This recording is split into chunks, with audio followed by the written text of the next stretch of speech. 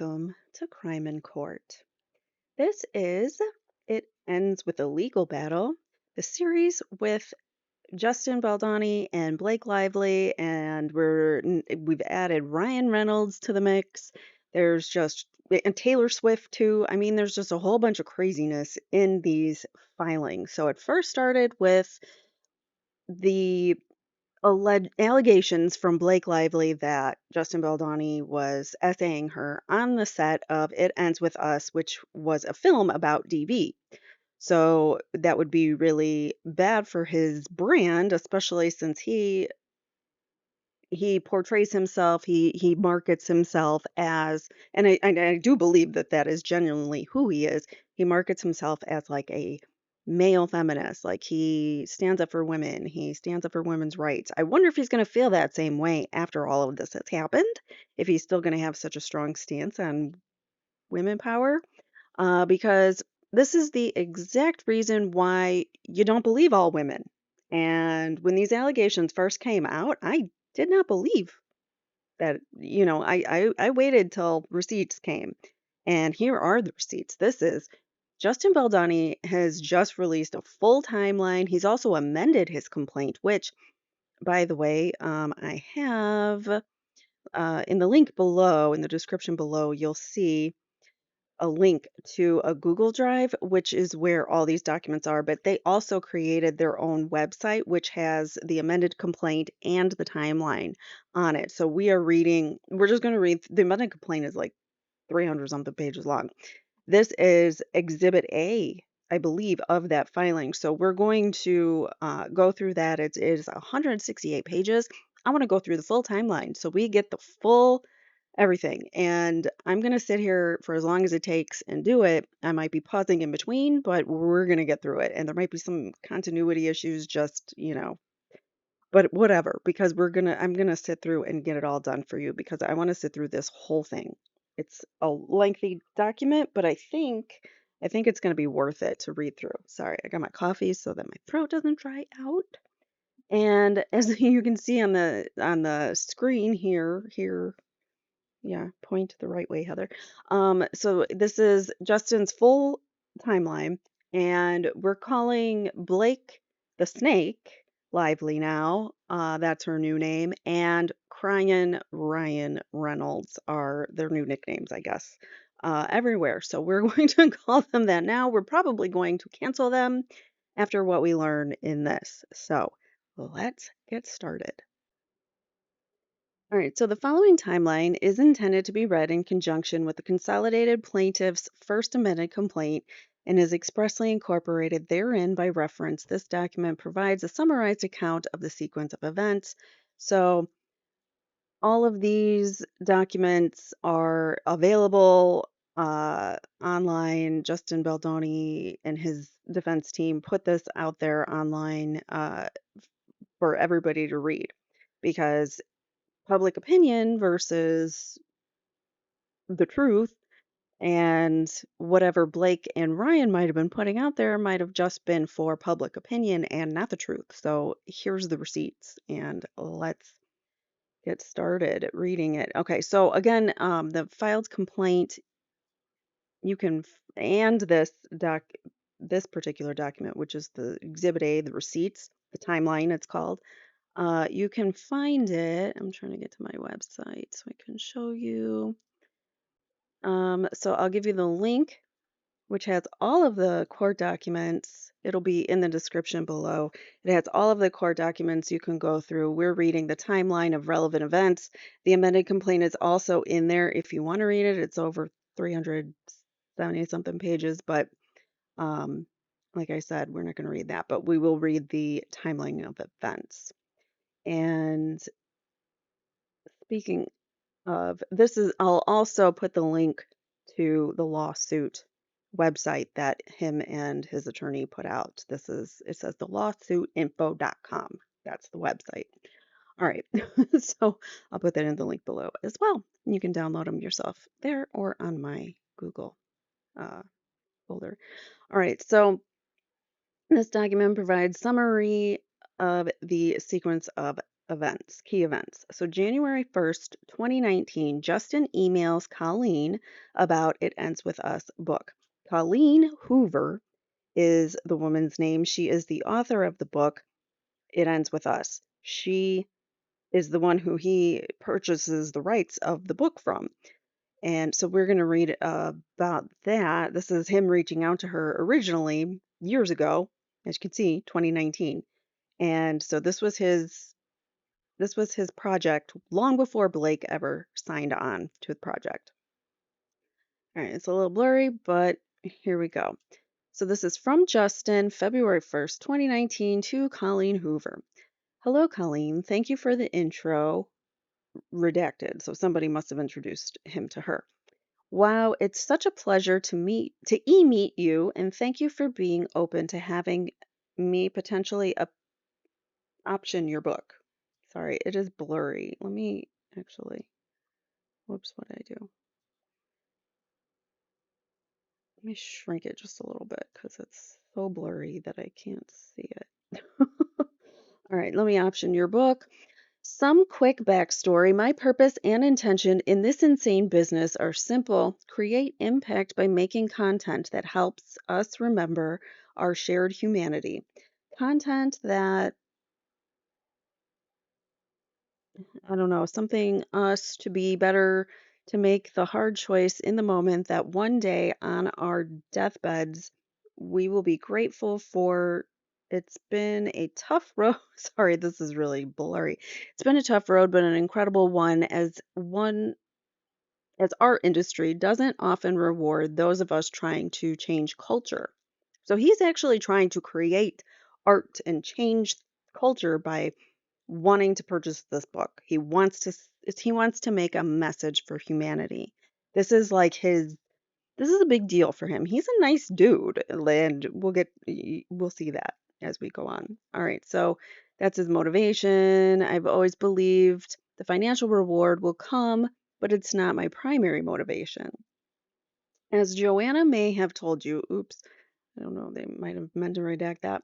I am building and got funding for a company whose mission is to tell high end, meaningful stories. And I just finished my first film and my second setup at Warner Brothers going this fall based on this short doc I directed 7 years ago. Also, if you'd like to see an early screening of 5 Feet Apart, I'm sure I could make that happen as well. Where are you based? Somebody wanted to, I can't read what any of that says. Something of the reviews. I read the book. The one stood out to me and makes me so excited to potentially work with you. Okay, so this is a review. Just wanted to something the reviews. He's read some reviews on her book and he shares it with her. It's a nice positive message. I'm not going to read it all. All right, so yes, please send over ebook, but I also just purchased it on paperback as I like supporting authors. Looking forward, Justin. All right, so that's one email. The next one, when it ends with us, author Colleen Hoover watched director Justin Baldoni's 5 Feet Apart in theaters.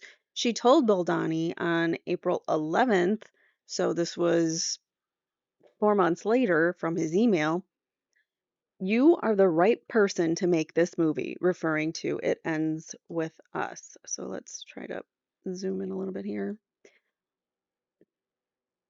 Um,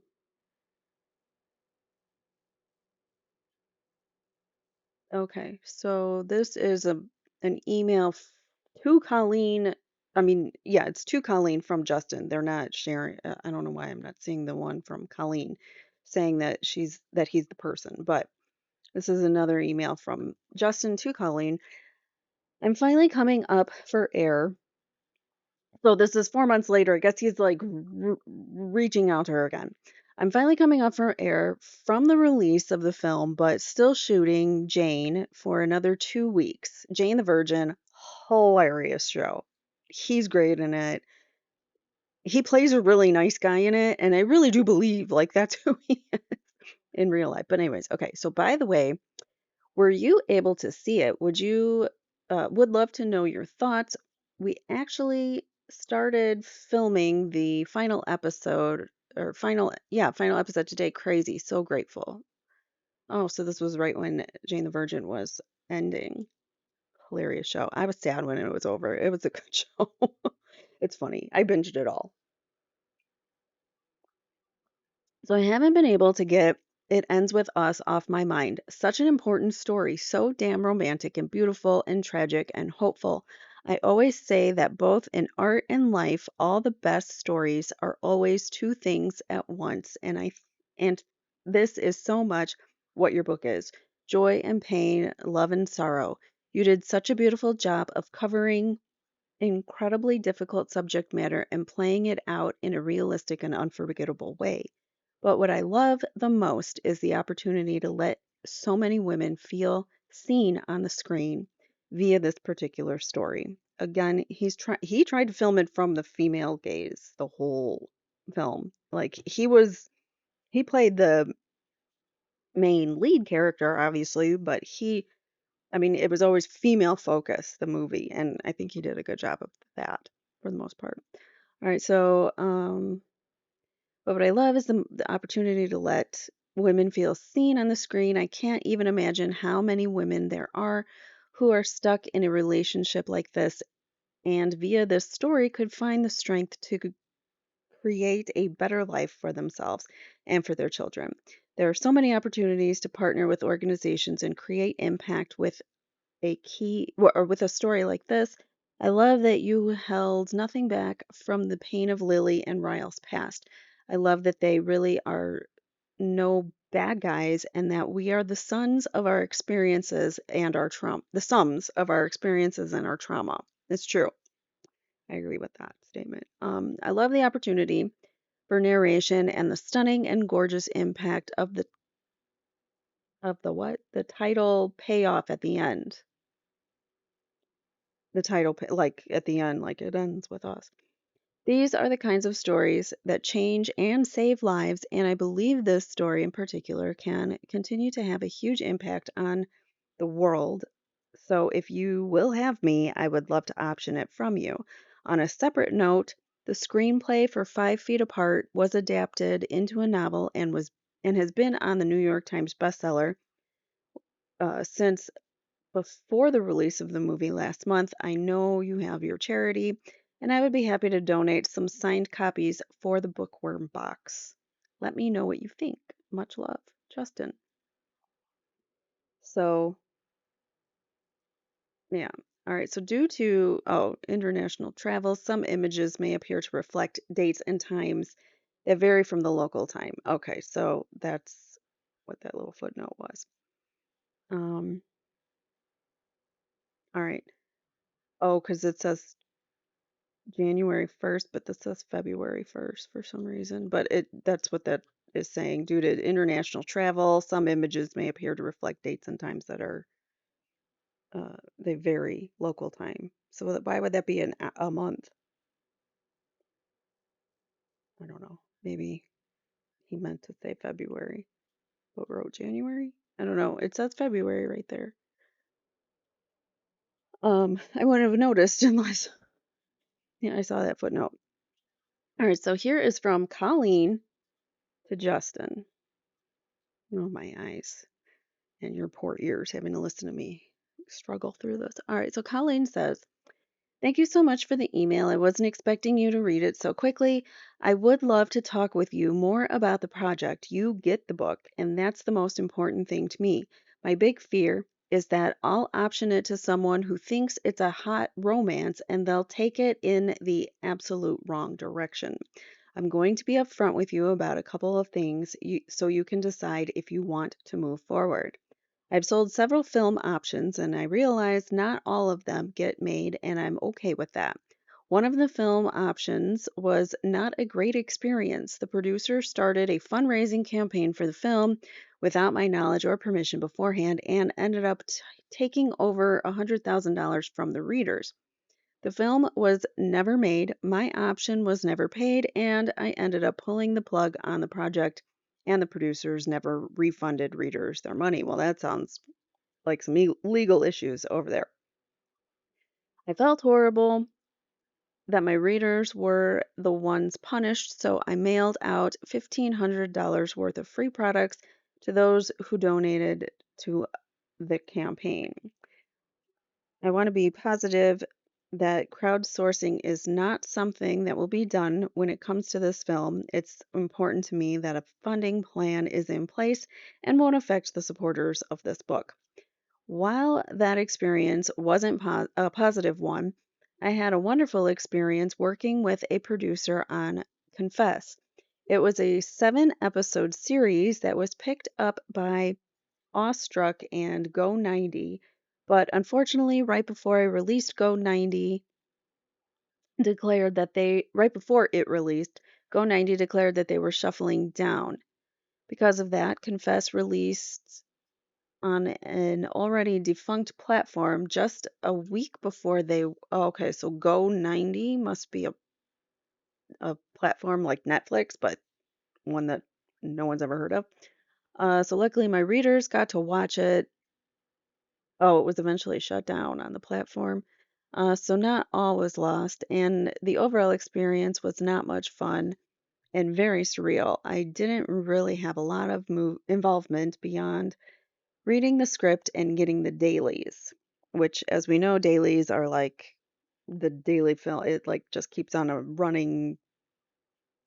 It just keeps running all day, and that's what the dailies are. So that's where Ryan Reynolds might have seen some real good chemistry between Justin and Blake, and that's why maybe this started. Allegedly, we don't know. All right, so it ends with us. Is important to me though. I would love more involvement on the film. I've actually been working on the script for it already, along with a producer friend of mine who lives in LA. Her name is redacted, and she is a very dear friend of mine and is a huge fan and supporter of the book.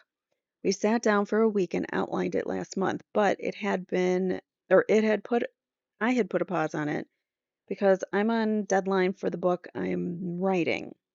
We planned on picking it back up in 2 weeks and diving into it. Even though I'm the author, I believe I've been able to separate myself enough from the format of the book to know what would make the best setup for the film. While I do want to to please the readers who have read the book, I understand the need to make a film that will equally touch those who haven't read the book. Are you based out of Los Angeles? Maybe we can meet and have a chat about our vision for the film and make sure that we're on the same page. I'm based out of Texas, but I'm in LA a lot. Other than ensuring my readers won't be asked to donate to the fundraising for a film and hoping to have more involvement in the process when it comes to the script and production, I don't really have any other requests. I realize your experience with film far outweighs mine, and based on the magnificent adoption you did of the 5 feet apart, I am confident you could do the book justice and that our visions will align. If I remember correctly, when it's been a while since I binge watched all of the Jane the Virgin shows, but I believe in the later episodes he was directing uh, a lot of the later episodes in the show as well as starring in the show. So he's he's used to starring and producing, I believe, or directing. I watched the film 2 nights ago and immediately started the book yesterday.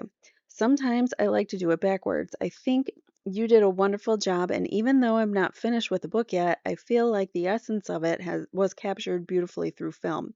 I wrote a book where one of the characters suffers from CF. Not sure what that is. So I can't read. It gets really blurry there. Um, where does it talk about?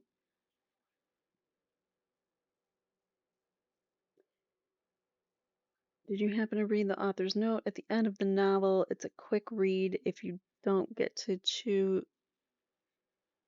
if you don't if you didn't get the chance to read it. This is really hard to read. All right. Where does she say that he would be good in it? I can't read this first line here. Something about CF, portraying going through CF. In fact, are very,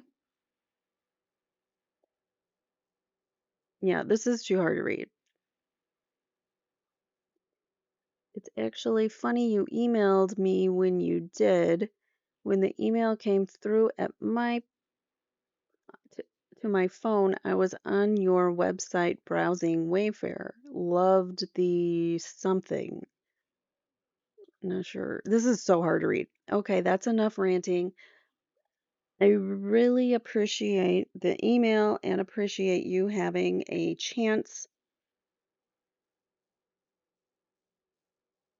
some to chance on optioning the book. I don't know what that says. Really, really blurry. Where does it say that he should be the actor? I don't know.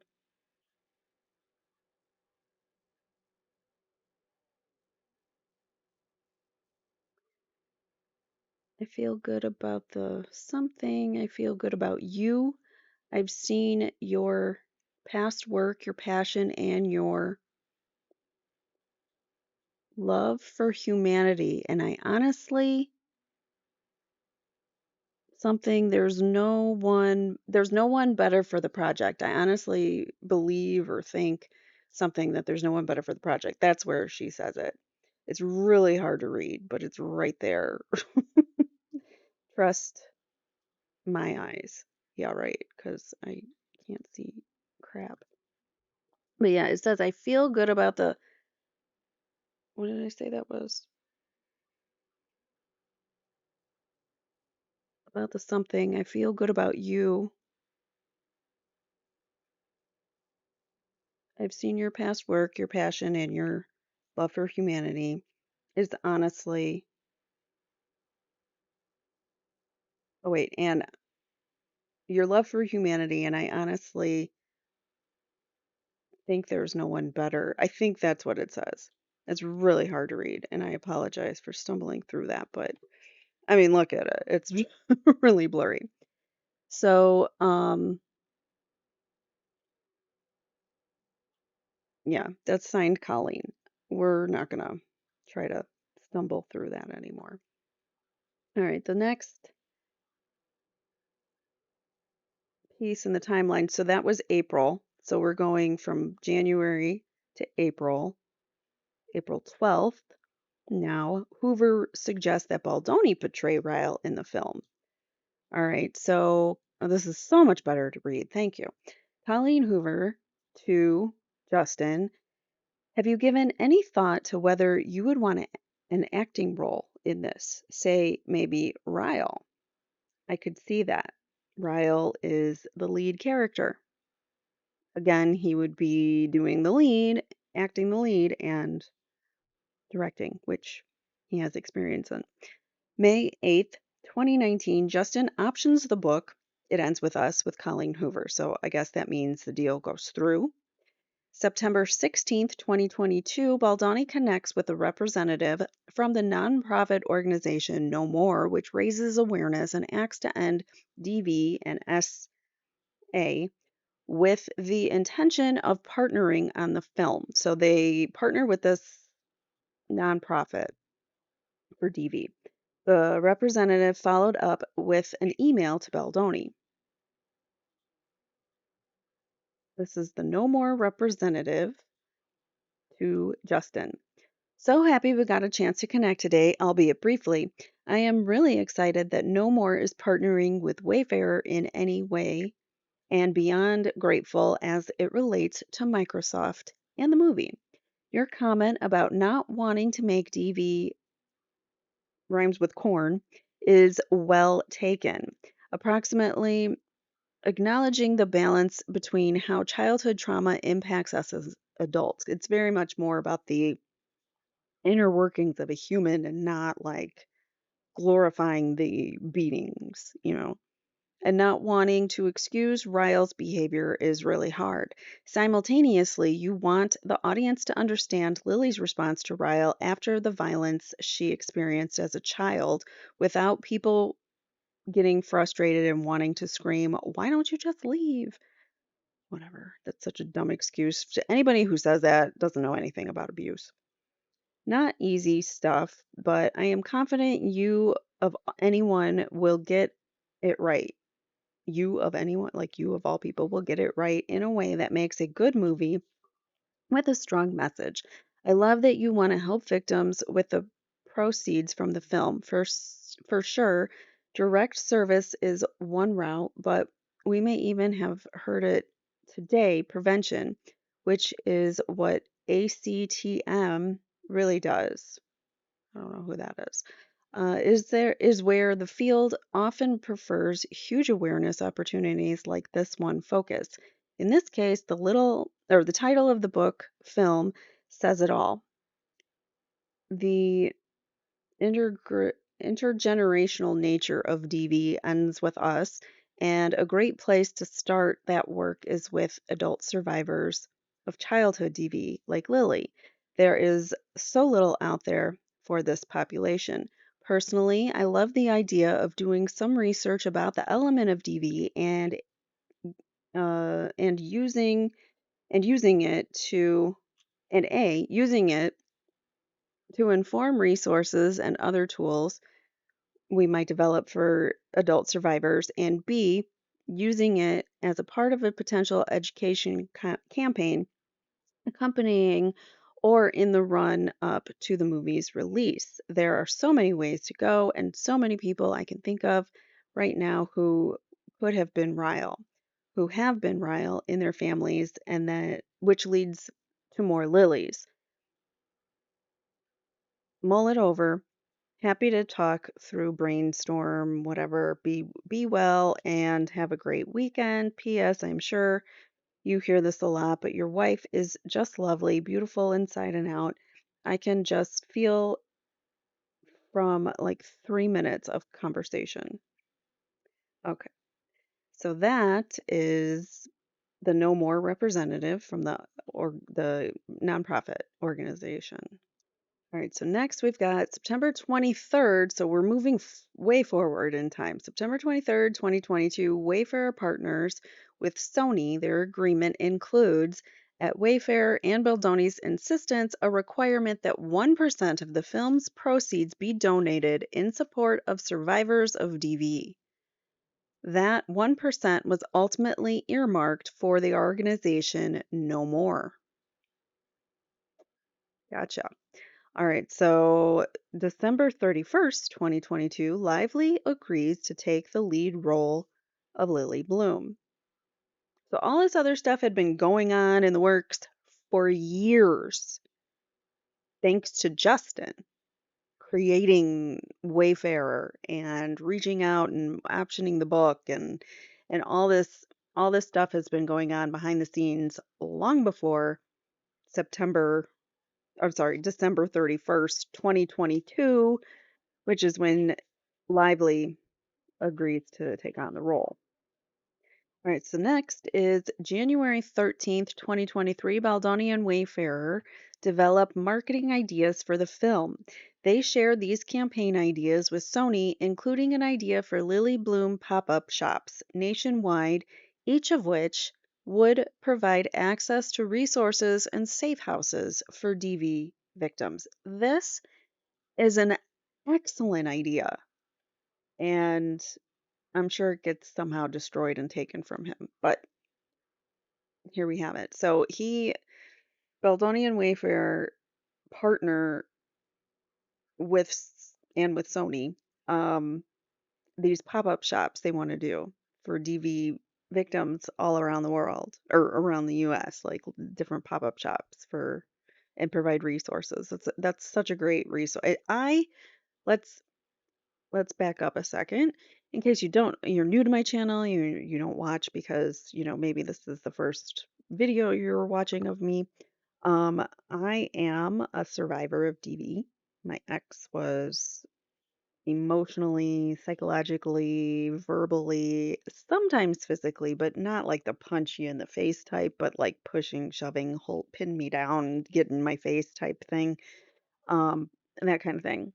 So, I have to tell you, like, I am still a shell of the person that I used to be, and we ended our marriage in 2015.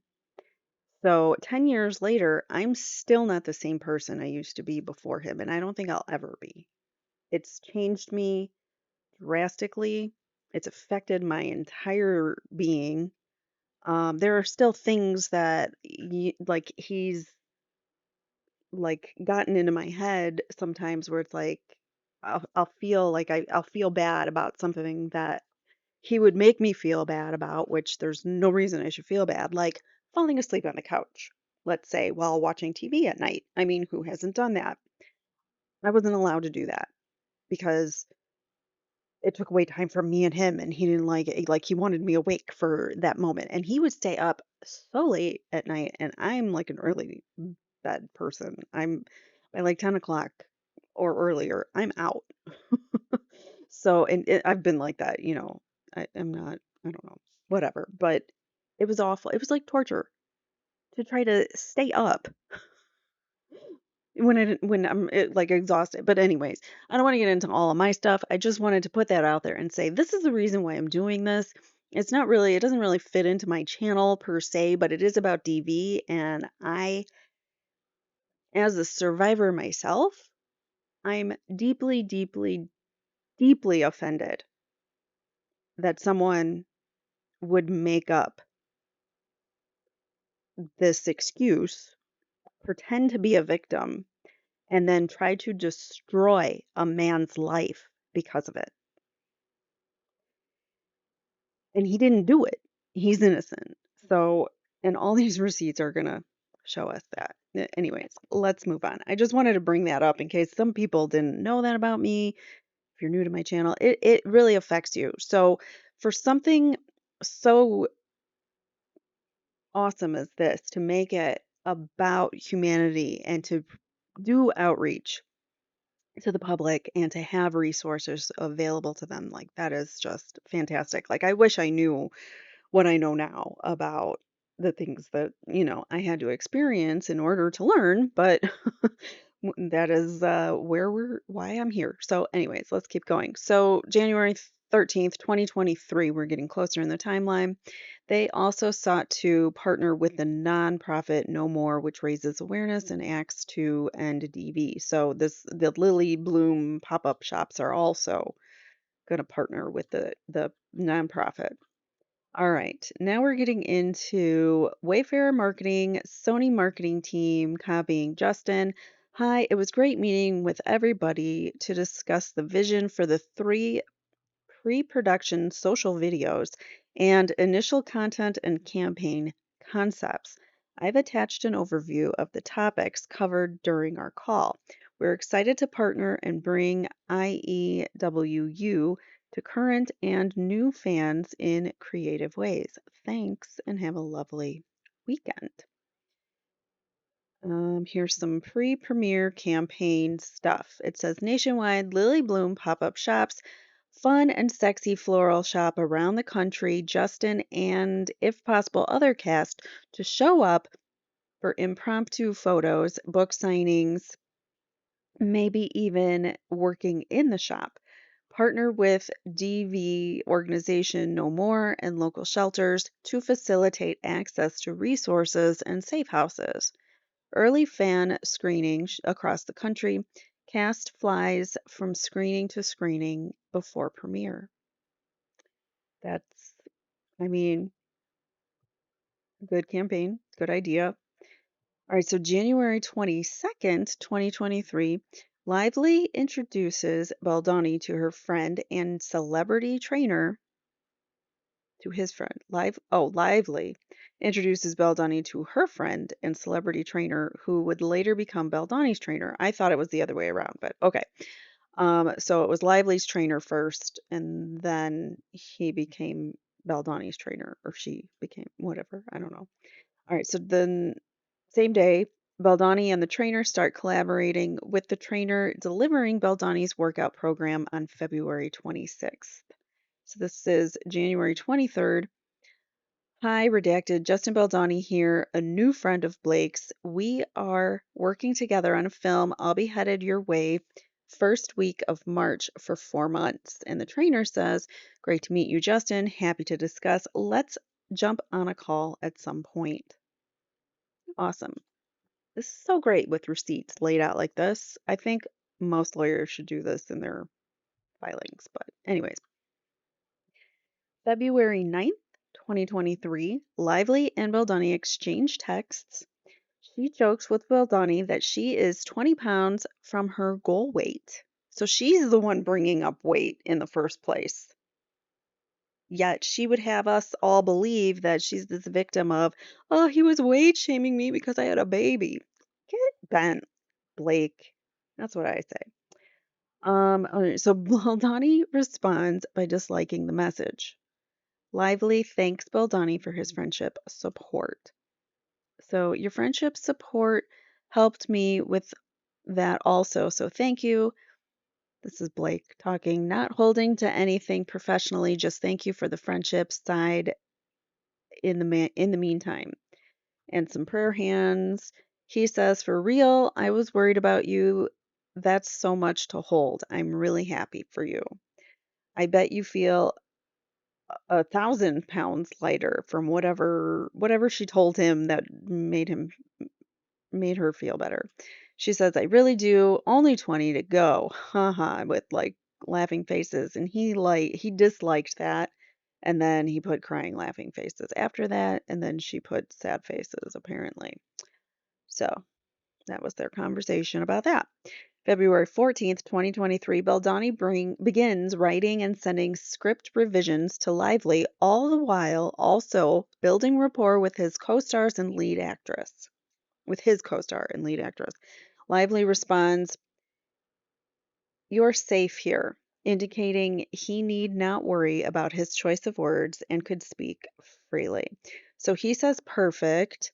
Aw, thanks. It's left over from the book tour from months ago, but nice to see people still care about it. And she has some clapping hands. He says, been deep into writing, really fun with you in mind. Fun, not the right word. He put a monkey with the hands over the ears. He said exciting with a smiley face. And she said, smiley face, prayer hands, you're safe here. And he responded with a heart. So that clearly shows, yes, he's safe to like express himself with her. All right, so February 17th, 2023, Lively shares her concerns with Baldoni about having her body ready for the forthcoming sex scenes with characters that their characters would be shooting, asking, what's the chance we can do body scenes at the end of the schedule? Baldoni tries to reassure Lively that she doesn't need to stress about her body and emphasize his determination to work collaboratively with her to ensure her comfort. So these are some really long text messages between the two of them. Let me try to read it. She says, so Blake says, thank you for your voice memo. It is deeply appreciated. You are everything you promised to be as a collaborator. Thank you. I know my job here, and this piece is a big part my job here. Is in big part my job here.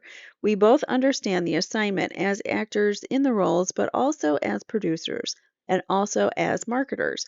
We understand artistically, yes, but we get what we need to do in all aspects for this movie commercially. As woke as we both are and as woke as we both are and work to be, this movie requires a certain aesthetic. It's a part of the job that we both excitedly signed up for. I don't shy away from that because it's not problematic. It's the assignment. Like when someone is about to start I need to make this bigger. It is very hard to read.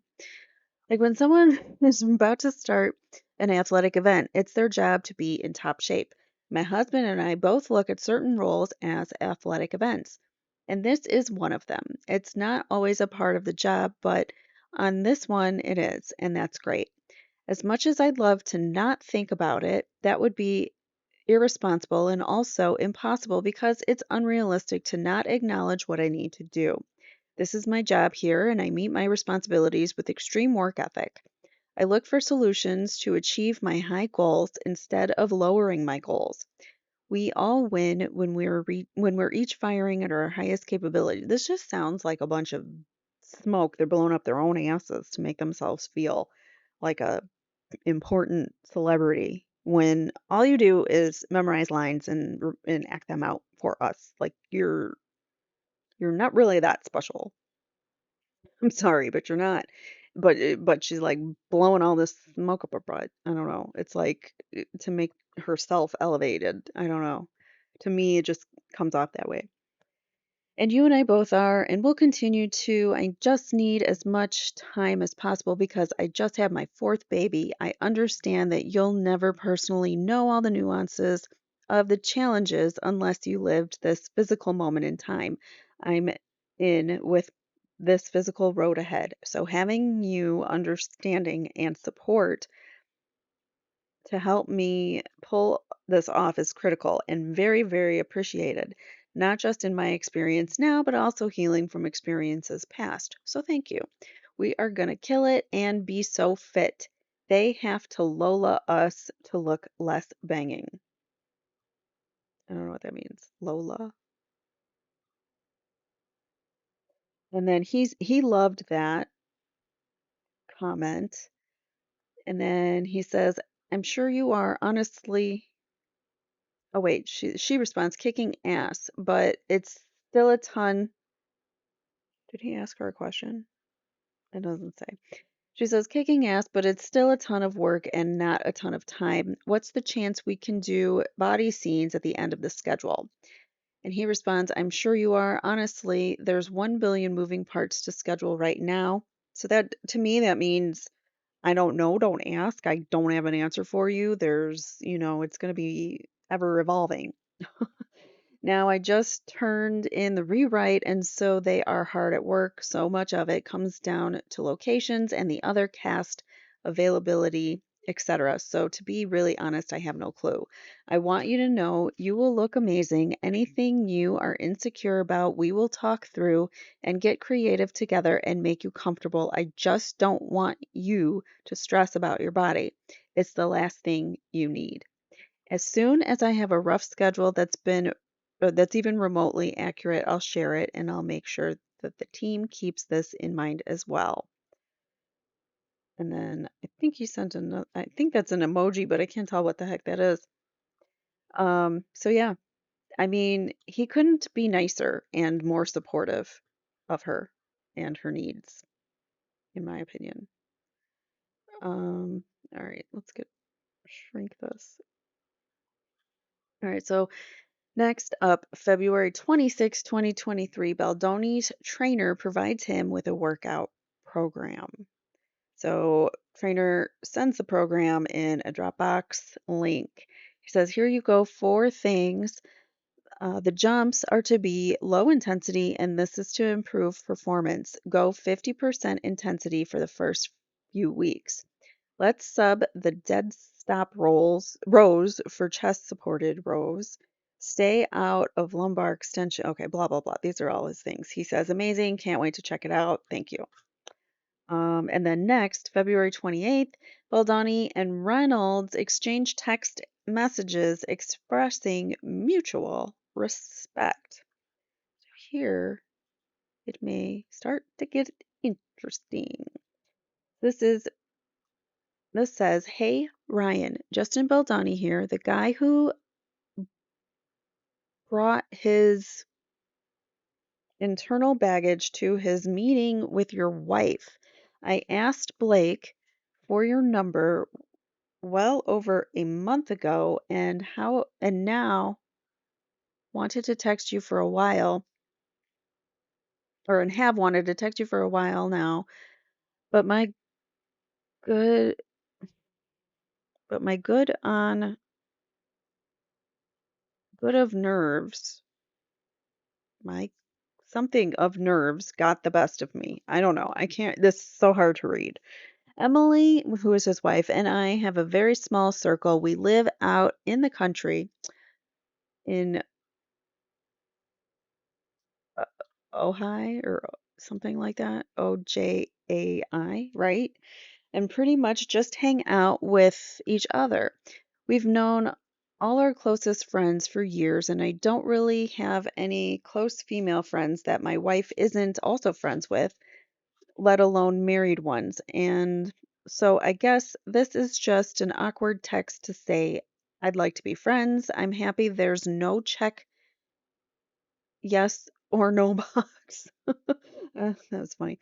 Okay, Blake also sent the sweetest message to my wife, unprompted, saying something similar, which just made me respect her and your union even more. I've been a supporter and admirer from afar of both of yours for years. You're in a class of your own, and I so appreciate the way you move. I can't read that. Blake told me that one of the reasons she and you something because of the love I have for my wife. It was by far the nicest I don't know what this is referring to. I've it was by far the nicest, meaningful something I've ever had someone want to work with me.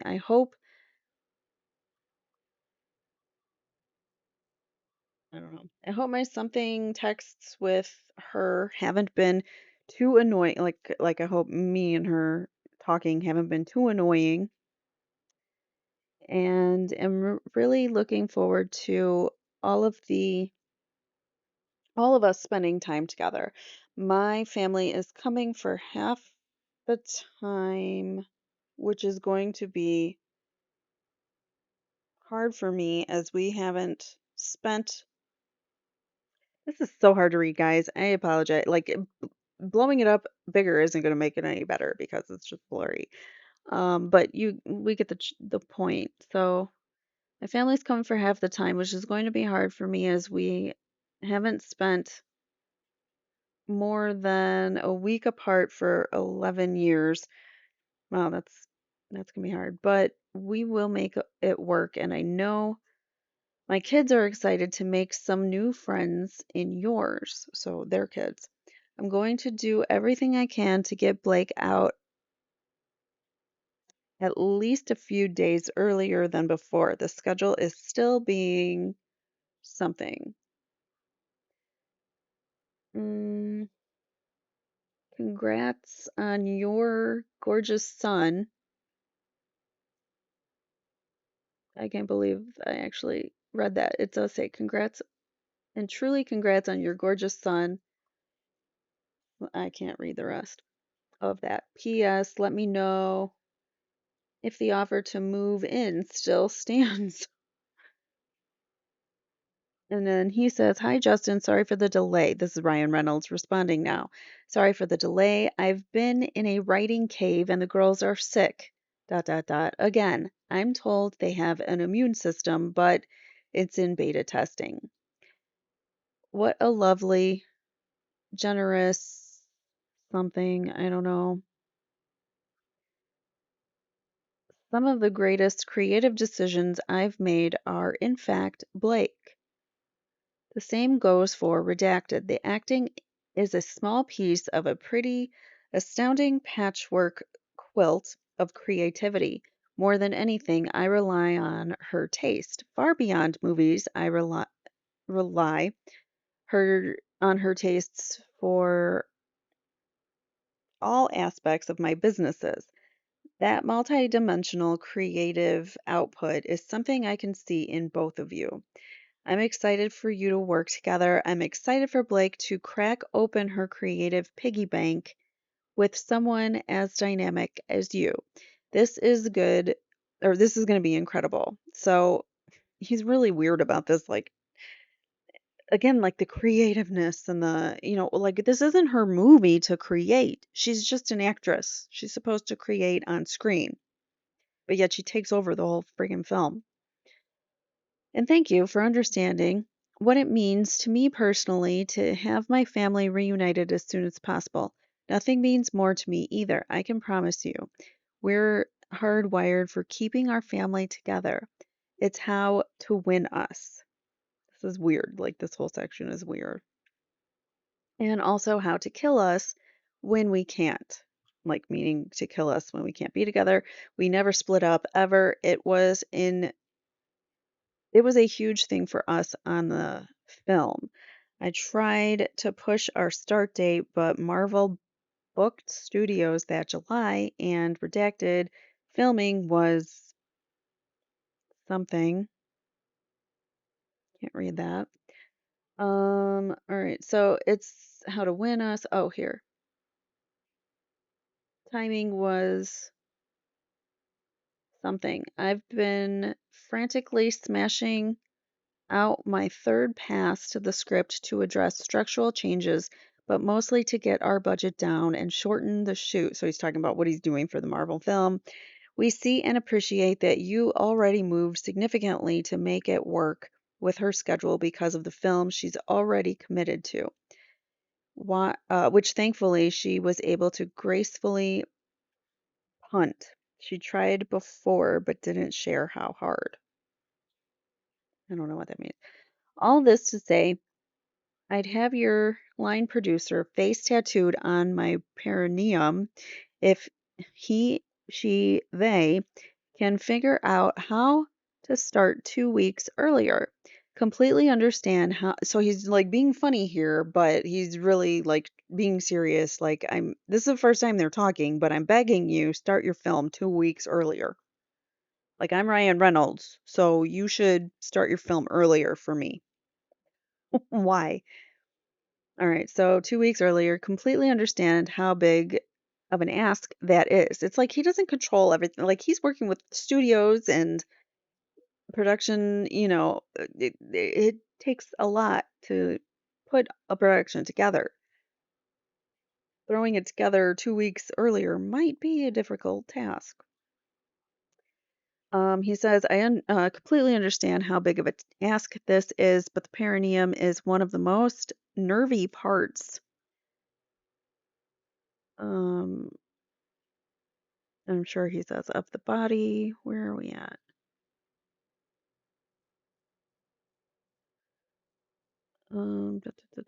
Which thankfully, oh, here. All this to say, I have your line. Okay, have your line producer, but the perineum is one of the most nervy parts of the human body to expose the trauma. So, looking forward to seeing you, and thank you again for all you're doing. I happen to adore you, Justin. XO. Weird initial text from him, right? So he's like, "Yeah, sorry, I haven't gotten back to you. I've been busy writing. I'm so important." And then, oh, and the girls are sick too. And then this, that, and the other, whatever. Keeping our family together is like the most important thing to us. You'll kill our family if you break our family apart. And oh, by the way, could you maybe start the film 2 weeks early? Like, this is his first ask of Justin, the first time they communicate with one another. Kind of crappy on Ryan's part. All right, so March 20, when was that again? So that was February 28th. So now we're on a month later, March 29th, 2023. Lively shares with Baldoni that she has strep throat, and Baldoni offers to send her some amazing gut health protocols that help after antibiotics. Lively responds, please. As a result, Baldoni reaches out to his board certified integrative holistic health coach and connects them. Lively shares with him that they are connected, saying she's incredible. Lively later claimed in her CRD complaint, that's the original complaint that came out, that like she filed, it's supposed to be filed like under seal, but it got leaked to the New York Times, and that's what they wrote their smear campaign on Baldoni for. So Lively later claimed in her CRD complaint that this health coach was actually a weight loss specialist and that this was a ruse for Baldoni to subtly fat shame her. That's unequivocally false. As you can see, she is, or this person was a board certified integrative holistic health coach, not a weight loss coach. So don't know where they're coming up with that, but here are those email or text messages between the two of them. So Justin says, "So happy you're feeling better. There are some amazing gut health protocols that help after antibiotics. I can send you if you're interested, but I'm sure you have a ton of that stuff." She says, "Please, literally just off with a doctor now about that. This is my redacted." She gives him like the name of the antibiotics. "So my body is all out of whack." He responds, "Will said shortly. Would do would do you want to do what do you want to do? 7 p.m. or 8 p.m.? Or would you want to do?" There's a typo in there that really confused me. "Would you want to do 7 p.m. or 8 p.m. and I can book you 30 minutes or an hour. My gift either way." He says booked for 7:30ish or 7:30 if that works for you. With your permission, I gave your number and she will call you. She says, "Perfect. Thank you. Been on Zooms. Thank you so much." And he gives a thumbs up. And she says, "Do you mind passing along her number? I want to be sure she's not waiting on me." And he says, "Sorry, I just got out. She said she left you a voicemail." Okay. So okay, so that was the coach that I thought that was his. I confused. Her trainer. She's the one that had a trainer her trainer hook up with him. So the weight loss trainer is like totally disingenuous, but anyways, that claim. Here's another text from Justin to Blake. He says, or no, this is to the weight loss coach. Sorry. He says, "Blake, co-star, is breastfeeding and had to take antibiotics for strep her second round. Could you recommend a probiotic gut regarding uh, a, a gut rebuilder? Sorry, gut rebuilder. I can send her, establishing some goodwill. I'm telling her about you." And then he sends, "Of course, no, poor thing." And then he has all the protocol. I'm not going to read it. You guys can go back and download the document if you prefer it or prefer to read it. So, April 1st, 2023, Blake shows up for an in-person chemistry read with potential co-stars to play her love interest, Atlas. So the people who are playing Atlas are coming to this, they're doing a reading, and she comes to this read. At the end of the day, Lively sends a message to Baldoni stating, "That was fun yesterday. What a great assembly of people." She says, "Ha ha ha for the win," or ha ha ha, redacted, "for the win. I can't wait to meet her. She's sparkly. And thank you for for such a kind voice note." Huh? "Thank you and Jamie for such a kind voice note. That was fun yesterday to try on Lily for a moment, but mainly just to get to spend a little time with the core group. What a great assembly of people. I see why you adore Jamie. He's got the goods in all the ways, and Redacted is the producer I always wanted but have never met. And Redacted was so sweet and welcoming. It was lovely. Each of those men were so kind and giving their best. I was rooting for each of them. And it was nice to feel with what a safe, open, soulful, and encouraging room you create for your actors.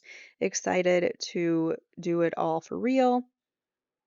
And he loved that comment.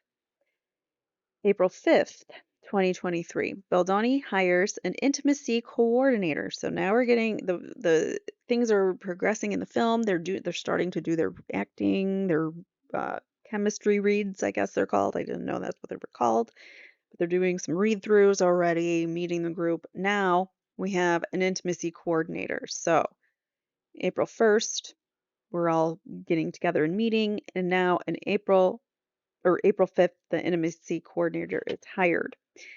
And Lively declines to meet with the intimacy coordinator ahead of filming. These are the texts. Baldoni says, just hired intimacy coordinator who I love, all caps, will set you up to meet uh, FT with her next week for intro. I don't know. And she liked that. She says, I feel good. I can meet her when we start. Smiley face. Thank you, though. So she's saying, like, nah, I don't need to come meet the intimacy coordinator. He said, okay, or he liked that. And then he sends a screenshot of that conversation over to the producer and says, just wanted to tell you about this. Seems she doesn't want to meet intimacy coordinator until we start, which may mess up the workflow, but I can still meet with her, of course. Producer says that's fine if she doesn't want to meet with her now. Okay. You'll just have to walk her through what you and the coordinator are thinking. And he does a thumbs up. April 7th through the 8th, Baldoni shares the updated script with Lively. Lively excitedly texts Baldoni her thoughts on the pivotal rooftop meet cute scene, acknowledging its significance in the story. She asks if she can take a pass at the dialogue, hoping to infuse more of her voice into the character and make it more flirty and yummy. Those are her words. Baldoni welcomes her input, eager to see her take on the moment. So she's just hired as an actress, by the way. And then she starts to want to get a look at the rooftop scene. She wants to rewrite it. She says, can she take a pass at it? So, and Beldani allows it. He welcomes her input, eager to see her take on the moment and make the character hers. He waits for her notes. So he's allowing her to rewrite and make suggestions to the script. Not necessarily is he saying I'm going to do it, but he's like she reaches out, wants to do it. He's like, "Okay, let's see what you got." He's allowing her to be creative to an extent here, but he's not giving her he's being nice in allowing her to be creative. He doesn't have to. Let's just say it that way. All right, so he says new script coming to you shortly. We worked on a lot of the Lily and Ryle stuff to make it more playful and sparkly. Thank you for giving me the new favorite word. Talk soon. So sparkly is a word that she likes to use a lot, I guess. She says so excited to read Monday. So they're meeting to do readings. She says I love a sparkle pass. She says, I lied. So excited to get to work on this movie. I can't wait till Monday. Already reading. My kids are going to kill me. They've had enough of me, though, for Christ's sake. The meet cute. She has four kids. Okay. The meet cute scene is, to me, the most important scene in the movie. Sets the tone and needs to feel extra special. You okay if I play around with some of the dialogue to see or to give her a bit more agency and fun and send to you? So she's like, can I just, kind of play a little bit with their dialogue there? It'll affect some of your lines too if I switch out some of hers, but anywhere we can amp their verbal ping pong volley. I think we'll be cooking with gas, right? Feel that audience and reel that audience in and make them fall desperately in love with these two. Then when the other shoe drops, ouch, the audience will be devastated. We can use some, all, or none of it. I just don't want to step on any toes. So she even asks kind of like innocently, nicely, like, do you mind? Can I just, can I do this? And if it's a bother, I just, we don't even have to use it. I just don't want to step on your toes. His response is F, yes. My response would be F no, but his response is F yes. I couldn't agree more. It's what I tried to do in the last pass and some of what I was hoping we could do together. I can only write and play with what I feel is your tone so much. First scene is most important in the film. It's why I'm okay with 10 pages. We barely get to see that in films anymore. Go play and then we can see how it feels together. So he's allowing her that opportunity to play with the script. She says, "You are the absolute best. Thank you." And a bunch of emojis. And what you did inspired me. I love what we're going to do. He emphasized that with the, check mark or whatever on the iPhone. And he says, I can send you, or she says, I can send you my pass at the roof or just read with you when we get together next week. Let me know what you prefer. If you knew me in person longer, you'd have a sense of how flirty and yummy the ball busting would play. So those are her words, the flirty and yummy and ball busting. It's my love language. Remember how she made fun of his nose? We watched that video when they were slow dancing together, the audio that was released from Baldoni's team, where it was the scene where they were supposedly, falling in love in the bar and or he was, trying to play that chemistry in the bar when they met and he said, oh, I lost my train of thought. Never mind.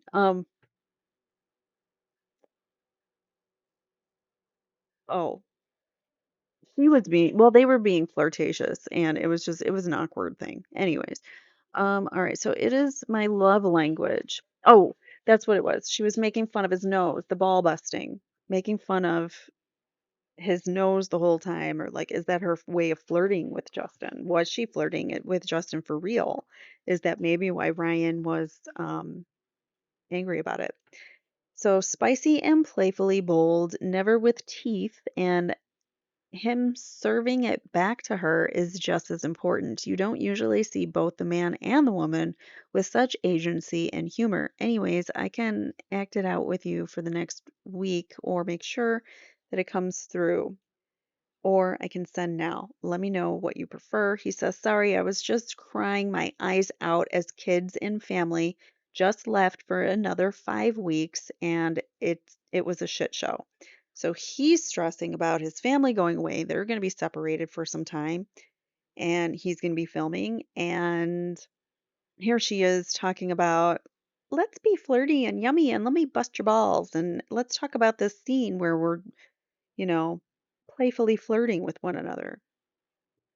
He's like, hey, I got a family here and I'm dealing with some stuff.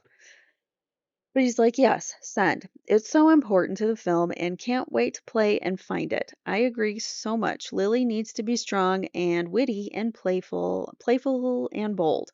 That's why I wanted you. It's also one reason why I wanted to age her up. If a woman like you could tell or could fall into that relationship, then anyone could. And the more we love them, the more devastating the act there is.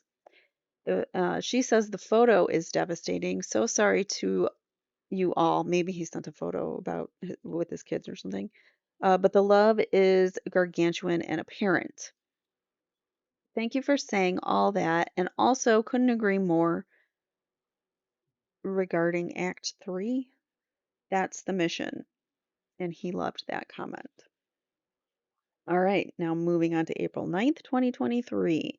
Lively shares her notes on the rooftop scene with Baldoni and follows up with a text, eagerly awaiting his thoughts.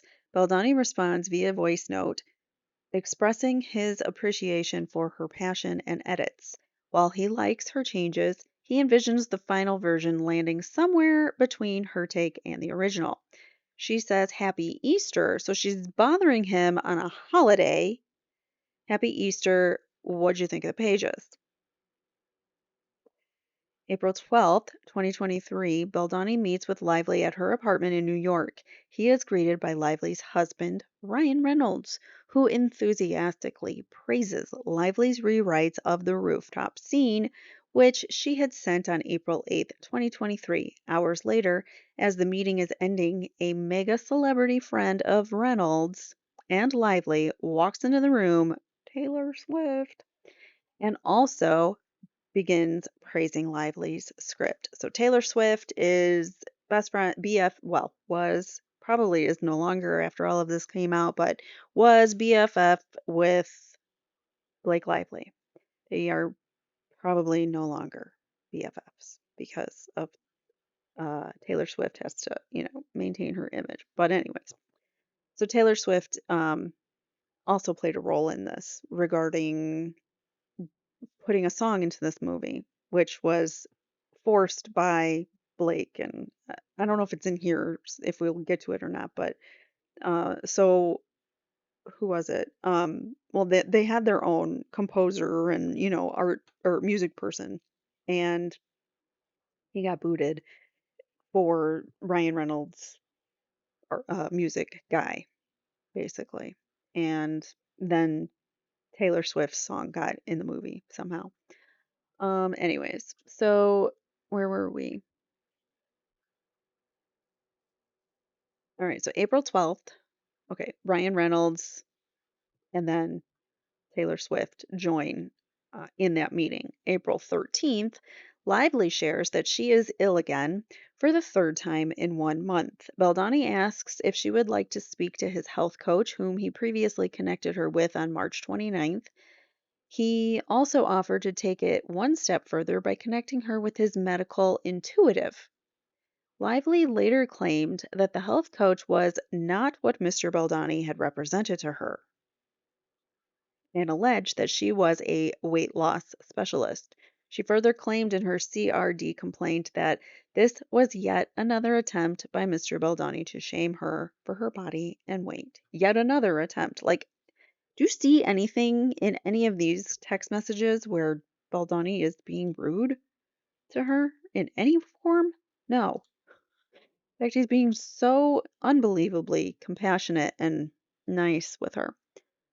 I can't read these. These are so blurry.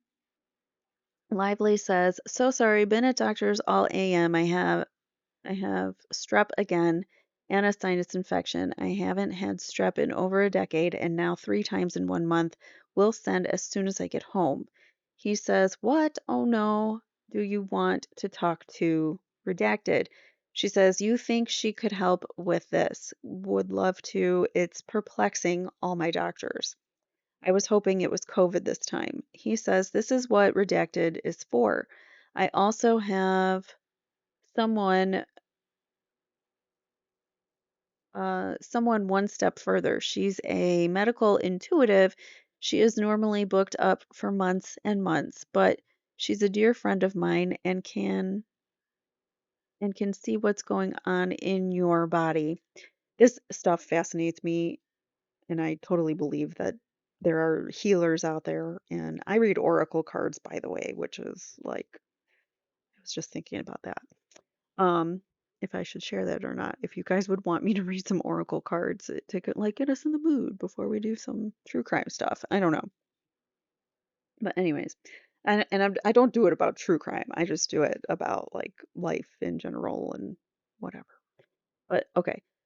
So oracle cards, if you're not familiar, they're like tarot cards, but they're actually easier to read. They can have like any symbol on it. And they they're personal to whoever has that set of oracle cards. Like they're a person, they have personal meanings, and I don't know. They're really cool, and I like them. But anyways, all right, moving on. So he's got this intuitive healer. She says, "Never too woo woo for me. I'm open to it all.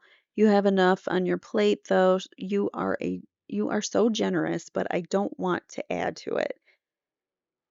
He says, "Service is something that brings me joy. I got you. So sorry you're sick. Give me a beat." She says, "I know the feeling.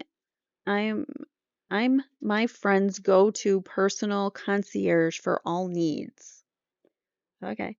"Sometimes whether they like it or not." He says, "That's me. Talking a bit." She sends a heart and some thank you hands. He says, "Hey, just wanted to, or just talked to Redacted. She can help, but needs you to fill out those forms so she can legally talk to you, etc. Do you still have them?" She says, "Yes, I will find and sign them. I emailed you also. Sorry for the delay. I've been in bed. The good news is I'm going to figure this out before we shoot. I literally looked into getting my tonsils out if it helped ensure that this doesn't happen again." He says, loved, what did he love? He loved that we will find out. He also loves sorry for the delay. Okay, I have no doubt. I'm just sorry you're not feeling good. Waiting to hear back from my friend so and so, redacted, but let me know if I can be helpful with redacted. I think she was just waiting on those forms. Blake Lively says, I filled them out. Three, I filled them out. We're in touch. Thank you. Oh, okay. So we're in touch. I don't know. Maybe that's an emoji she put there or something. I don't know. It's really so hard to read. She's really special and thinks outside the box. We trust her with our lives. She may give you information that's opposite to your doctor, but just trust your intuition. And she gives some prayer hands. All right. He's probably into like meditation, yoga, all that kind of intuitive healing, which I'm totally into as well. So him and I would get along in that regard. Anyways, all right. So April 13th, 2023, Baldoni asks Lively to send him the FDX file on the rooftop scene she worked on. Lively emails him the file. So here's a scan Gmail file, rooftop scene. April 14th, Baldoni and Lively text about the script changes and enhancing dialogue for the role of Lively Bloom's mother, Jenny Bloom. Baldoni conveys he is happy for Lively to share her notes, but ultimately wants to run any changes by the script writer. Out of respect, Lively agrees. In the wake of the meeting 2 days earlier, in the presence of Reynolds and their mega celebrity friend, who Lively describes as her quote unquote dragons, she thinks she's Khaleesi from Game of Thrones, in a lengthy text to follow.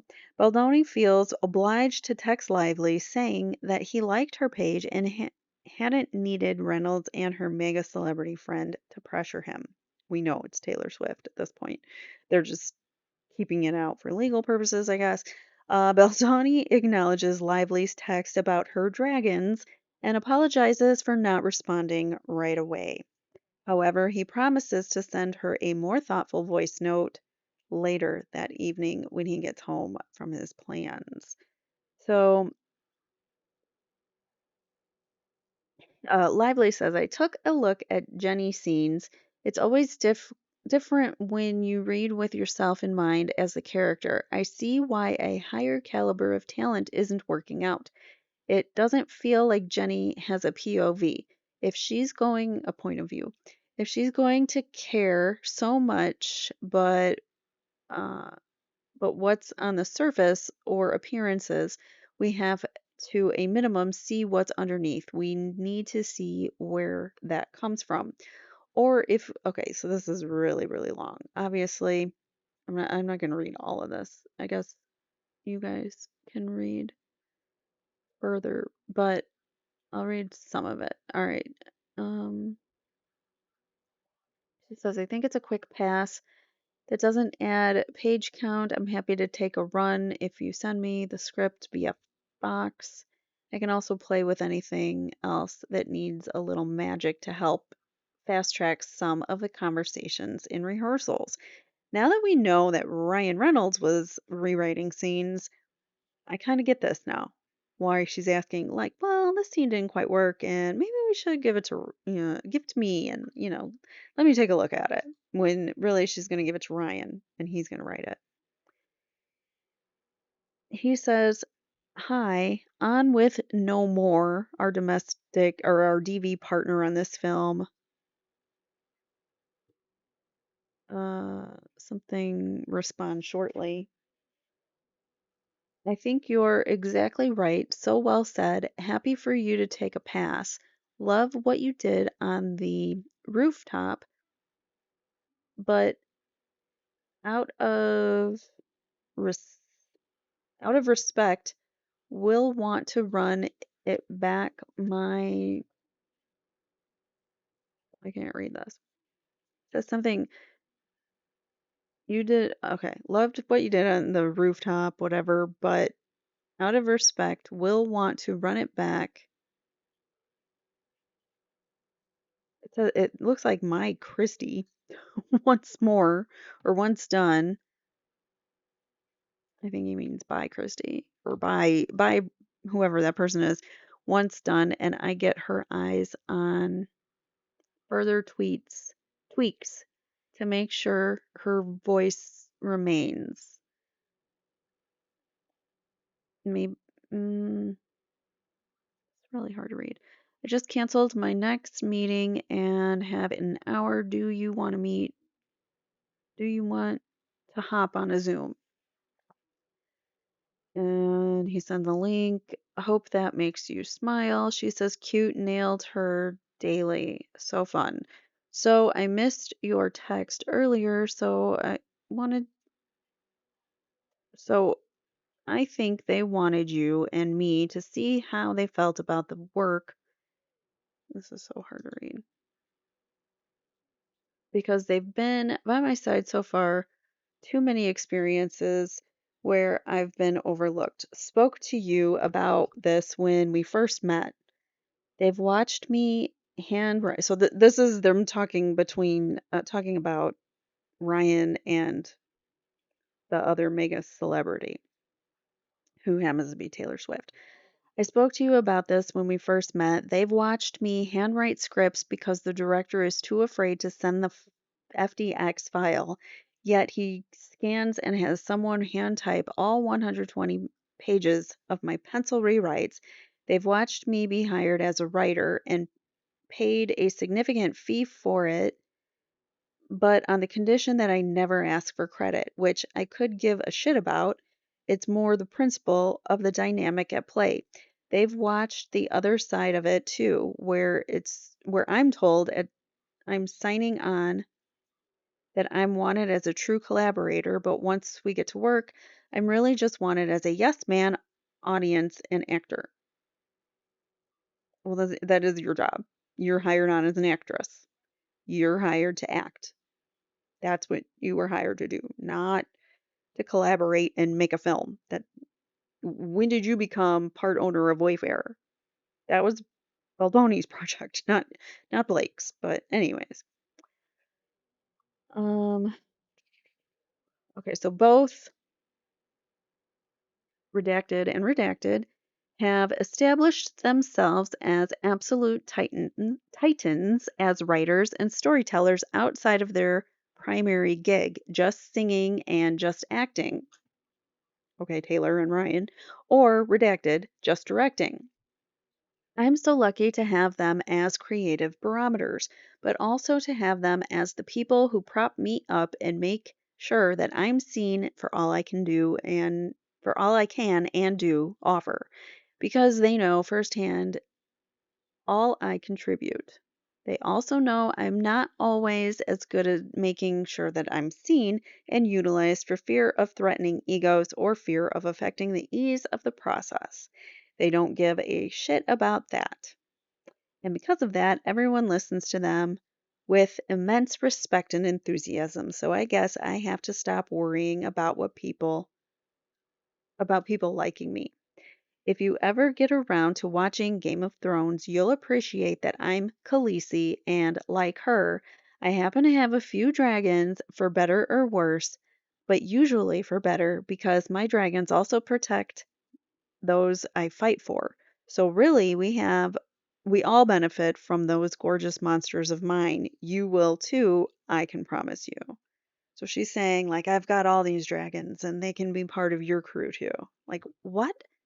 What freaking world do these idiots in Hollywood live in where all they do is like raise each other's egos up and constantly talk about, you know, being this great collaborator and great whatever and egos and I mean this is insane what these people think of themselves, to be quite honest. Again, I apologize for like struggling through these. If look how big I have it on the screen and it's still hard for you guys to read, it's even harder for me. It's so blurry and I have terrible eyesight, so I apologize. But we are getting through it. All right. He responds after her Khaleesi comment. Hi, wow, wow, wow. Thank you for writing this.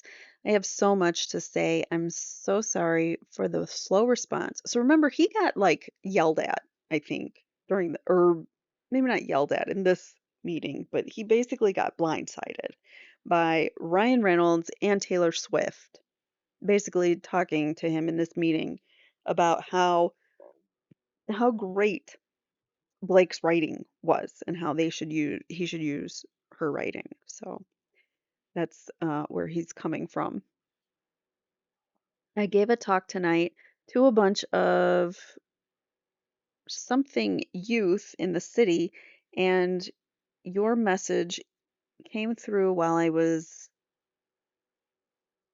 there and haven't had a second to respond. Going to send you a voice note when I get out of the Uber. Hope this doesn't wake you. And then some morning thoughts in addition to my 2 a.m. semi coherent ramble. One of the things that's been the hardest about this adaptation and all the rewrites is playing against the source material. I've rewritten the rooftop scene so many times, and even though I've changed the others, the rooftop is one of the scenes, which is why that the rooftop is one of those scenes, which is why that last sparkly pass was a lot of fun as it started to open up the movie for me. In some part, I kept it because I remember how fun it was to read the very first line or time. I don't know. I also know what it means to the fans, but we're not making a movie just for the fans, which is one of the reasons why I like what you did so much. With my film, or with my first two films, tried to make them self-aware as often as I could, knowing the genre they were in and what I was up against, and adding the lightness and a little bit of meaningful and at times heavy material can actually be digested. That's why my doc series about young people dying did so well. You earn the laughs and then you earn the tears.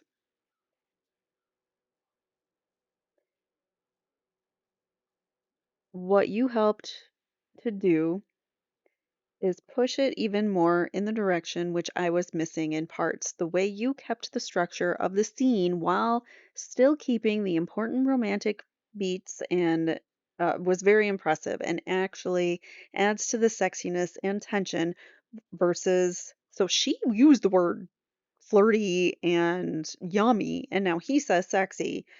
So is that harassment? No, I don't think so, but whatever. Um, he says the sexiness and tension versus takes away from it. I do think us running it together is going to teach us a lot. If we had shot the early drafts, it if we had shot the early drafts, it could have been like eating too much rich chocolate cake. I like the messiness and I like her having real agency and being a willing participant versus him just happening to her and calling out the things about him that the audience is already thinking. They are smarter than the studios ever want to give them credit for. Anyways, just wanted to share with you to share that if you're feeling better, I'm around this weekend to chat in real time. We'll send you the FDX final later as well. She says, thanks so much for the thoughtful messages. They're very appreciated. Looking forward to catching up in person and to pro- and I too promise I'll freak you out spook you, upset you, and be an actual beast. But I can promise that's really interesting. I'll freak you out, spook you, upset you, and be an actual beast. That needs to be highlighted. But I can promise it will also be in service of this movie and our shared goal. But we'll also always apologize. Will she? Is she going to apologize for the smear campaign she tried to do to him, trying to ruin his career, his life? I appreciate being able to communicate openly, always. And I mean, it seems so far nothing is sticking out to me that this relationship has gone bad, right? I mean, I I just don't. They seem to be getting along well. It doesn't register to me the things that she's saying versus what we're seeing in the receipts provided by Justin. All right, so April 14th now. Baldoni followed up with a voice note as promised, responding to her about her dragons and expressed his sincere apologies for not being more sensitive to her feelings when responding to her notes on the rooftop scene. Seriously, you have to be more sensitive to her because her feelings are hurt? Why? Like, what? You guys aren't even working together yet. I mean, you're not even like physically acting yet. And she's already like, treat me like a delicate victim that I am. Yikes. Red flag, red flag, red flag. We need a red flag that we can wave. All right, so he acknowledged how lucky she is to have her husband and friends as her supporters. He also emphasizes with Lively's frustrations in having faced situations in her career where she was overlooked or not made to feel like an equal collaborator, and hoped that their collaboration on this film would set a new standard for how she could be treated. I feel like they manipulated their way, and by they I mean Blake, but probably with the help of Ryan and Taylor, manipulated their way into making Blake have a bigger role than she was originally assigned to have. Does that make sense? Like, okay, she's the A-list star. She's not an A-lister. I'm sorry. What has she been in? A Gossip Girl? What is that? Like a teeny bopper show? I'm sorry, I never watched it. And I'm sorry if I'm wrong and it's a good show if I'm offending people, but never watched it. I was a little too old for that, I think. And um, I don't know. But anyways, so she's not an A-lister. She married an A-lister, but she's not an A-lister herself. So just her coming onto the film, that doesn't give her special privileges. All right, so ultimately, Beldani tried to convey that her thoughts are always welcome and that he is excited to be working with someone of Lively's caliber and all the value that she brings to this film. He spent a considerable amount of time encouraging her and assuring her that she is valued. April 15th, the next morning, Baldoni, ready to continue work, followed up his voice note with a text message to share additional thoughts on the script. Lively responded, thanking him for the thankful messages and promising to always do things in service of their shared goals. And let's see if I can read this. We're so bad.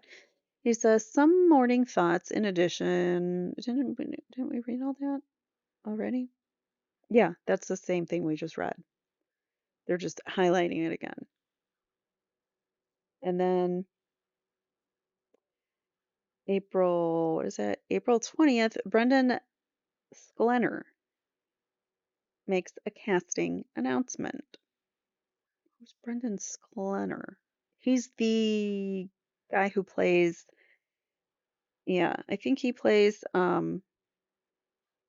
the boyfriend of the younger Blake. So he joined the cast. He's joining Blake Lively in Sony's It Ends With Us adaptation. April 20th, 2023, concerns about Lively's undue influence over the film began to grow even before filming began.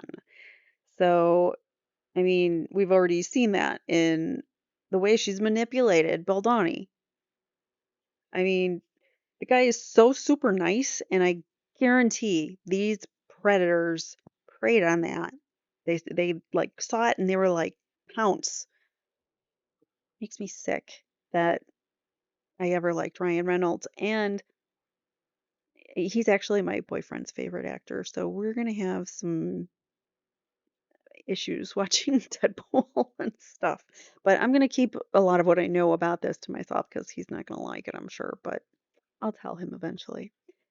But anyways, let's move on. So April 20th, concerns about Lively's influence grow even bigger. So this is the producer saying he cannot let her have opinions on everything. And Jamie Heath says Blake, and the producer says, or she's going to be co-directing this film, which she actually ends up doing. So that's what the producer says. And yes, he confirms Blake. Jamie says, yeah, we have been talking about that a lot yesterday. And the producer says, exactly. This is why everyone is starting to lose it. We began talking about the same thing for months, or we've been talking about the same thing for months. And Jamie says, yep, it's starting to get resolved. And the producer says, no, it's not. So April 21st, 2023. Baldoni meets with the intimacy coordinator. All right, so intimacy coordinator shows up now on the set to discuss how to shoot those intimate scenes. It was important to him that the intimacy coordinator be a woman to help craft these scenes and would speak to the book's mostly feminine audience, i.e., be written from the female gaze. His notes from the meeting are pictured below and were later shared with Lively during one of their script writing meetings at her New York apartment. These notes would later become the basis for Lively's complaint, in which she states that Baldoni would talk about his own intimate life with his wife and insert gratuitous scenes with Lively's character orgasming. As seen in the notes, these mentions come directly from the intimacy coordinator's notes that he goes down on her and orgasm, foreplay, the all that stuff. Ideally, these conversations would have taken place directly between Lively and the intimacy coordinator, directly as Baldoni had requested, so that it's not so awkward coming from Baldoni, the director slash person you have to do these acts with. So, yeah, takes out that awkwardness. However, Lively declined to meet with her, leaving Baldoni in the less than ideal position of having to relay those notes to Lively in her penthouse. Very awkward. And also, um, yeah, so here are those notes, orgasm, all that stuff. So, proof that he's not making it up. April 22nd, 2023. Having that like third person too then prevents this from happening. Prevents this whole lawsuit from happening. So did she deny the intimacy coordinator on purpose so she could make this stuff up? Was this all part of her plan? What do you guys think? I'm, yeah, this is awful. All right, so in preparation for a lift sequence in which Baldoni's character Ryle would lift Lively's character Lily, Baldoni reached out to his personal trainer, a close friend of Lively's, to ask what Lively had weighed, so that he could train his back muscles for the scene. This was important due to avoid injury, not only to Baldoni, who has suffered from lifelong back injuries, multiple bulging discs, and chronic pain, but also to Lively if the lift could not be completed successfully and safely. So, yeah, he's putting her at risk if he can't do the scene. So, script pages of the lift scene are included below. Lively would later claim in her complaint that this scene did not exist. Well, proof, guys. It did. Ryle scoops her up. Is right in the scene there. Um, Lively later would complain that this part didn't exist in the scene. However, as evidenced by the script pages and also a video in which Baldoni is rehearsing the scene with a body double, the scene was very, very, very real.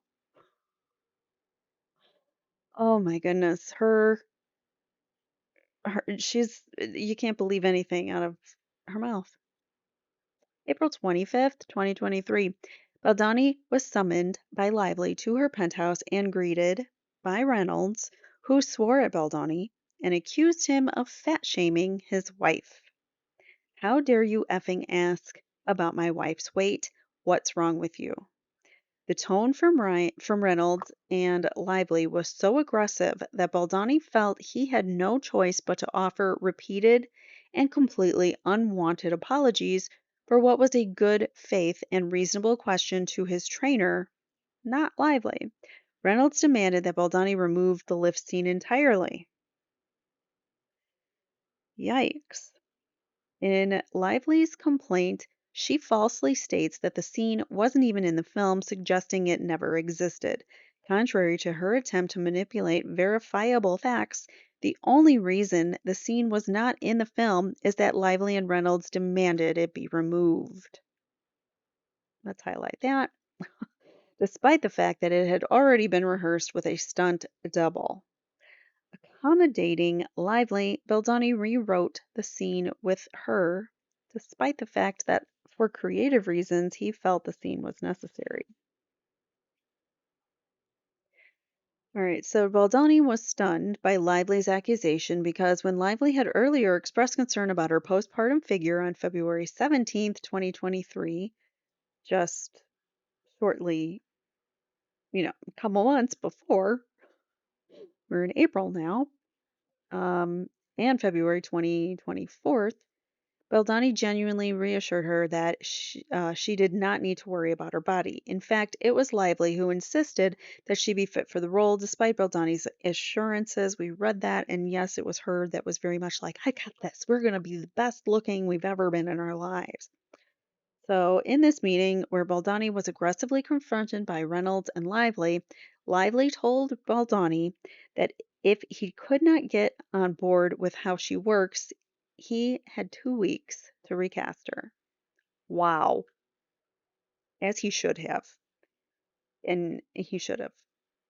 Probably looking back now, he's wishing he would have.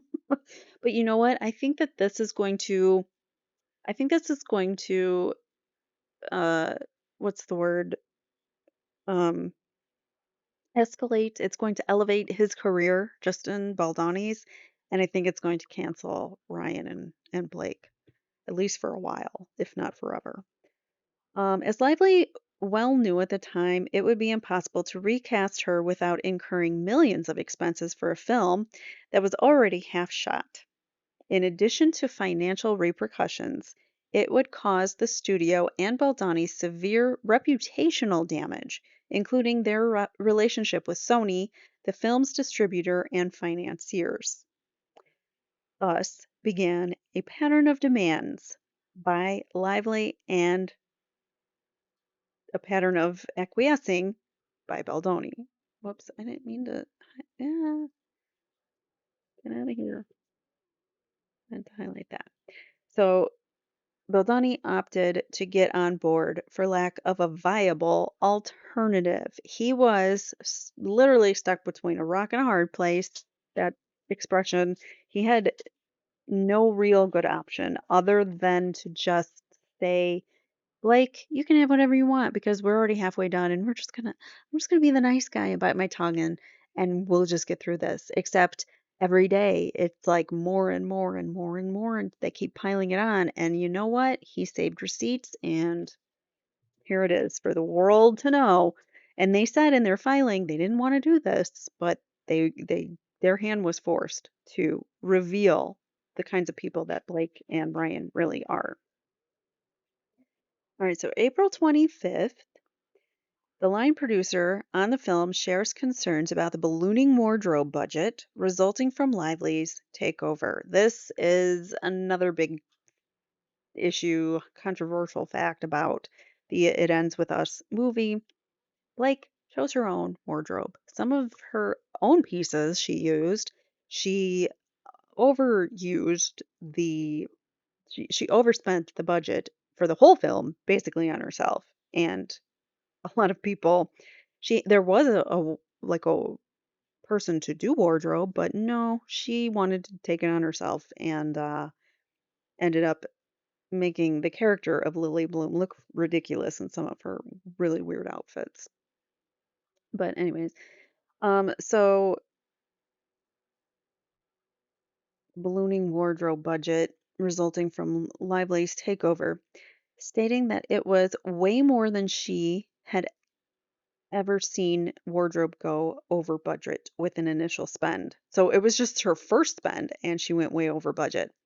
As mentioned in the complaint, the wardrobe budget ballooned. So this is the line producer. Hi all. Wardrobe's budget for spending is 185K. Normally wardrobe overspends and then does tons of returns and ends up in budget.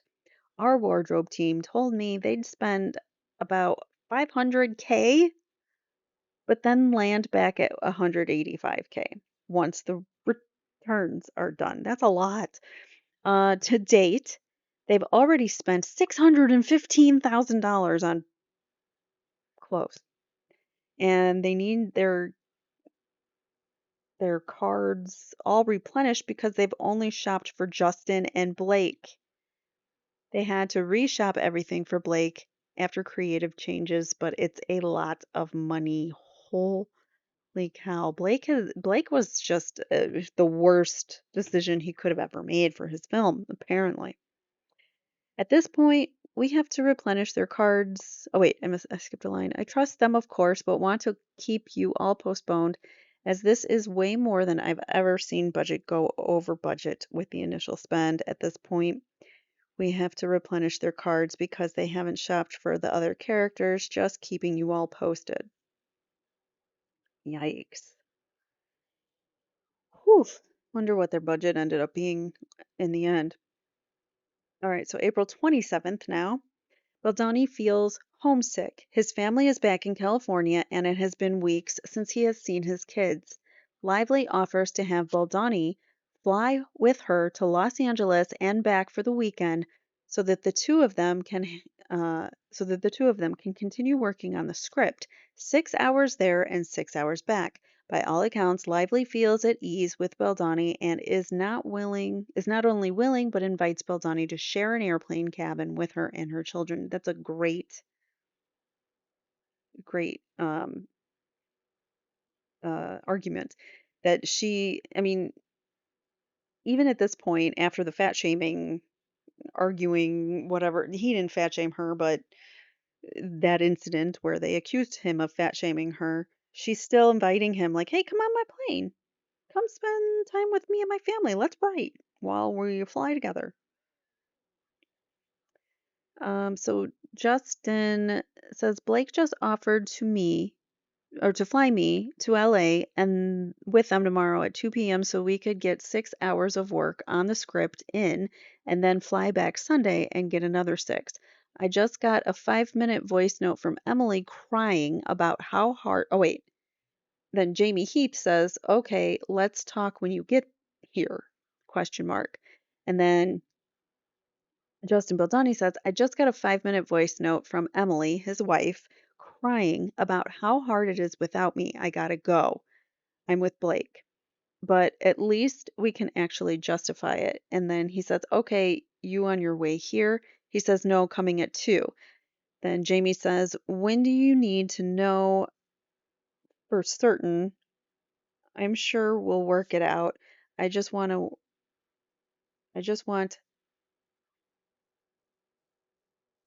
to walk through, there's errors there. I just want to walk through it also over here, just what that means. Ring me, sir. And then he says, I'm on with a neurosurgeon. What? He's on the phone with a neurosurgeon. He says, wow, okay, call me afterwards. So stuff is like starting to build up and stress Baldoni out with all the craziness that Blake is causing on the scene. She's going over budget. She's making these crazy accusations out of nowhere that I'm fat shaming her. Like, what the hell is going on? She's making us rewrite the script 1,000 times, and she's being more pushy, and she's asking for more control. And I'm losing control. And it's but then she does this nice thing by offering her plane so that I can fly home and see my family because she knows that that's the one thing that, is my driving force. So she uses that some more for some manipulation, the flight back. So April 28th, Baldoni flies to Los Angeles from New York with Lively and her family. For the duration of the film, Baldoni and Lively work on the script. On April 30th, 2023, they return together to New York. May 1st, 2023, Lively begins altering the script daily. You heard that right. Daily. She's got some kind of alteration. The frequency of Lively's revisions and input alarms the producers, who anticipate that her interference would persist every day of the shoot and disrupt the carefully planned production schedule. Here's the producer saying, "Are you listening to this? She's fixing the script. I think redacted advice was actually wrong. Blake is now directing the movie. This is bad." Jamie Heath says, "I'm listening. Talking through it is better than not. Seeing what's possible, as long as any decision is done with approval." And then the producer says, "Not for something that was already intimately planned. This will be every day of the shoot." And Heath says, "I know, I'm not sure what can be done honestly at this point in terms of Blake." So by May 1st, she's becoming a huge problem. All right, so May 2nd, 2023, the Writers Guild of America, or the WGA, went on strike. May 3rd, Lively and Baldoni text almost daily and were comfortable making silly jokes. So they're on a strike. They're not filming. They're not able to do anything. But here they are texting back and forth with one another. Justin says, "Well played," about something about, and like it looks like a fist. So they're joking around. Lively says, "I feel the same. It's such a good feeling to get work done that we're proud of and to do it together. And it just clicks and we find it. And that's just as rewarding as filming or editing it or marketing it or releasing it. This is all storytelling. This is why we do it. Thank you for your collaboration. I'm really proud of what we're doing." And then he said he loved that comment. He says, "I like sentimental Blake." She says, "Never met her." He says, "I like asshole Blake. Don't worry." Okay, good night. She says, "I've met her. So many, or so have my suppositories." And then she says good night and he laughs. So that is kind of funny. Um, so they're laughing it up. They're making inappropriate jokes that you wouldn't make if you feel like you're being essayed by someone or, you know, being controlled or whatever, abused by someone. So, moving on to May 5th, 2023, Wayfarer holds a Respect in the Workplace meeting via Zoom with the production team to review appropriate on-set behavior and other HR-related matters before principal photography begins. This is a standard part of pre-production and employee training, so a harassment in the workplace type thing where you gotta pass. So they have this via Zoom. Everybody goes, great, wonderful. May 5th. Baldoni emails the intimacy coordinator his notes on the intimate scenes after discussing Lively's comfort level with her.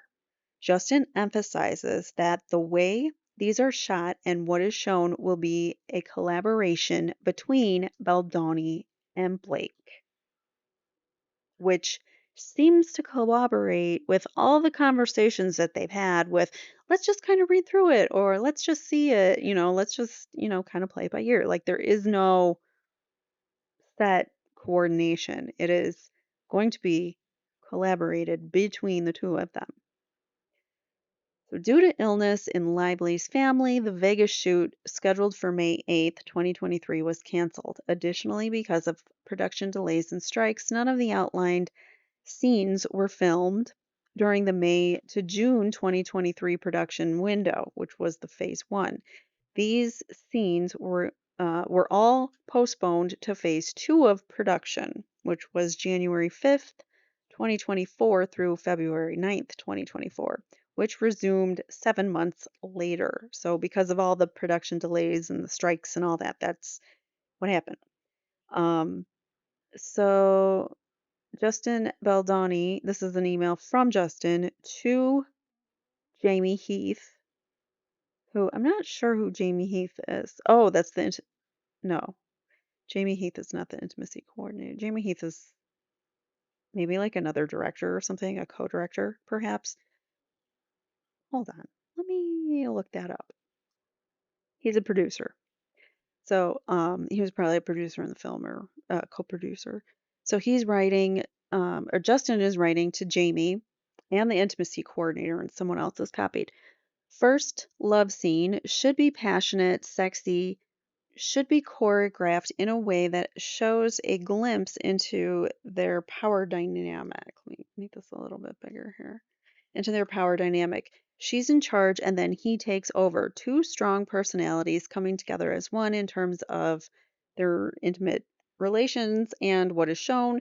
We should see two naked bodies in various positions, but only flattering ones Blake is comfortable with.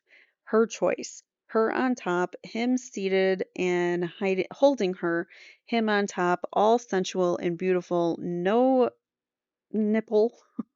We should be able to go wide for orientation, but the majority of the work should be in close-ups and 50-50s. I imagine side boob. Side boob has entered the chat. I imagine side boob and an outline of butt in close-ups if she is comfortable. I am fine showing my butt, female gaze. There will be, showing it from the female gaze. So there will be pelvis movement, but no orgasm, no oral. Hands should be able to grope various body parts. If Blake is comfortable showing Ryle kissing her belly and then leaving frame for a moment and then on her slaying on her face, staying on her face, the camera staying on her face. Got it. Okay. So hard when it's blurry and a T looks like an L. Um, you can read slaying her face. So staying on her face, I think that's something women would like to see, but also find not doing it, as I know oral was something off limits, but wasn't sure about implied oral. He says, Vegas, the scene is about friendship. It's okay. I'm not going to read all that, but you get it. So, um, oh wait, no, this is another sex scene. So this is another scene. So the scene is about friendship. It's a consumption of their marriage and their relationship. Fun, silly, playful. The goal is to choreograph in a way that keeps Blake's clothes on as much as possible. The relations that they're having with pelvis movement in positions that work with keeping her dress on. Maybe top of dress slides down as we see some bare back. Dress would be hiked up so we may see an outline of her butt. Hard for me to imagine without seeing the frame or how the dress moves. Hands groping, and I'm okay showing rear, as I don't know any other way to make love in an Elvis costume. No nipple, no orgasm. Fun, intimate, innocent. Frittata. The morning scene, the morning relations that they have that doesn't happen. It's no nudity. Tops would be off, kissing around the body. They are about to have relations when the frittata happens. More about, doesn't it blow up? I think in the kitchen. More about sensuality than the actual act. W- Onesies make out. They come in drunk, making out in onesies. Oh, okay, so that's the scene where they're all in onesies. The loss about seeing bodies and sex, more about onesies coming off. I'm fine if Blake wants to just take mine off and then we end and make it playful. So, as you can see, he's very open to suggestion. He's very open to her collaboration in the scene. That's where she can collaborate and be creative, not, rewriting the scene every day and whatever. But scenes like that, she can help choreograph. But she doesn't even want to be around with the intimacy coordinator. So how can she do that? May 8th, 2023. First of all, I want to say too that like sex scenes in movies, I don't think they're necessary. I don't think they're needed. I am a huge Game of Thrones fan. Like I love that show, but there is so much nudity and scenes with people having relations that you don't necessarily need for the script. It's just gratuitous, especially in that show. But if you get my point, I just don't think it really adds value. You don't really need it. I think you can imply it without having to actually see it. And it makes you uncomfortable if your kids are in the room or like your parents are in the room. Like it's kind of awkward. Just saying. But anyways, I get for this movie, it shows, it kind of helps add though to the intimacy of their relationship because it's about DV, but it doesn't, they're not having violence happen during that. So it's not, I mean, if that were the case, then maybe I would say, like, okay, that makes sense to air it, but I don't think it's necessary. But, anyways, that's just my little high horse. Sorry if all of you out there like it. I don't think it's necessary. Doesn't add to anything for me. May 8th, 2023. As production was set to begin its first day of shooting in Vegas, a member of Lively's family falls ill. What is with all the sickness here in this family? Baldoni shares his prayers and wishes for their speedy recovery. Meanwhile, production is left to manage the fallout and attempt to recoup costs from the canceled shoots. At some point in time, Lively checked out. She was all into this. And then at some point in time, she was like, no, you fat shamed me and I'm going to rewrite everything. And I don't care if I don't show up to the set. And if you want, if you have a problem with it, you can find another actress. That's pretty much her attitude. And I think her dragons helped her feel like she had the confidence to feel that way. So the family member falls ill. Baldoni shares his prayers and wishes for speedy recovery, and they're left to recoup costs. Justin says, "My whole family is praying for you guys and your probably kids or whoever sending love." She says, "Thank you so much. I'm horrified by the timing. Thank you all for your support. This has been brutal. So and so is going to be okay. We're both going to be good. Just need to get through it." Like, stop being a victim here and manipulating the situation. He says, "Just so happy redacted is going to be okay. Rest well." Something's redacted here. She says, "Excited to get home. That was intense. You around tomorrow and or Thursday to go through and finalize script." So now they're talking about the script. Um, Interesting, huh? That she falls ill right when they're about to go shoot in Vegas. May 8th, 2023, Lively's attorney is provided with a nudity rider, which is like a contract, in which Wayfarer includes the intimacy coordinator approved nudity rider, followed by written confirmation of the approval.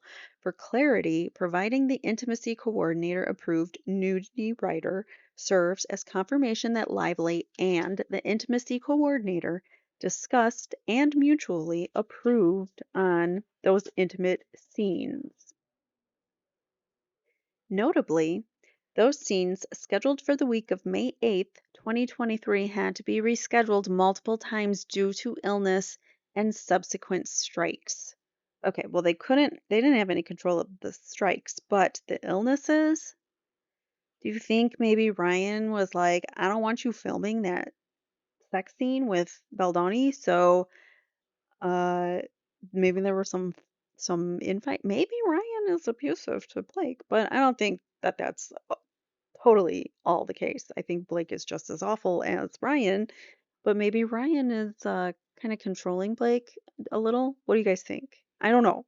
I I don't know anything about him as a human other than what he's put out there in the public. So, as a result, they were ultimately filmed in January 2024, meaning that no sex scenes were shot during phase one of the production. Says, hello, redacted. I hope you have a good weekend attempting here.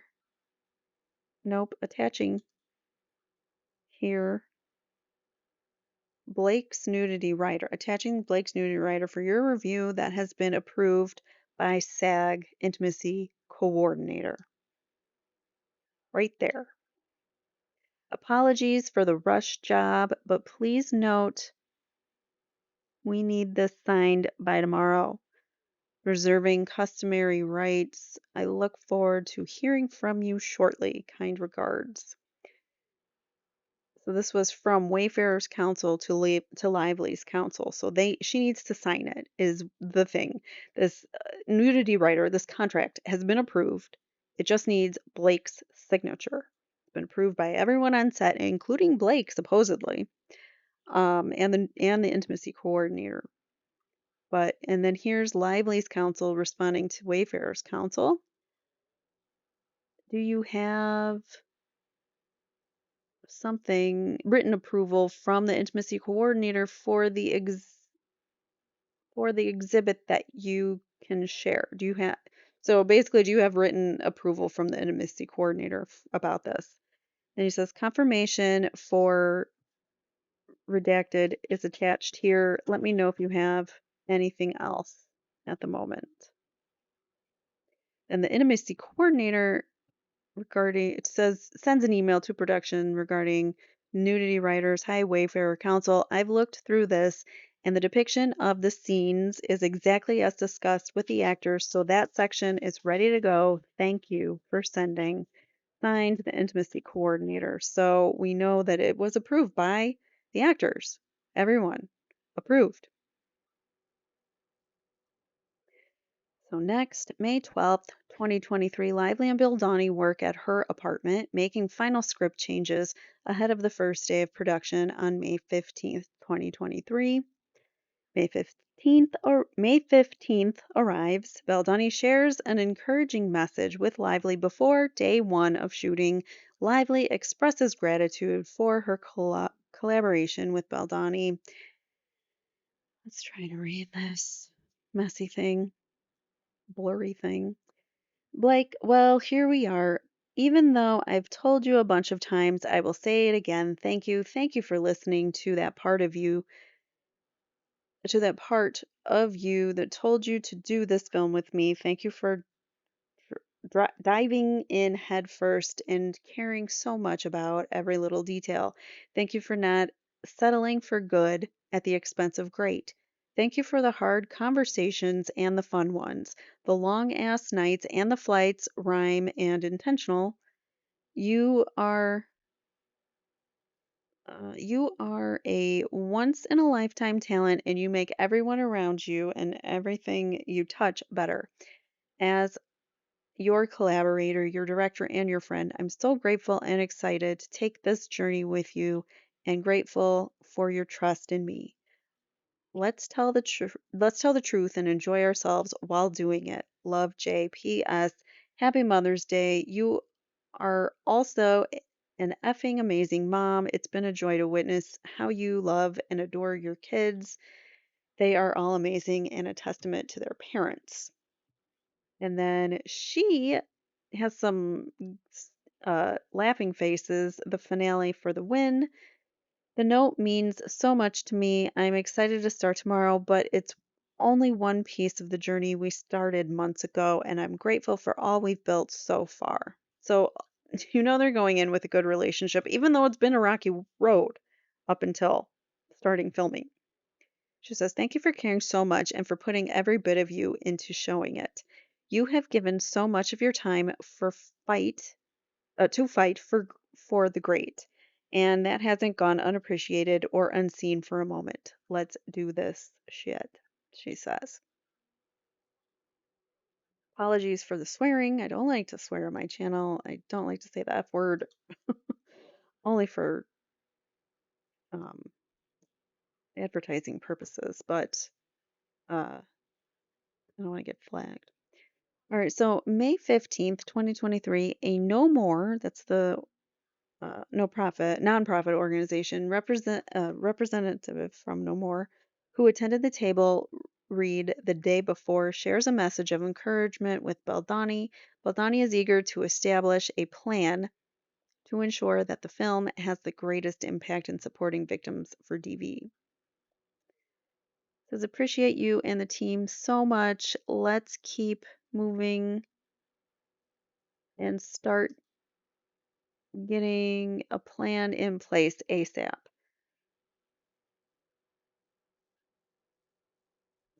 Oh, here says, this is the message from No More.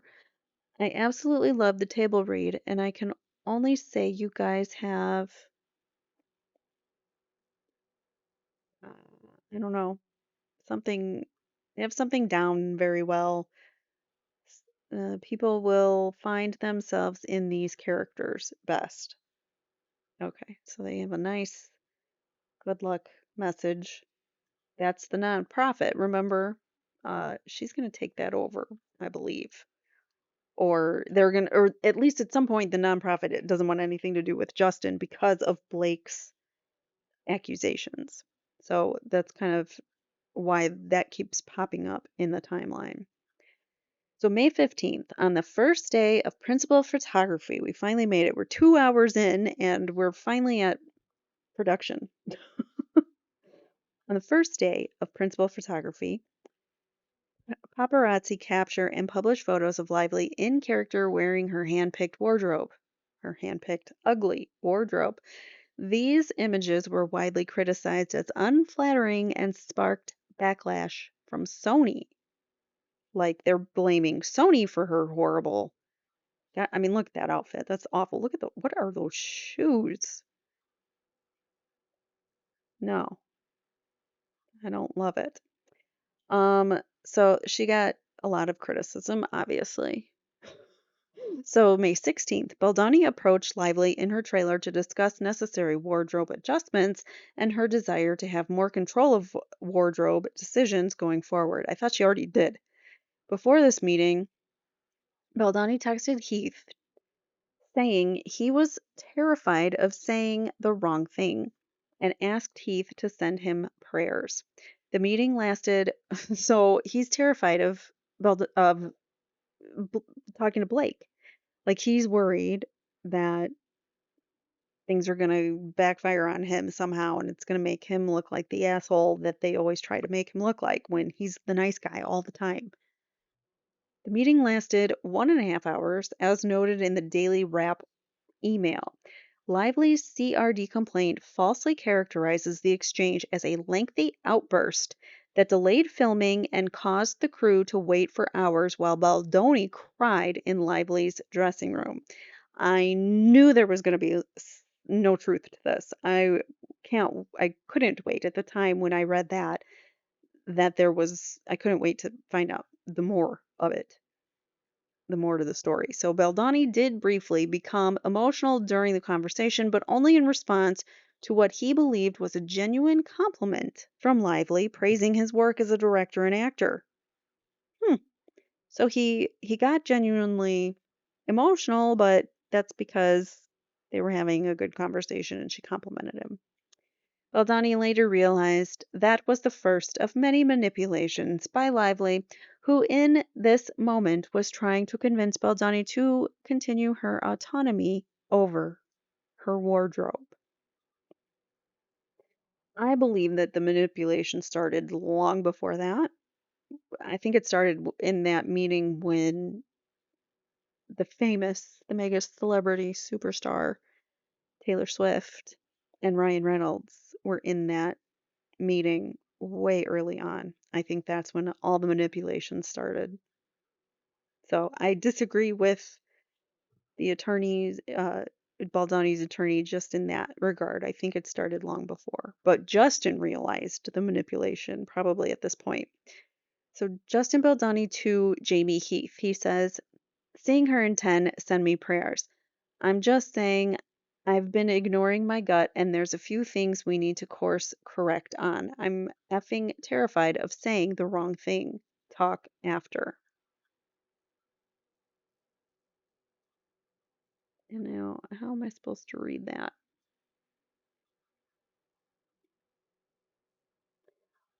Um, I can't tell what this says. It's so blurry, and making it bigger doesn't help.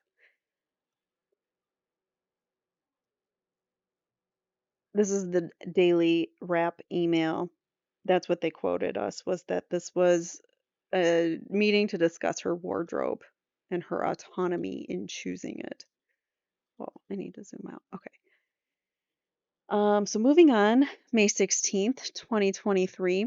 Later that day, Lively texts Baldoni to request another meeting with him and the other producers to discuss wardrobe. So after an hour and a half meeting of talking about wardrobe, then she requests another meeting. Baldoni agreed. I bet you she called Ryan, and Ryan was like, well, this is what you're going to do. You're going to make another meeting and do that. I don't know. I don't know if I'm just speculating about the whole Ryan telling her to do that, but maybe it like clicked in her mind later. Could have been her idea later to call another meeting.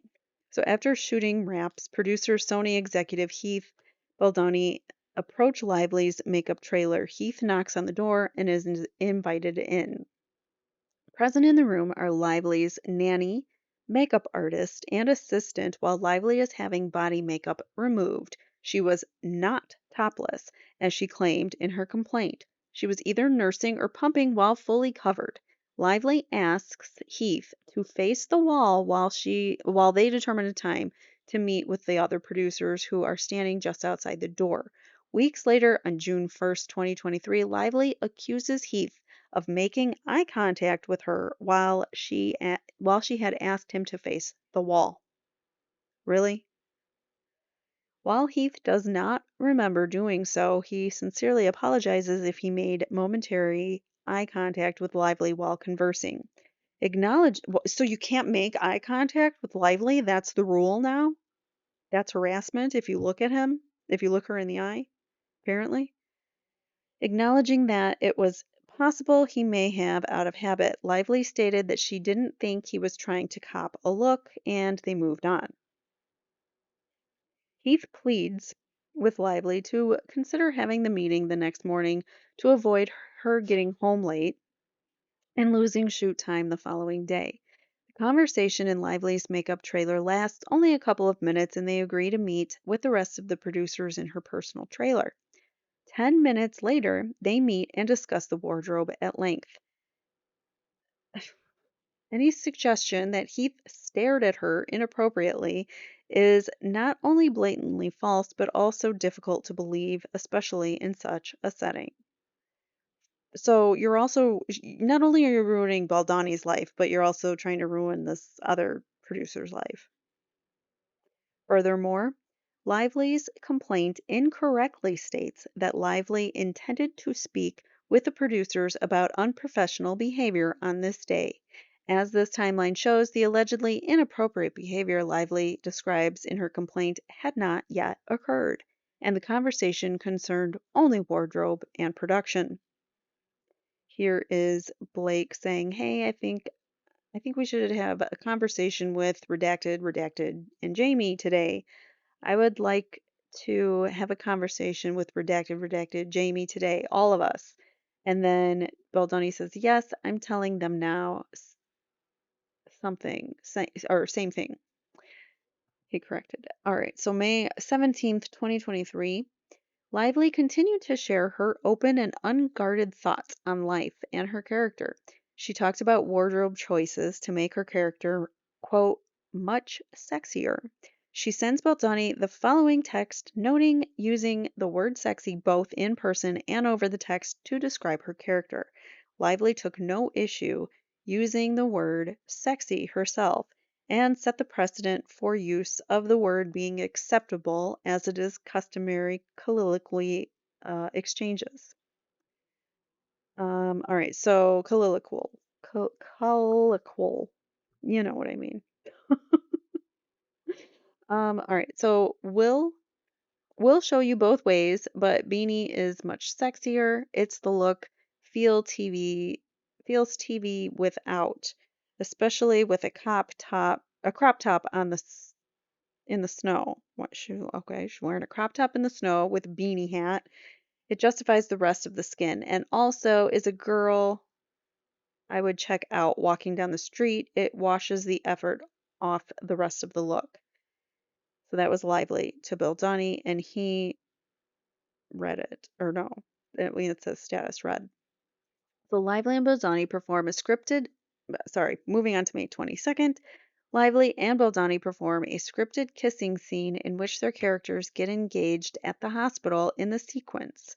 Lively pulls Bolzani in to kiss her. It is clear that Lively was initiating the kiss. In one take, she pulls Bolzani in and kisses him once. In another, she kisses him twice. Lively determined the number of kisses based on what she felt necessary for the scene. Though Lively improvised the number of kisses in the scene, make no mistake, the kiss itself was written into the script and was in no way improvised. Just the amount of kissing was improvised. The type of like how it was done was improvised. But the kiss itself was not an improvisation. Contrary to Lively's CRD complaint, there was no inappropriate improvised kissing on set. Any improvisation was made by Lively herself.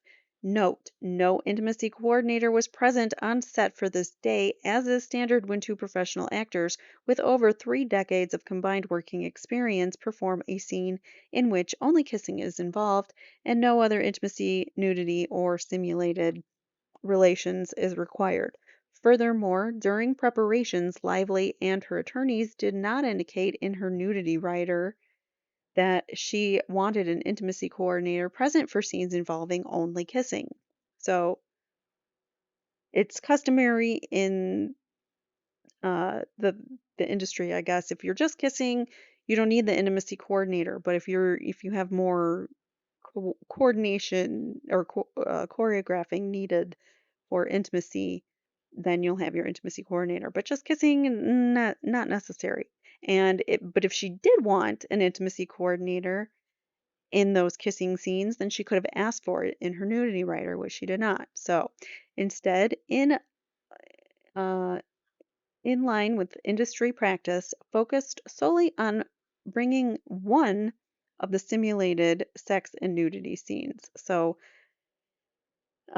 this is the scene. The script says, Ryle, will you marry me, Lily Blossom Bloom, tonight? And Lily says, you've lost your mind. And she stops herself, realizing, and bends down, kissing his face all over. She says, yes, yes, of course, yes. So there was no number of kisses, but that was on her, he says, how many times she kissed him. All right, so shoot day number 6. Lively prepares to shoot the hospital scene in which her character Lily gives birth. In Lively's December 20th, 2024 complaint, Lively alleges that during a birthing scene, she was mostly nude with her legs spread wide in stirrups and only a small piece of fabric covering her genitalia, and that there were non essential persons present. This allegation is knowingly false. To begin with, to describe Lively as mostly nude and naked from both the chest down is inaccurate. Lively was wearing black briefs and a pregnancy suit that covered her midsection, and her top was covered by a hospital gown. So, liar. Additionally, In Lively's complaint, she stated that she was alarmed that Baldoni had hired his best friend as the OBGYN. The actor portraying the obstetrician is an award winning Shakespearean trained actor with an MFA in acting from UCLA. In addition to appearing on numerous hit television shows, he has toured nationally with the Tony Award winning acting company and attended Oxford acting program on a full scholarship. His engagement was no different than the engagement of Lively's sister, who was hired because she is Lively's sister. Despite their professional or their personal relationship, they are both experienced professional actors. Lastly, in Lively's complaint, she states that the set was crowded, chaotic, and utterly lacking in standard industry protections for filming nude scenes. For one, Lively was not nude, nor did she set nor did the set diverge from industry standards. Further, a closed set protocol was followed every day on set. Note, Lively alleges that Steve Sarowitz was present for the filming of the birthing scene. This is entirely false. Mr. Sarowitz arrived later in the day after the birthing scene had already been shot. And this is just proof saying closed set standard has been used. Ooh, General Hospital, Boston Grace. Those are the things that are being filmed nearby. All right, so May 23rd, 2023, at the end of the shoot, day 6 on May 2023, Baldoni praises Lively. In turn, Lively expresses her regard and appreciation for Baldoni while acknowledging she could be difficult and critical of others. So Baldoni says, I'm not going to tell you that you were amazing because you tease me for being so sentimental, but you were amazing today. Lively says, thank you. I do appreciate it. I'm just a ball buster, but it means a lot to me. I care a great deal and always want to deliver. You were terrific. I'm proud of everything we did today, but really every day. And he loved that and said, thank you. This does not show me signs of someone who has been SA'd or A'd, maltreated in any way by someone. Like, you wouldn't talk that way to someone. Unless she's just that fake. And they say Hollywood is fake. Everyone in Hollywood is fake. People in California are fake. Sorry, California. That's kind of the impression of the rest of the US. Because of Hollywood, probably. Unfortunately, you guys get that rap. So, May 23rd, 2023, shoot day 7, Baldoni, during a scene in which the cast is wearing loose fitting onesies, attempts to give Lively directional feedback regarding wardrobe and encourages her to remove her coat to reveal her onesie to match the rest of the cast, who were also dressed in onesies. In Lively's complaint, she alleges that Baldoni used the word sexy in a tone that made her feel ogled and exposed. However, Baldoni, as the director, noted that the look would be sexy, referencing the wardrobe for the scene and not Lively personally. Lively had previously mentioned verbally and in text that she wanted her wardrobe to be sexy. That's her word. His statements were immediately followed by a gesture indicating that Lively had something in her teeth and a request for you're so sexy with that piece of lettuce in your tooth, for someone to get a toothpick. This exchange, all of which was captured, she probably felt stupid that she had something in her tooth, and that's why she was like, "Oh, he harassed me." This was bookend by my dog thinks it's lunchtime. It's not. This was bookend by Baldoni's immediate recognition that Lively appeared offended. Baldoni's offered multiple apologies to Lively moments later, despite the fact that he was merely doing his job. Here's what is this? Oh,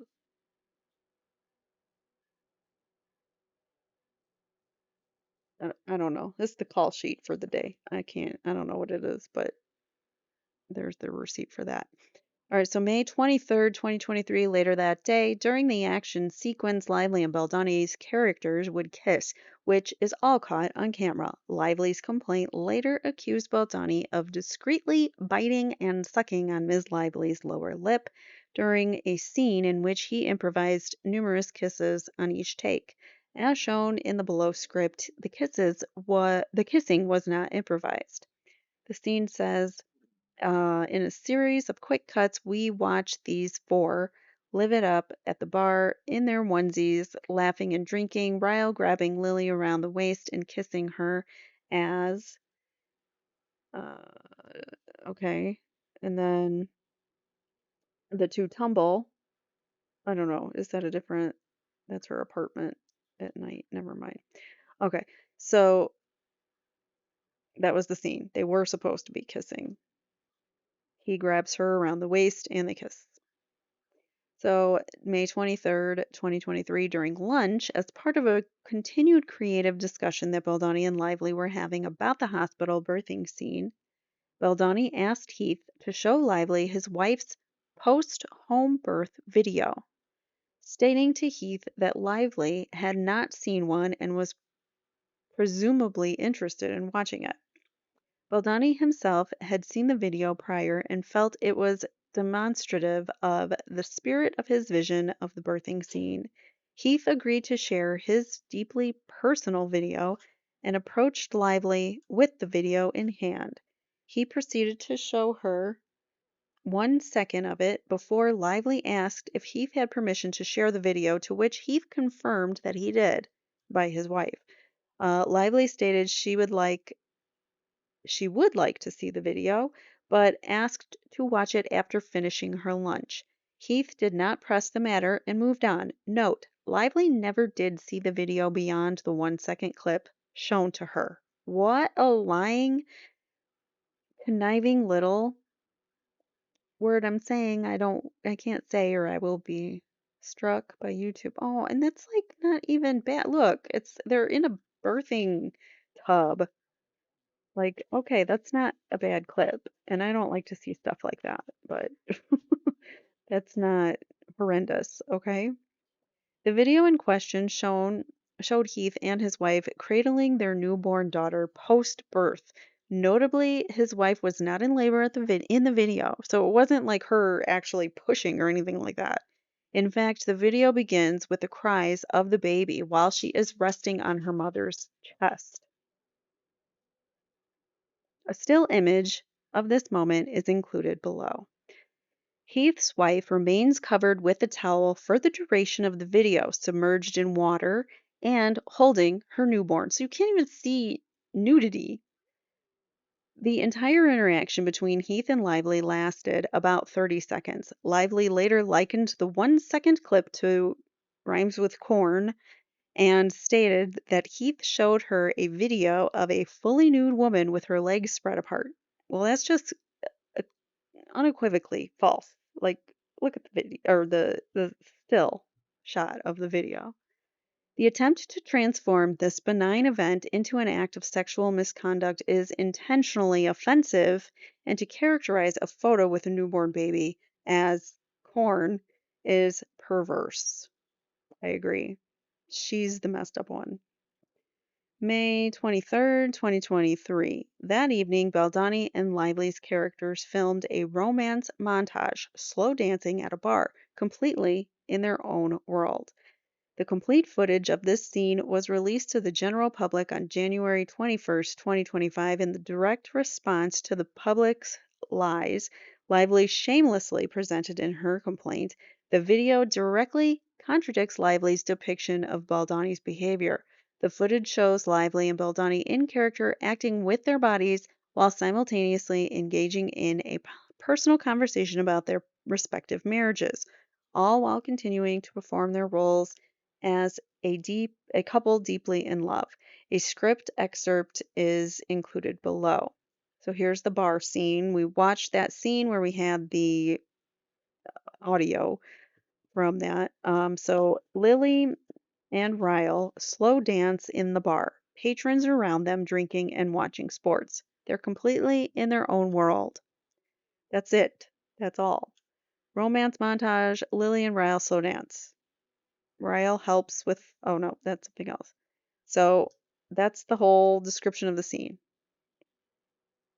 So it's really not that much, not that difficult. May 25th, 2023, Lively learns that crew members had called out sick with COVID and as a result, requests that testing be conducted on set. Despite the return to work agreement expiring, which laid out COVID protocols on set, there was still a remaining SAG protocol that if an actor requests those working in extremely close proximity to him or her to be tested, they must do so. Production complied and informed crew members in close proximity to the cast that they should report for testing the following morning. Contrary to Lively's complaint, which states that Wayfarer failed to implement COVID protocols on set, production was under no obligation to conduct regular testing unless specifically requested by an actor, which they did. So you're calling us out on something we didn't do. Like, we followed the protocols. The email below shows one of the film's executive producers notifying the crew of the following day's mandatory testing. So, hi all.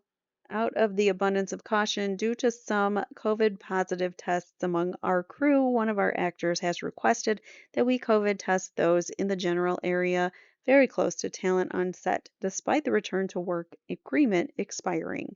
There is still a remaining SAG protocol that if SAG requests those working in extremely close proximity to him or her to be tested, we must do so. So there's the email. I'm not going to read the rest. You guys can look it up.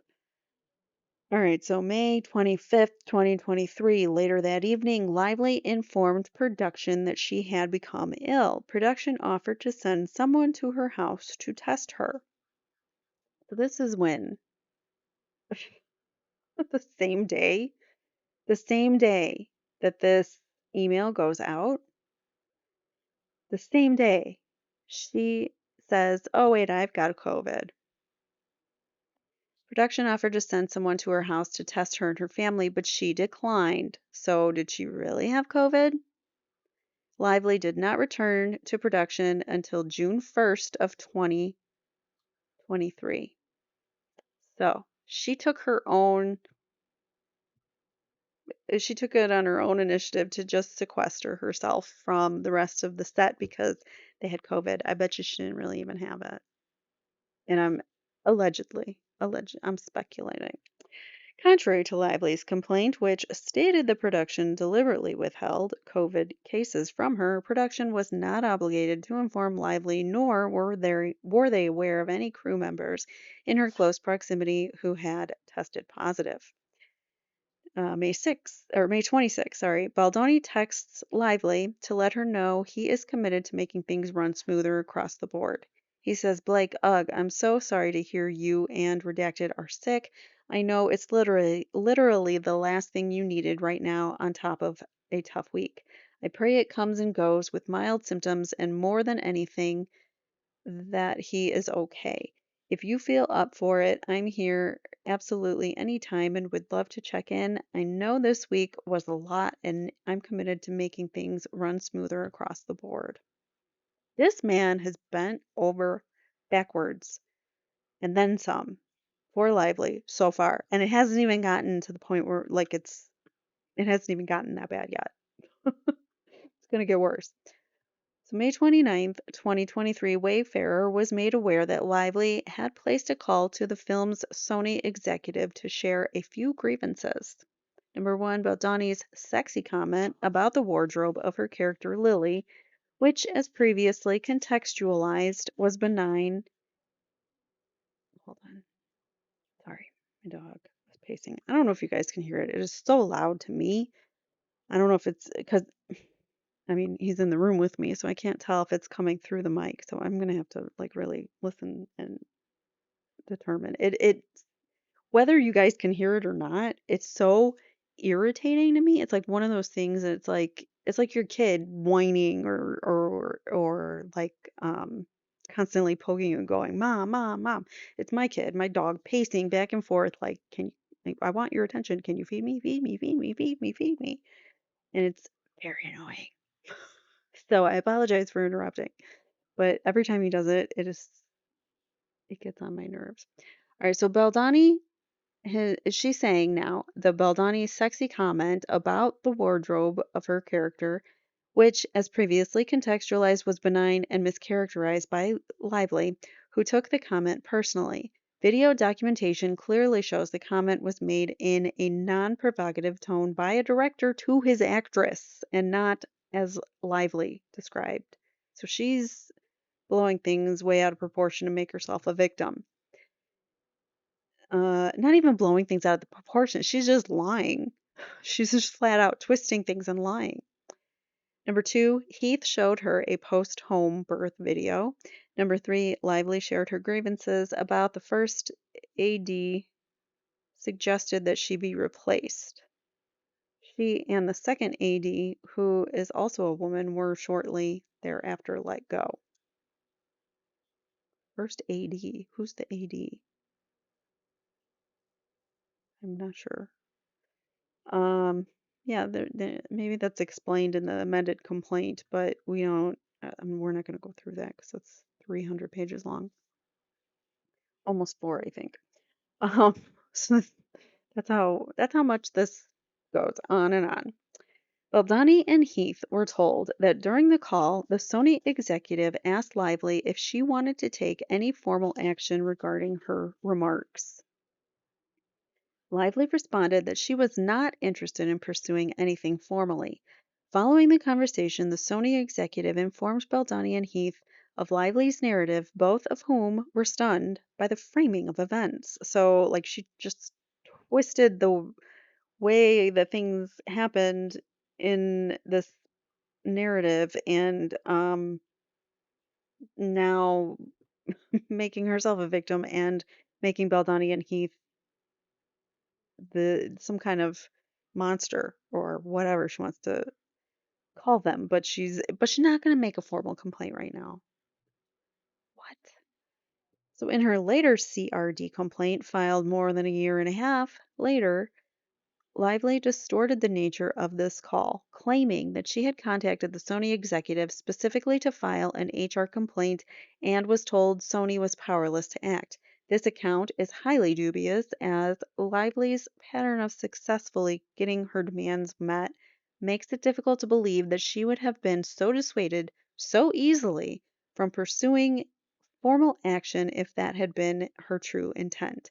Moreover, Sony immediately informed Wayfarer, stated that the complaints were not sexual in nature, that Lively did not want to file a formal complaint, and that she simply wanted to bring it to their attention so that they would be more mindful going forward. Certainly, had she filed a complaint, Wayfarer would have formally addressed any issues. May 30th.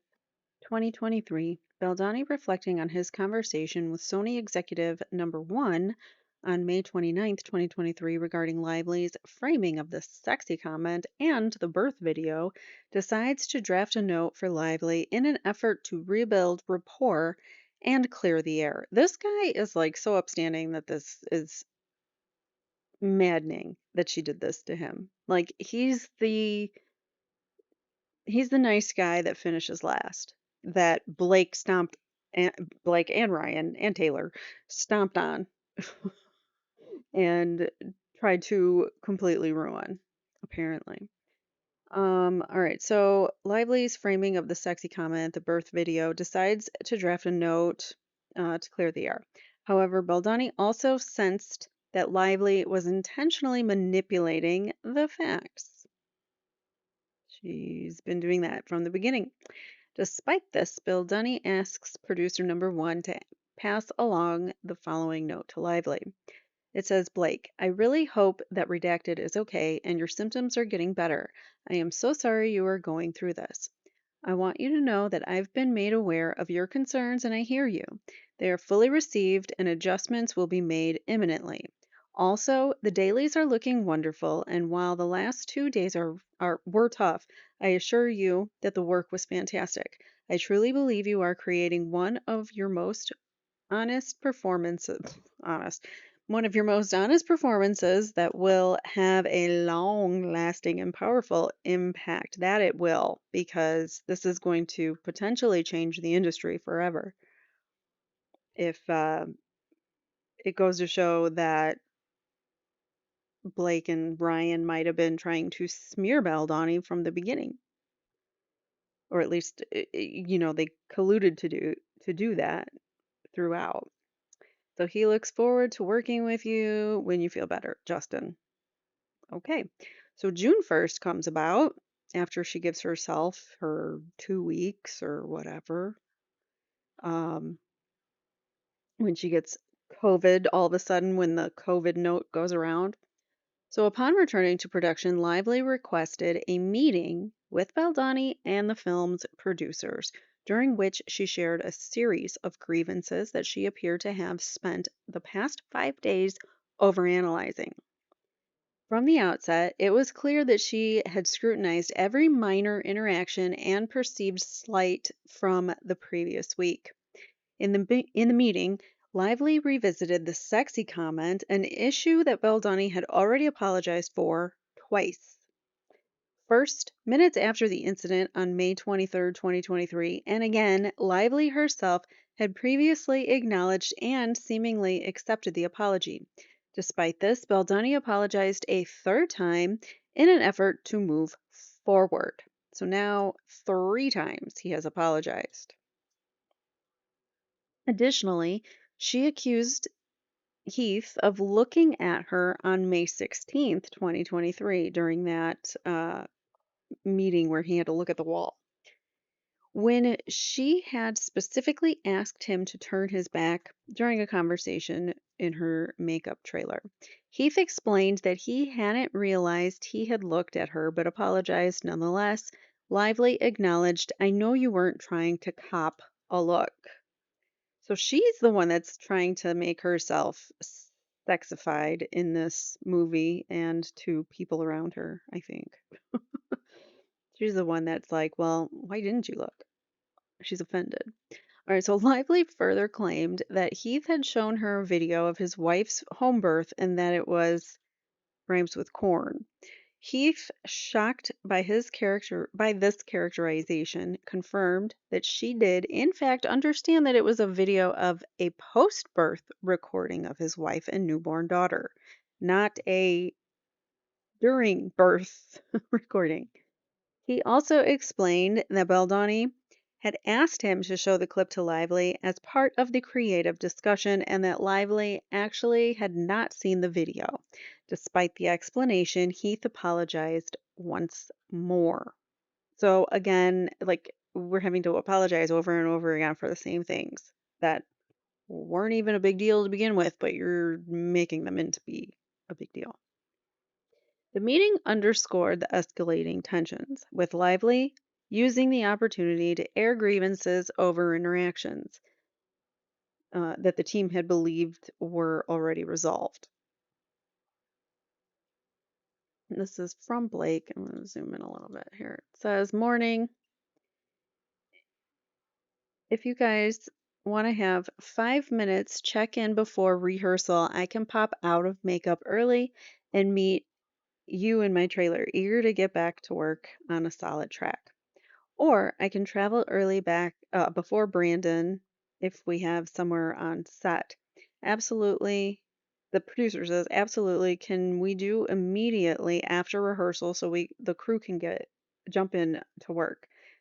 There's a private holding room on set so we can ride back to base with you." Blake says, or Blake liked that. She said, "See you soon. Wonderful. Sounds great. See you shortly." Important note, neither during this meeting nor at any other point during production did Lively bring up any of the more serious allegations that she would later include in her complaint. We've included the facts of the matter above for the sake of timeline, while fully believing that these allegations were only added to Lively's complaint to bolster her claim and not as a reflection of the truth, which we know now was a PR stunt because they leaked it to the New York Times. And we know that the New York Times was working on it because some TikToker found out that if you hover over the image and right click it, you could see the title of the image and it was dated previous to when the actual article was published. So they had been working on it for days before the article ever published. So they had the information. They got the information from somewhere, and it was before the CRD complaint was filed too. So they were getting the information from somewhere. All right, so June 2nd, 2023, after sharing her thoughts during the meeting on June 1st, 2023, Lively was still comfortable inviting Baldoni into her trailer to rehearse their lines together while she pumped. This is nothing you would, if you were a perpetrator of maltreatment towards someone, especially of the SA kind, there's no way in hell I would invite you into my trailer while I'm pumping. In like that's an intimate moment that, women don't want a spectacle made of, but apparently she doesn't mind. She just invites people in all the time when she's pumping, including Heath, and then makes it his problem. It makes it like she's a victim. So I don't know. And here she's inviting him in as she's pumping in my trailer. Says, I'm just pumping in my trailer if you want to work out our lines. He says, copy eating with crew and we'll head that way. She says, take your time. I mean, where's the part where she's afraid of him and, scared of working with him and, it's made her uncomfortable and all this? Where's that? So, June 3rd, 2023, after facing pressure from Sony and one of the film's producers who believe Lively was no longer responding favorably to the first assistant director, well, oh, maybe that was the AD that they were talking about in that text, the assistant director, because she gets the assistant director fired too. So, Baldoni and Heath made the different decision to dismiss sorry, I can't let my brain stop here for a second. It's all over the place. Baldoni and Heath made the difficult decision to dismiss the first assistant director despite feeling she was being unfairly scapegoated.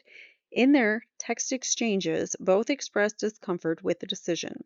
This move created turmoil on set as the first AD played a pivotal role in production, making her replacement a significant challenge. Nonetheless, they ultimately conceded to Lively and Sony's request to replace her. So this is Justin um, saying, where you at? Best Buy with Redacted. You need something? Justin says, nope, just checking on you. I really don't want Redacted to get fired. Heath says, I know, me either. And yet, we're there, man. Let's talk later. So, whatever's going on set, and things happening, and Blake's ego being upset. She doesn't like this assistant director, apparently. So, whoever that is. Heath informed the first assistant director that she would be replaced. Meanwhile, Lively prepared to film an emotionally intense scene in which her character, alone in a bathroom, reflects on the maltreatment that she endured from her fictional husband. A closed set protocol was implemented that day, restricting visitors without prior approval to ensure privacy and focus. Lively, who had rewritten the scene herself, was deeply attuned to its intimate and emotional nature and played a significant role in directing the action. Notably, Baldoni's character was not involved in the scene. So here is that uh, schedule for that day, the crew call. Again, closed set. She keeps saying that it's not a closed set. There's no visitors without set prior approval, no personal cameras on set, no forced calls. All right, so June 5th, 2023, WGA picketers arrived on day 13 of the shoot, forcing production to act quickly to help filming on the schedule. In response, producers devised a solution to shoot on a boat far from the sound of the picketers' horns. The team spoke to a boat owner and worked out a deal to shoot on a boat. After rehearsing a scene to shoot there, along with a romance montage moment, they were about to have the boat leave the dock and then picketers arrived. At that point, Lively wouldn't cross the picket line, so we called lunch, despite being obligated by her union to continue shooting.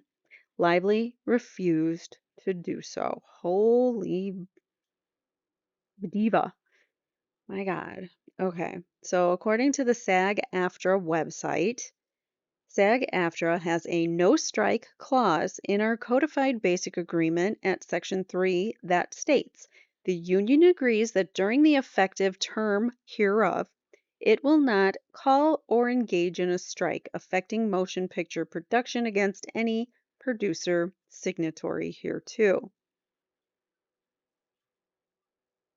We spoke to a boat owner, worked out a deal to shoot on a boat after rehearsing a scene, and after rehearsing a scene to shoot there, along with romance montage moment, we were about to have the boat, right about the moment we were have the boat leave the dock, then picketers arrived. At that point, Blake wouldn't cross the picket line, so we called lunch. After lunch, the picketers were still at the park, as well as blocking the entrance to the base camp lot. We then called a wrap because of her, because she wouldn't cross the picket line. We shot one insert today of Lily putting a napkin on her father's grave. We cheated in the base camp lot. Justin and so whatever lot that they chose to be in, that's what they're talking about. They were getting away from the picketers. So we shot oh no, sorry. Justin and Blake are rehearsing now for upcoming scenes. Tomorrow we are back at Lily Bloom's flower shop location in Hoboken. All right. Here is the SAG-AFTRA no strike clause, which we already read, so we don't need to read that again. It's just a screenshot from their website.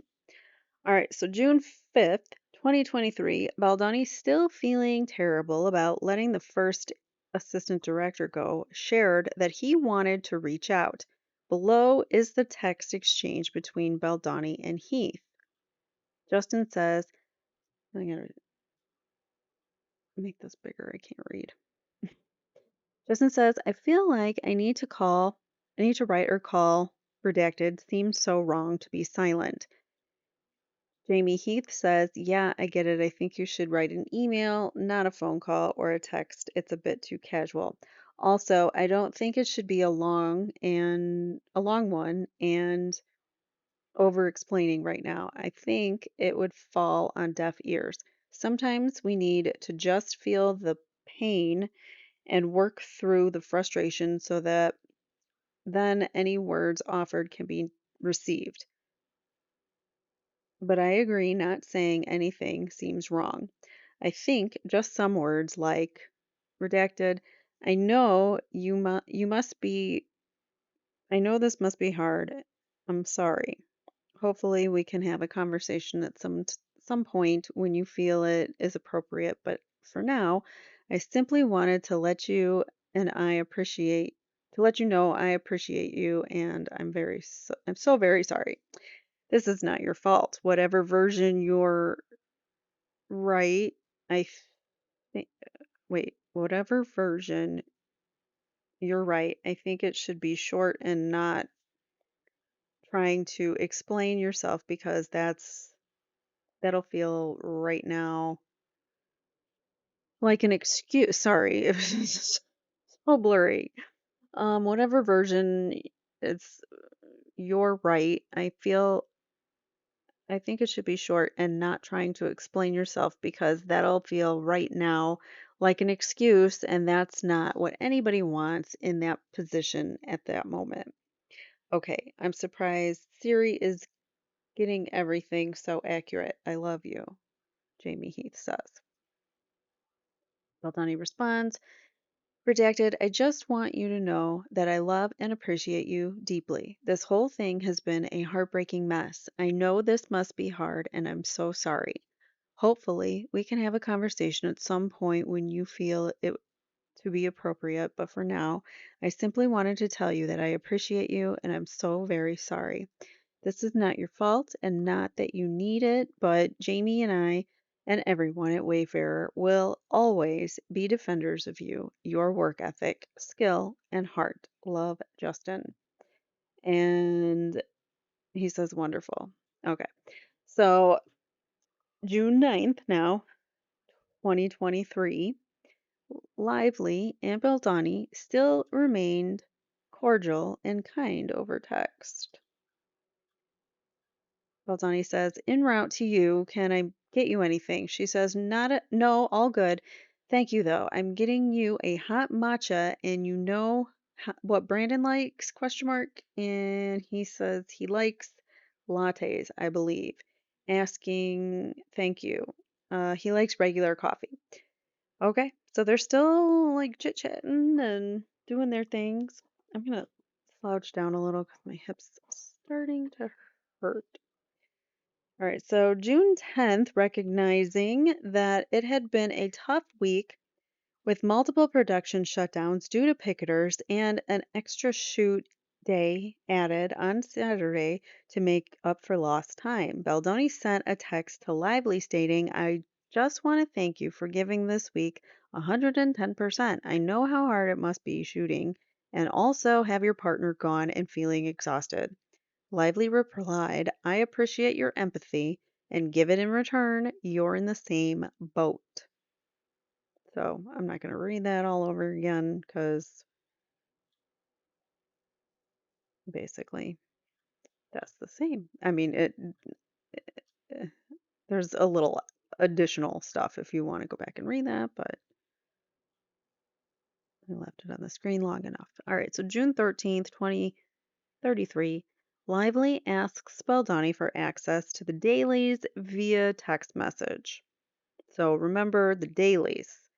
That's when um,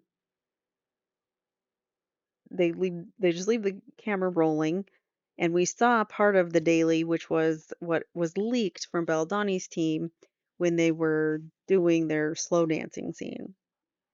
We watched that in my last video. If you missed it, I will link to that also um, down below in the description. All right, so the dailies. She says, "Hi, would you or hey, would you mind giving me access to the dailies? And I'm curious takes you which takes you liked of the scenes you showed. My manager flew out to visit and leaves tomorrow AM. He heard all about it from Redacted, and I'd love to show him. I appreciate you maybe too slammed right now to make much to make this happen. But maybe someone else can facilitate. Thanks so much. So this woman is ridiculously needy. June 14th, 2023, Baldoni shares with his production team Lively's unorthodox request to see the dailies. Concerned about Lively's tendency to overstep and take control, Baldoni consulted his producing team on how to best respond. The team unanimously advised against granting her access. He should have listened. Fearing that she might start to edit the movie and dictate which takes to use, a concern that ultimately proved accurate. However, as a gesture of goodwill, Baldoni chose to compromise by sending her a curated 5-hour playlist instead. And that's just the communications proving it. I don't really want to read it. I've read it already, and trust me, that is what it says. It's very difficult to read. At least this shot of it. I've seen a better screen of it.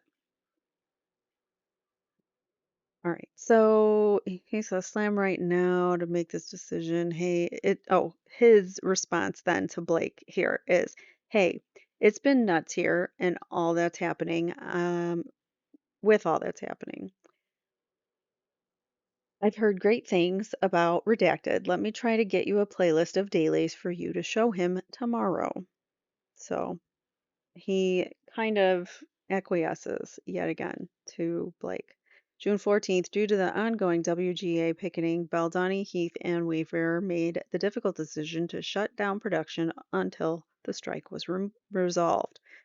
So he emails the crew, "Dear crew, it is with heavy heart that we share the news with you due to the ongoing WGA strike and the lost days we have experienced due to picketing. We must make the difficult decision to temporarily shut down production.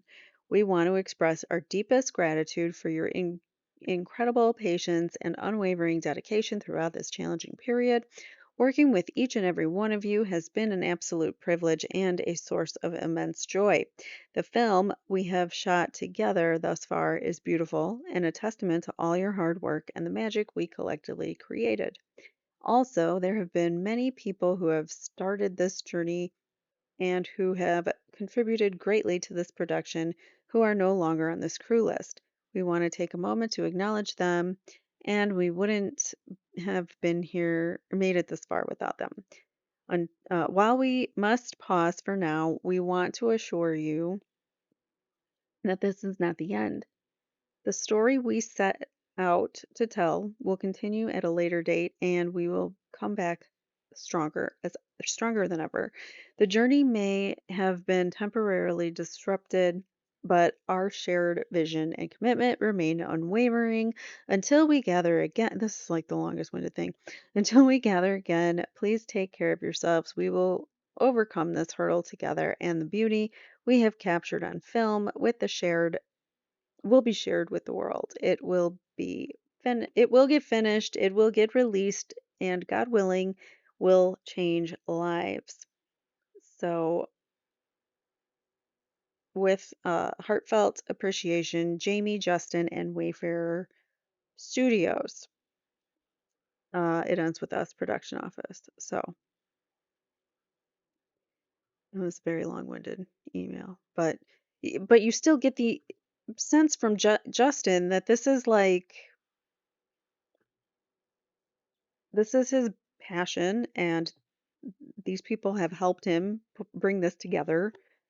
But I still feel like it's not his like it turns into not his baby anymore, not his project at about this time when she takes over the dailies. June 15th, 2023, production of the film was temporarily halted due to WGA picketing. The next day, production was notified that the WGA had agreed not to picket their set, allowing filming to continue. Production attempted to reach out to Lively to stay until the 23rd as originally planned, but she had already made arrangements to join her husband in London and refused to return. In total, Lively shot for 16 days during phase one of production. Below is an email from It Ends With Us production attorney notifying Lively's lawyer that despite Lively's unavailability, production had not shut down and further inquired about the status of the still unsigned certificate of engagement, the preliminary contract required before commencing work. So she never even signed her certificate of engagement. This email was sent on June 21st. Production attorney to Lively's attorney. Hi, redacted. Yes, we had to shut down for the day due to the strike. However, after receiving a waiver from the WGA the next day, we were cleared to pick up again. Production made an attempt to reach out to Blake to stay until the 23rd as originally planned, but we were told that she was leaving, and as a result, we are using the time to shoot other scenes with Blake's character without Blake's character in it. We have to pick up. We have to do pickups. What are pickups? Whoops. How did I do that? I don't know. We have to do pickups at a later date. As of now, production has not shut down. Could you please advise of the status of getting the C of E signed, the certificate of, what is it? The certificate of engagement that she still hasn't signed, which was supposed to be signed before they started production. June 16th, Wayfarer undertook a significant and costly effort to rework the shooting schedule. So she's costing the production company more money with all the crap that she's pulling. Prioritizing scenes featuring the younger versions of the characters who had not shot any of their scenes thus far, over those requiring lively. This was no small task as it involved relocating to different locations, securing revised shooting permits on short notice, and coordinating adjustments to travel plans and accommodations for cast and crew. What a freaking see you next Tuesday. The logical challenges were immense, but the team worked tirelessly to maintain the film's momentum and ensure a smooth transition. All I just want to say to all of the crew that were under so much stress to make all those last minute changes and to get things reworked because Lively couldn't bother to fulfill her contract. Unbelievable. Not to mention all the time and money that it cost. But the people who are frustrated about it, the assistant director who loses their job, the composer or music director who loses their job, the people that Blake doesn't want on set, it just doesn't make sense to me. So they undertook all this. This was no small task. The logical challenges were immense, but the team worked tirelessly. I think I read that. All right, so the next thing, June 22nd, 2003, Alex Newstetter, sure, we'll go with that, Newstetter, from Young Atlas, participated in an on-set electric press kit, an EPK, interview designed for the film's promotional campaign. Below are the questions and the producer's responses highlighting his experiences on set and his thoughts on working with Baldoni. Speaker one says, yeah, I'm a huge supporter of that for sure. What have you seen? I'll ask it in kind of a different way, but tell me about working with Justin. What's that been like? Alex says, I love his energy, man. He brings so much passion and he cares so much about it, and you can't help but feed off of that. And even though all the turbulence of these scenes that we're doing, it's just the energy and the passion that really is driving everything. And also, he's very creatively open. If things aren't feeling right or we need to change little things, super flexible, which really makes all the actors more comfortable together, I think. Okay, so that is a neutral character who thinks that Baldoni's very lovely to work with. Isabella Ferrer, young Lily, anticipated in an on-set EPK interview designed for use of the film's promotional campaign.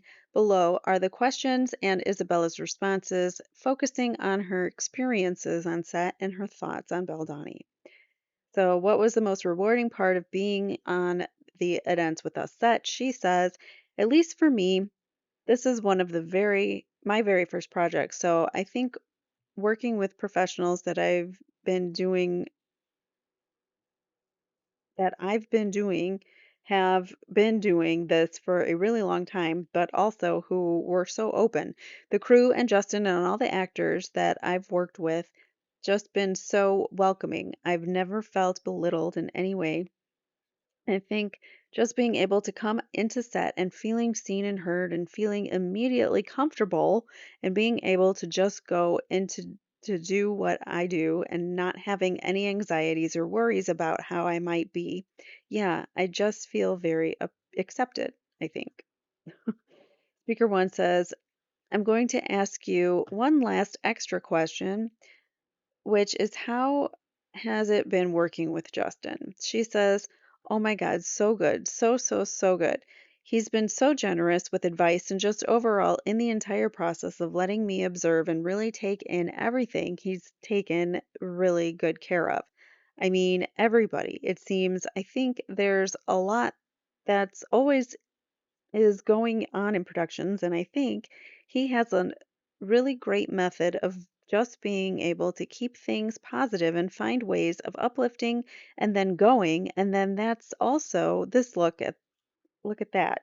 And I feel like that's as an actor who's also first starting when you're trying to get used to anything, everything, it's really important to have someone go, that's really good.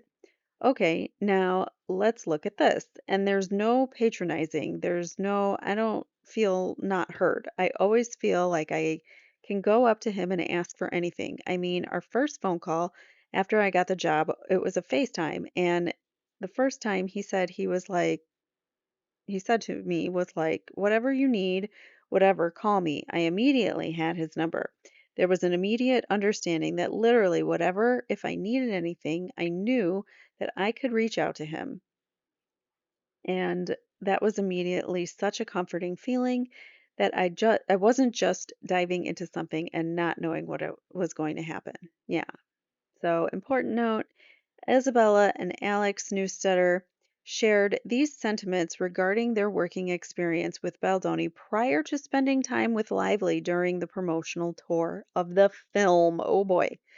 So that's part of the crux of this too, is that she kind of ostracized Justin out of his own movie. He couldn't promote anything with the rest of the cast. Like they would go and do their own promotions, and he was stuck doing promotions all by himself, which makes me so sad for him. For his movie, like he should be like the world should be so excited for him and for what he's achieved, and here he is like silently doing these promotions all by himself, and I hate that. And I hate her for doing that. June 22nd, 2023, Brandon Sklenar, I don't know how you say that, Sklenar, participated in an on-set EPK interview designated for use in the film's promotional campaign. Below are the questions and Brandon's responses focusing on his experiences on set and his thoughts on working with Baldoni. Speaker says, well, how about this? Did you talk to Justin? Did you talk to blah, blah, blah, tongue-tied. Did you talk to Justin? Did Justin reach out to you to talk about the piece? Brandon says, oh, yeah, no, he did. Yeah, I'll get into it. I mean, I just trying to string it together in my brain so it makes sense. Yeah, what drew me to the project initially, I didn't have any awareness of this book and the significance it had in the world. I mean, all over the world. And I had a phone call with Justin Baldoni, our director, and over the course of the phone call, it became very clear to me what this was and what it meant to the people who have read this book, men and women alike, but largely women all over the world, and how much it helped them. And then also Justin's passion and his intention behind making the film, I think was one of the biggest things for me because he does have such a strong intention, and you can feel it when you speak to him about it. And I think when creating anything, I mean, that's kind of paramount in making something halfway decent. And his intention is very strong, and he hires people who also have a very clear intention. And I think collectively, the chances of making something that is impactful, hopefully as marginally impactful as the book has been, would be a massive success. And I think that was the real eye opener to me, just hearing him firsthand and what it meant to him and what it's meant to so many people. So again, Baldoni, this was like his project for 5 years before Blake took it over. If you have, the speakers one says, if you have at all, have you, how have you seen that translate to daily on-set sort of experience of actually making the film versus talking about it theoretically beforehand? Brendan says, it's translated just in terms of just the vibe on set. It's a really, really pleasant set to be on. Okay, where's the uncomfortableness and the harassment, Blake? And it comes from the top. Jamie Heath, our producer, he's such a lovely guy, and Justin is so warm, and there's no tension. It's just a very open, safe environment, as you'd hope it would be given the subject matter of the film and the message we're trying to get across. This really, really hurts Blake. Like, these are people speaking about it before she turned them against him, speaking about what a great environment it was to work with him, what a great director he was. But it's always been the case on set. It could be really tense environment, and that sometimes kills the art and sometimes it fuels it. But I think in this case, it's essential for making what we're doing. I'm grateful to him for that because it's truly been a really, really pleasant experience being on the set. Yeah, speaker one, oh, God, it gets blurrier and blurrier as we go. Speaker one says, all right, last two, and then we'll do the social hits. You don't have to say anything nice about Jamie going on the record. You don't have to say anything nice about Jamie. How was it working with the producers, blank, redacted, and Jamie? He says both of them are. I- I've had more interaction with Jamie, but both have been great. I mean, like I said earlier, it's just been a really something positive work environment, just really kind people. And I think I just it just comes from the top. I mean, we've had some bumps along the way, as you do in films, and scheduling things and unexpected shifts and location changes and schedules and everything. Just I've yet to see someone throwing a clipboard and yelling or anything. Wow, that's really damning for Blake. Blake didn't know that these existed, I'm sure. Um, so she didn't know how badly this would backfire in her face. So everyone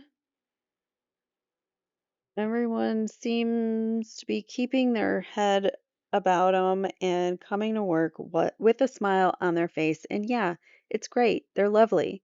They're lovely people. So, I mean, I don't know what else to say about that. Says note all cast members participated in EPK interviews. June 26, 2023, Lively checks in from London to send well wishes and request access to select scenes that Baldoni had prepared. The two co stars remain in open communication. She says, hey, I hope it went so well this week. You happy with what you got? Such an important piece of the puzzle. Would you mind asking whoever sent before the pick again? I was locked out of my account and I never got to see it. It expired now. They can make it so it doesn't expire, ideally. Wo- would love to see that edit of the scene, and you have as well, or would love to see the edit of the scene you have as well, and anything else you want to share. Also, we all got strep again. Seriously? Thought you'd appreciate that. Hope you're all well. Why are you all sick again? Justin Baldoni says, oh no, hope you guys are on the mend. Damn, kids have been amazing. So proud. Last day today. I'll email them now and get it reposted for you. She says, thank you and happy to hear. So, June 27th, final day of shooting for phase one. Production will go on hiatus until the WGA and SAG strike is resolved. These were production, the production calendar. Isabella Ferrer reaches out on July 11th to Baldoni, 2 weeks after production had wrapped, to share her gratitude for the experience and kind words about Baldoni, and specifically thanking Baldoni for creating such a comfortable, safe space. So when did it all change? How did Blake turn the entire cast against him? Baldoni reciprocates the compliments. So this is the woman who was saying the other thing, the nice things about him in the interview. She says, "Hey, just got my film developed from when we were shooting, so here's this sweet pic. I also have to say thank you so much for an incredible experience on my first film. I still can't shake the feeling of it all because it truly was life-changing for me. You are such a wonderful, smart, and sincere director, and you create such a comfortable, safe space for me to feel like I could fully step into this role.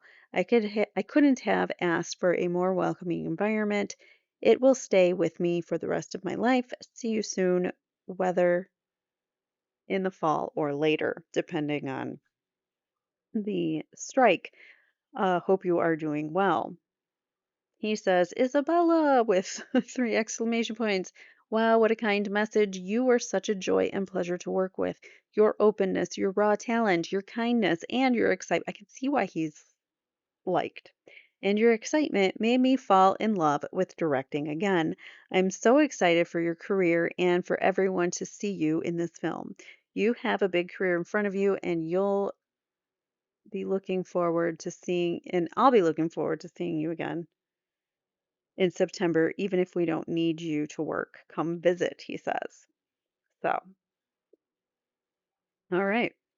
We've gotten through the first phase of shooting, but there's still a lot more to go.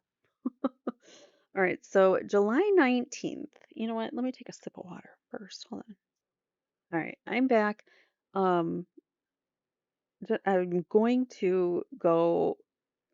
I'm going to cut my computer or my video right now. You'll still see and follow along on the screen, but I'm gonna cut myself out because so it's audio only just because I'm my hip's hurting and so I need to kind of readjust myself and lay down a little more flatly, which means you'd be looking up my nose probably and just, not attractive. So let's go on from there. Sorry for that, a little interruption, but there you have it. All right. That's better. Laying down. It's hurting. I might need a heating pad soon. Um, in case you're not aware, I have hip issues. I've got chronic pain in my hips. I've got um, an autoimmune disease. I couldn't think of the word. Autoimmune disease, which makes me forget my words all the time. It makes me forget what I'm saying all the time. So unfortunately, you guys have to deal with that. But so I have an autoimmune disease that causes debilitating pain in my hips and lower back. And right now, I had surgery in December, so I'm still kind of recovering from that. So I'm hurting. And so sometimes I might go without my camera. So, all right. So July 19th, 2023, Lively again reaches out to check in with Baldoni during the SAG strike to inquire about Baldoni's assembly about Donnie's assembly cut and to request access to the dailies for the second time. So she's not giving that up. She still wants it. So her first request was the 13th, and now the 19th, she's asking again. Baldoni, feeling it was too early to share, promises to send her cuts as soon as he is ready. Lively reluctantly paid nominal lip service to the notion that Baldoni, the film's director, was entitled to the time and space needed for his directorial cut, but continued to push. Baldoni did not assent to this request and said that he was excited to show her when the time is right. So she says to Baldoni, Hey, I hope you and your family are well. I watched the selects you sent. So great. I was so happy and energized. Such solid work from everyone on and off camera. It was really cool to see. We were working so quickly, to the time there was never the time to look back. So it was nice to revisit from an audience's perspective. Please let me know who to reach out to get access to the full gallery of dailies. I'm so looking forward to seeing all we have in the can. And of course, any scenes that you cut together, I'd love to see. Hope you're having a good summer and hopefully a good edit. Will your assembly be done soon? And his response, oh my God, the green is hurting my eyes. He says, Hi, sorry for the slow response. Yes, family is good. Brutal being away for so long and happy we are finally together. Lots happening, all good things overall. Had to hire new editors who I adore. They are going through everything now. I'm so happy you felt energized by what you saw. Your performance is really, really beautiful. Stunning, actually. Like, where is the harassing stuff? I'm still looking for it. We're 3.5 hours in, and I'm still looking for that stuff. That stuff that proves he's harassing her in some way. All right, so he says, regarding dailies, obviously, I want your input. That's why I sent you the 5-hour playlist. But at this point, it's too early for me to share all the dailies. I start my cut in early August, given the new editors, and still going through the rest myself and figuring out our shooting plans as I have to cut and combine. So he's editing too. Like he wants to do his own edits, some of his own editing at least, with an editing team and find ways to scale down for budget. Once I am physically in the edit and have touched scenes myself, I'd love to share with you. Like, let me have a chance, and then you can maybe look at the dailies and whatever. I hope you enjoy the time off with your family. Talk soon. She's such a witch. I don't want to infringe on your time with, this is her now, with your cut, of course. So she doesn't want to infringe with his cut. So sorry about that. But of course, don't feel the need to send me cut scenes. I was just excited to see. Regarding dailies, none of the producers have had access to dailies. It's just you. So she's still asking for the dailies. He says, sorry, back to back meetings, all good. Love the excitement, and I'm excited to show you when time is right. Like, he has to manage these people. Like, he's their boss, essentially. He's got to manage these difficult personalities on top of directing, editing, writing, doing all these things. And here she is just making his life hell. He says, all good. Love the excitement. Not No, not just redacted and Jamie have access to dailies, but not assemblies or cuts. So he responded in kind, at least saying, like, no, I'm not the only one. But he's still not giving her the dailies. August 25th, 2023, as promised, Baldoni reaches back out to Lively and shares with her his favorite scenes, expressing his excitement to show her more in person when they resume production. A day later, Lively disregards the note about the film and instead thanks him for the matcha machine. So he says, happy birthday, Blake. Coincidentally, today is the last day of my edit as we are closing the room until we shoot again. It's been wildly successful and I'm so happy. You are so fantastic in the film. I'm sending you over one of my favorite sections. I won't be posting or sending anything to anyone after this, but I'm excited to show you more in person when we come back. Please watch before Sunday as all Pix accounts get shut down on Monday until we are back up. Can't wait to hear what you think. Have an amazing day. She says, thank you so much for the match machine. That was very thoughtful. He says, enjoy. So she doesn't even mention anything about the film. All right, so October 17th, Lively's agent and manager reach out to Heath, requesting that Baldoni fly to New York to show Lively the assembly cut of the film. Let me reread that. Lively's agent and manager. We're not in production right now. Lively's agent and manager reach out to Heath, not Baldoni, but to Heath, Jamie Heath, and asking that Baldoni fly out to New York to show Lively the cut of the film. Heath responds that Baldoni is not available to travel at that time, but looks forward to showing her the rough cut when they resume production shortly.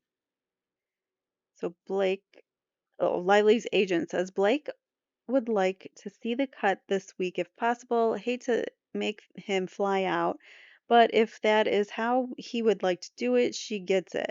I assume he's just going to intro it. Awkward otherwise. We'll write Jamie too. Let me know how best to coordinate. He says Jamie Heath says, hey, redacted, the end of your text said We'll write Jamie too, but I'm here. Did you mean someone else?" And Lively's agent said she suggested he would be down to do it this week. So I asked Blake if that would work. He says, "Let me check on that. Thanks. Okay." And then Justin is very much looking forward to just sharing the rough cuts with Blake in person. As mentioned, he has not, nor will be sending any links as he's still in his director's cut. He's 4 weeks in and breaking until we have concluded shooting. He is not available to fly there as of now. The plan has been once we got to Jersey prepping for our shoot, he would then take a segment of a day to have Blake join him in a screening room where he can walk her through the cut, as this has been the only way he's shown it to anyone. So much missing, and there are placeholders, and it requires his real-time input while viewing. So quite simply, the plan is once we arrive to Jersey, he will share. If we don't make it due to the strike, then once we deal with that, we can revisit and figure out the path to share. I'll, I'm sure you get it. So why the agent reached out to Jamie Heath, I'm not really sure because Blake and Justin have a very open relationship, or at least, they open communication, I mean. So why couldn't she just reach out to him and be like, are you free this week? Can you come out that week? But no, she has her agent reach out to Jamie, which I think is weird. November 8th, 2023, in anticipation of the SAG strike ending soon, Heath reaches out to Lively's representative to share her shooting schedule. Maybe they communicate her like business wise, and then she reaches out to Blake. So, yeah, maybe that makes sense, I guess, but still doesn't make sense that she couldn't just ask Justin, like, hey, can you show me your cut here? Or at this time, can you come to New York? Anyways, so Heath reaches out to Lively's representative to share her shooting schedule, which was set to resume on November 15th. That was the 8th. So Lively's agent says, here's the schedule. As of now, this is being finalized. So shoot day number one, right there. November 9th, Heath reaches out to Lively's lawyers about getting aligned, informing her that production was on the ground in New Jersey and eager to get started. So this is Jamie Heath to Lively's attorney. Hi, redacted, long time no speak. I hope you're well. As you might know, we are back in Jersey prepping for the last 2 weeks, hoping that the strike would end, and here we are. With that, I'd love to have a chat with you about moving forward and getting aligned the best we can at this stage. Can you give me a ring? Thank you. Now, this is November 9th. On the very day that SAG after strike ended, Baldoni, the studio, and the producers were eager to resume production. However, their plans were disrupted by an unexpected email from Lively's lawyer. So, this we know is the 17-point list of non negotiable conditions that Lively demands. So this list, both in tone and content, appeared to insinuate or outright allege that Baldoni, Heath, and others had engaged in inappropriate conduct during filming. These claims were entirely unfounded and a deliberate attempt to insinuate improper conduct by Baldoni and Heath, forcing them to sign as is without objection if Lively was to resume filming. And I'm definitely not going to read all 17 there because it's very blurry. And we've gone over them in the other videos that I've done, other filings. So November 10th, 2023, Heath contacted Sony to gather their perspective on the 17-point list of return to work conditions that was non-negotiable, aiming to ensure that any feedback or concerns from their team were also addressed. Sony's counsel shared their point of view as outlined in the email below. So they say, take a look at the following, our conversation, no change in mind from what we discussed last evening. Items one, items 1 through 10, 15, and 17 are basically just yes, of course. Items 11, I'd want to hear more about what is the underlying and what is she hoping to accomplish. Number 14, so they go through everything and um ask for clarification on things and agree to some things. So, but really, in the end, they do agree to it because she forced their hand. She basically forced them. Otherwise, she wasn't going to continue filming or she wasn't going to market. All sorts of reasons that she had. So there was always something that she was trying to hold over his head, which is a classic narcissistic move. And I'm not someone that can diagnose anyone of narcissism, although I do believe my ex-husband, that I've already mentioned, is a gigantic narcissist. He's the epitome of the definition of a narcissist, and also probably like borderline personality disorder things. But anyways, usually that those kind of go hand in hand. But so a lot of these feel very narcissistic. A lot of these things that she's doing and the way that she's going about it, and like, this is my 17-point non-negotiable list, or I'm not going to get on stage and perform. Like, come on. So, November 10th, 2023, a producer emails Heath and other members of production to notify them that Lively would be available starting December 5th. They also share that Lively would like to see new script pages and a one liner.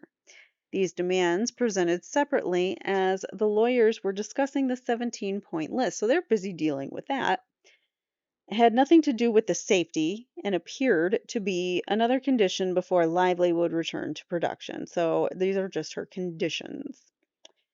They were further addressed in an email between Wayfarer's attorney and Lively's attorney the following day. This is from the producer to Jamie Heath, spoke to Redacted, who spoke to Blake this AM. Knowing there is a separate conversation happening amongst attorneys, he shared that she is available to us starting December 5th and would love to finish the film sooner rather than later. She would also like to see the new pages and a one liner. Redacted did not mention a plan for seeing the footage. Believe they are discussing that internally. All right. November 11th, 2023, Production Council responds seeking clarification and stating Wayfarer, Sony, and production respectfully acknowledge that your client has concerns regarding safety, professionalism, and workplace culture. Although our perspective differs in many aspects, ensuring a safe environment for all involved is paramount, irrespective of differing viewpoints. That was their email. I'm glad they outlined that for us because very blurry. November 11th, 2023, while working through Lively's production or protection letter, her 17-point thing, for her return to work, Wayfarer Counsel, seeking to keep the production on track, reaches out to Lively's lawyer, agent, and manager to send over the requested production materials, a one-liner, the schedule, the new script, and whatever else you wanted. So additionally, Wayfarer Counsel sought to coordinate a time for Lively to view the rough cut as promised, all in an effort to maintain production progress because she's being a diva and won't do her contractual duties of acting on set due to, at the production's schedule, not her own. She's being a diva.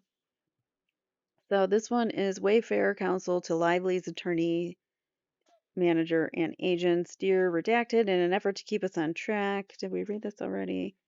I understand that there are a few things that your client needs moving forward, namely the one-liner, the new pages, and seeing the rough cut of the unfinished movie. We are prepared to send the one-liner and the new pages when you give us the go-ahead and just need to know the best way to get them. Um, sorry, just need to know the best way to get them to Ms. Lively. As for the rough cut, we can offer to show the movie at any screening facility of Ms. Lively's choice within the new year.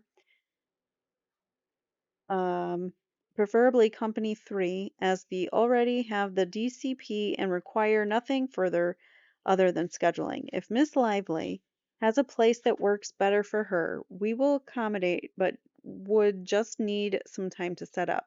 The director is willing to not be present if Ms. Lively prefers and would send along any notes to address the missing elements. Ms. Lively is most welcome to bring whomever she'd like to the viewing. Okay, blah, blah, blah. And then Lively's attorney responds and says, "Hi, it has come to my attention that Ms. Lively may be in London at the moment. I wanted to let you know that Company 3 has a screening facility there.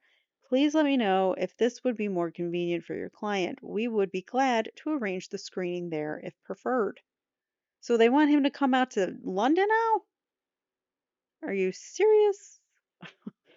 So November 13th, 2023, after some back and forth with Lively's counsel, the Lively Camp's response made it clear that the list was not open for negotiation.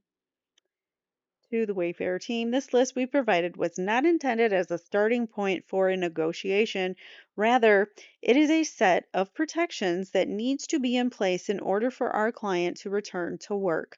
Please let us know as soon as possible whether Wayfair will agree to accept all of the protections included in our original communication, including without limitation 11 and 12, with the following additional clarifications: that 14, in addition to the stunt double, Wayfarer to engage Blake Blake approved body double for both characters for the simulated relations scenes, the intimate scenes.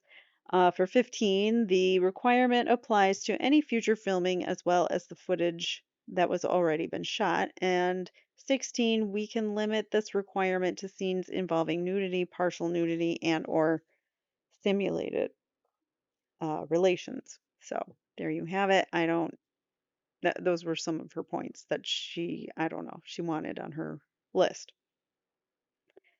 So, November 15th, in light of learning that Lively would be available for a November shoot, production reworked the schedule to begin in December instead. Heath shared the director's notes, the updated schedule, and notes regarding the rough cut with Lively's agent. So this is Jamie Heath to Lively's agent. Hi, redacted. Here is the green pages, as well as the bullet point summary of the changes. Also, here's the shoot schedule that we are working off of in order to shoot before the holiday break. And then they provide it. And November 20th, a Sony executive notifies Wayfair that Lively has approved the A-list producer and introduces him to Baldoni and Heath. So now they have a new producer that, oh wait, no. Didn't they Lively had the A-list producer? I thought it was a director that she had, the assistant director fired. Did she have one of the producers fired too? Jesus. Yay, yay, yay. Okay, she says, or no, the Sony executive says, "Hi all. It's redacted. Lively's agent has told me that Blake has approved the A-list producer. Yay. I know you are all getting together tomorrow to show the A-list producer footage. The A-list producer, please share who Wayfair should contact regarding your deal. Thanks all." And then the A-list producer says, "Thanks so much. Looking forward to seeing you guys and the footage tomorrow." November 22nd, despite working around the clock to meet the December 11th shoot date, Lively was ultimately unavailable and production was once again rescheduled to start in January. The production office was notified, so she's not available again. But why? Like, we don't even get a reason. Was she sick again? They all got sick again? The production office was notified, shut down, and set to resume in mid January. This is the reply from production secretary to Jamie Heath. Hi all, production will be resuming early January, not 12/11/23. As previously communicated, we will most likely be tech scouting and holding the production meeting during the week of December 18th through the 22nd. Please enjoy your Thanksgiving and we'll send more info soon. December 27th comes along now. Baldoni emailed his team of producers with notes on his revised script, expressing sadness and frustration over Lively's takeover of a film that he had spent years developing, writing, and funding. Having no energy left to fight, he reluctantly declared he was waving the white flag and submitting, and would give Lively 98% of what she wants.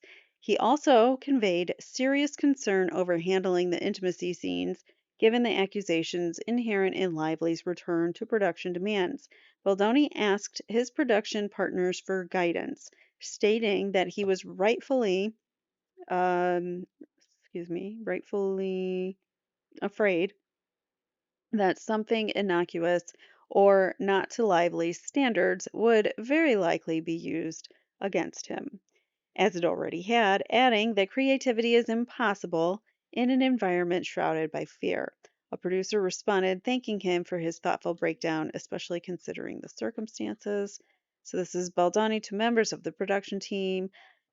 Attached is the revised script with the below notes caveats in bold. This is not final as there are things we need to discuss and then implement. Also, I have added in redacted our AD, that's the assistant director, here to have eyes on this so he can digest at the same time as all of you.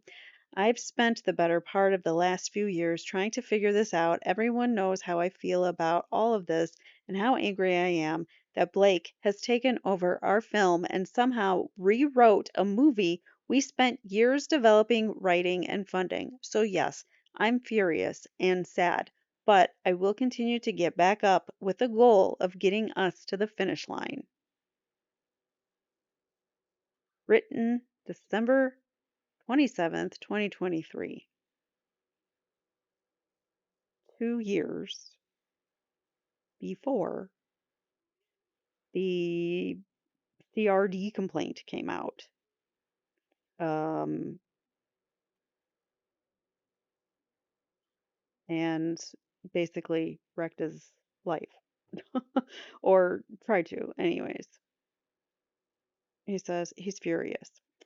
I will come to terms with the fact that the only way out through through. I am waving the white flag and submitting. I am going to give her 98% of what she wants. I'm sure none of us having the energy to fight anymore. The team who has been working their ass off needs a shooting script on January 2nd. So here's where I am. There are minor things I did to each scene. Some I made notes on and tiny ones I didn't. Most of what I touched is below. The big issues are going to be intimacy, how and what we are shooting for those scenes, and how the script is going to be presented to her and with what notes. And to that end, we will need to get to the phone and talk through it, as the risk of something innocuous or not meeting her standards could and would very likely be used against me, as it already has, and creatively is impossible to be in an environment shrouded in fear. By now, we all know what she is capable of. So at this point in time, he's like, they all see her as this evil witch, like coming in and taking over their film, which is exactly what she is, my opinion. All right, so Justin Baldoni says, "Thank you for the thoughtful breakdown." No, that's to Justin from somebody, from Jamie. Nope, not from Jamie. Jamie's copied. I lied. This was from somebody saying thank you for the thoughtful breakdown, especially considering the circumstances. And there you have it. All right, so December 28th, 2023, Lively emails Baldoni to request a meeting at her apartment with him, and the team heads to the team ahead of the start of production. Let me reread that sentence. Lively emails Baldoni to request a meeting at her apartment with him and the team ahead of the start of production, which begins January 4th. So she invites them all over. "Hey, I hope you and your family had a nice holiday. Would love to set the time for our meeting before we start production. We'll be back in town January 4th. Does 3 p.m. work? We'll host in Tribeca. Happy to have you there. Not sure if Jamie will be on set, but he's welcome. We can also have the whole team." All right. So, January 4th, 2024, Baldoni, Heath, a Sony executive, a producer, the A-list producer, and the film's first AD, assistant director, meet at Lively's and Reynolds' New York apartment ahead of the scheduled production restart on January 4th, 2024. This team arrived prepared with production binders in hand, eager to kick off the next phase of filming. However, Lively had different intentions for the meeting. She began by reading from notes on her phone outlining a series of alleged infractions from Phase 1. Reynolds then berated Baldoni, demanding Baldoni apologize to Lively for actions that had either never occurred or had been grossly mischaracterized. Baldoni resisted apologizing for things he had not done, which further enraged Reynolds. So imagine him just yelling, berating Baldoni, demanding apologies for his wife. Everyone, including the new producer, Lively, had requested to join the production, and the Sony representative left the meeting in shock. The new A-list producer remarked that in their 40-year career, they had never seen anyone spoken to in such a manner during a meeting. A 40-year career A-list producer who's been in the biz for this long has never seen anyone spoken to like that in a meeting. That's saying something. Later, the Sony representative shared that they only reflected on the meeting and regretted not intervening to stop Reynolds' tirade against Baldoni. Important note: though Lively's CRD complaint misleadingly suggests that the parties agreed to a list of 30 items during this meeting, many of the items listed in her complaint were entirely new, baseless, and never presented or discussed. The only document ever shared with the parties was a 17-point return to production demands, which had been introduced on November 9th, 2023. So she's got a list of over 30 items that she said um, took place at this meeting. But the only document ever shared during the meeting was the 17-point thing, which they already had, that had been introduced on the 9th. So January 5th, 2024, from January 5th to the 9th, as Lively admits, filming concluded without any further grievances from Lively or references to previous disputes. The parties agreed to implement and follow the protections for return to production to ensure that the film could be completed, marketed, and released safely and successfully, and it was. Production of the film resumed on January 5th and concluded on February 9th. The film has been a resounding success. February 22nd, Baldoni starts his first day back in the edit bay with his two editors. February 24th, Heath and Baldoni are informed of Lively's request made through the A-list producer. So now she's talking to them through the A-list producer to join Baldoni in the editing bay. Are you kidding me? Like, she's so inappropriate in every way. She also expressed that she had limited time before leaving to shoot her next film in April. If she could not be involved in the edit with Baldoni, she could not promise to promote the film. Whoa, okay. Those are apparently she was threatening not to do the film. In doing so, Lively knowingly infringed on Baldoni's DGA protected editing time. And not only that, but I think that she's infringing on her contractual agreements, right? I mean, isn't that somewhere in her contract that you agreed to act in this movie, you also agree to promote it? So now she's threatening not to promote it. It's got to be already in her contract that she's going to. And he's probably like, it's just easier to give her what she wants because it's like a never-ending battle. Baldoni sends a group text to Lively and the A-list producer to inform her that he still needs a couple of weeks to get the film into a presentable shape. He proposes having Lively join the editing process during the week of March 18th. Lively responds that she would like to be in the passenger seat with him and wants to get started as soon as possible. So she's pushing to get in there now, which is really ridiculous after you've already set, like, people who don't understand boundaries, more of a narcissist type of deal. Um, they don't care that they're infringing on your boundaries, or they don't care that you've already told them no 13 times. They're going to get you to say yes on that 14th time because they're going to break you down, because they're going to just keep asking. February 25th, Baldoni sends the group text to his editors to inform them of the situation. He says, thanks for checking in. I've sat with it, and I think the best path forward spiritually and what's best for the movie is that I suck it up and let her in. I've sent a message requesting that I start on the 18th, and then we should just let her in until she leaves, and then her cuts and updates throughout the process. I'll let you guys know what she says.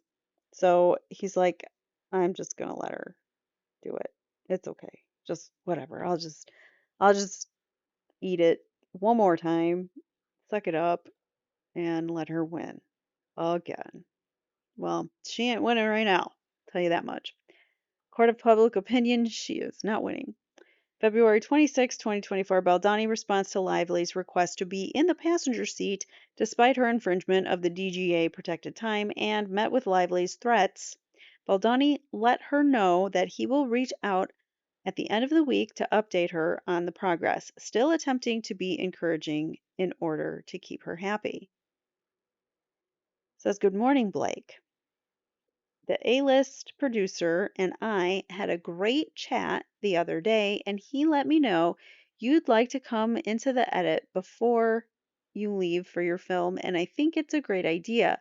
I agree that we work really well together, and with so she's saying we work well together? Okay. Um, you've put into this film, I completely understand wanting to give notes and have input before you leave for your other movie. With that, I started my cut on Thursday, so tomorrow will be day 3. The movie is currently all over the place, and I need a few weeks to get it into some sort of shape to even present to you. What I would love to do is bring you in on the 18th and have us work together until you leave. Did I hear first week of April? Then, once you are in Italy, as things progress, you can jump in on any free days or even on days that you have a long wait between scenes. I'm also happy to send you progress scenes, etc. with any big changes that are made as we all know things change all the time during the cut. For me, the editing process is okay, blah, blah, blah. So you get the point. And then she says, "Hey, thank you for the note. I appreciate it. I'd love to be in the passenger seat with you as soon as possible. I don't need you to formally present anything. I understand you've just seen the first assembly and have a mountain ahead of you. I'll be invaluable to you in recall alone as you put together what you're working on." So she's now ugh, oh my God, this woman. She's now manipulating him saying like, "Well, you don't have to do anything for me. Just, I'll be so much help for you because obviously, you know, I'm so great of a person and I'll be invaluable to you and help you recall things." Like, seriously? Like, you can't even give him, the man who purchased the rights to the book, you can't even give him 2 weeks to put his artistic spin on it, like his artistic creative process to it. No, she's got to be like this. She's worse than a mean girl. I don't know what we can call her, but she's definitely worse than a mean girl.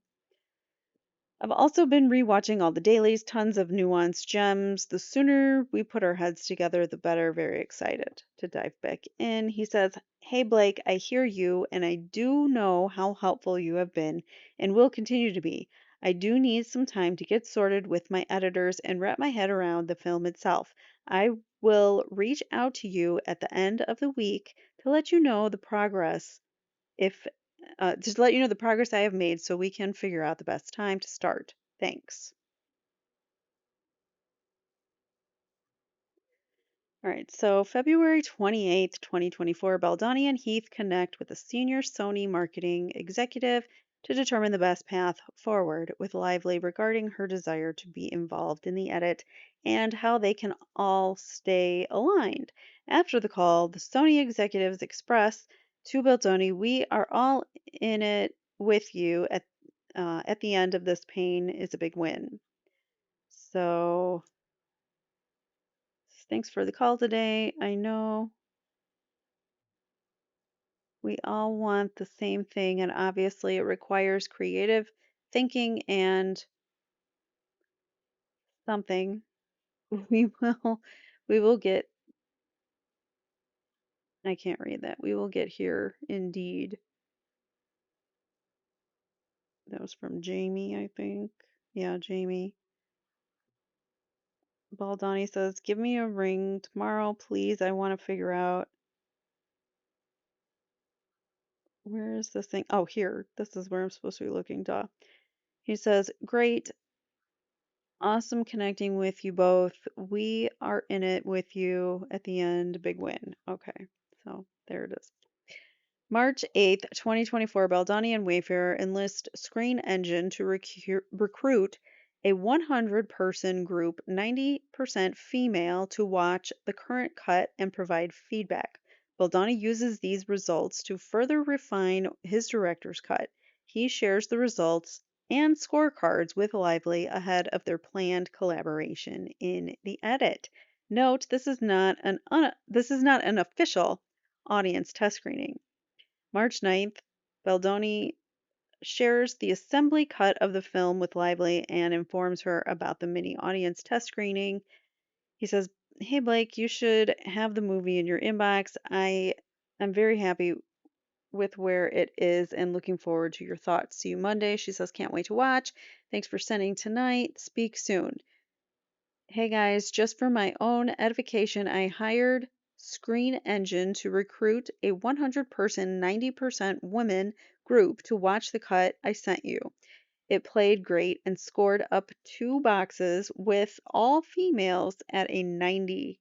So it got a really high rate. His cut did. She says, "That's great. Please send the full breakdown. Would love all scores as well as cards." He says, "We'll send blah, blah, blah, blah, blah, blah." Okay, so March 11th, Baldoni texts with his editors. He says, um, "We should all hop when we can tomorrow before she joins. Whatever works for you guys, I will let you know. We tested. She's asked for all the cards and data as well." So editor one says, "Oh wow, I was wondering if you were going to. I think it was the right call. The Best Defense is a great movie." And yeah, so I'm not going to read all of that, but you can see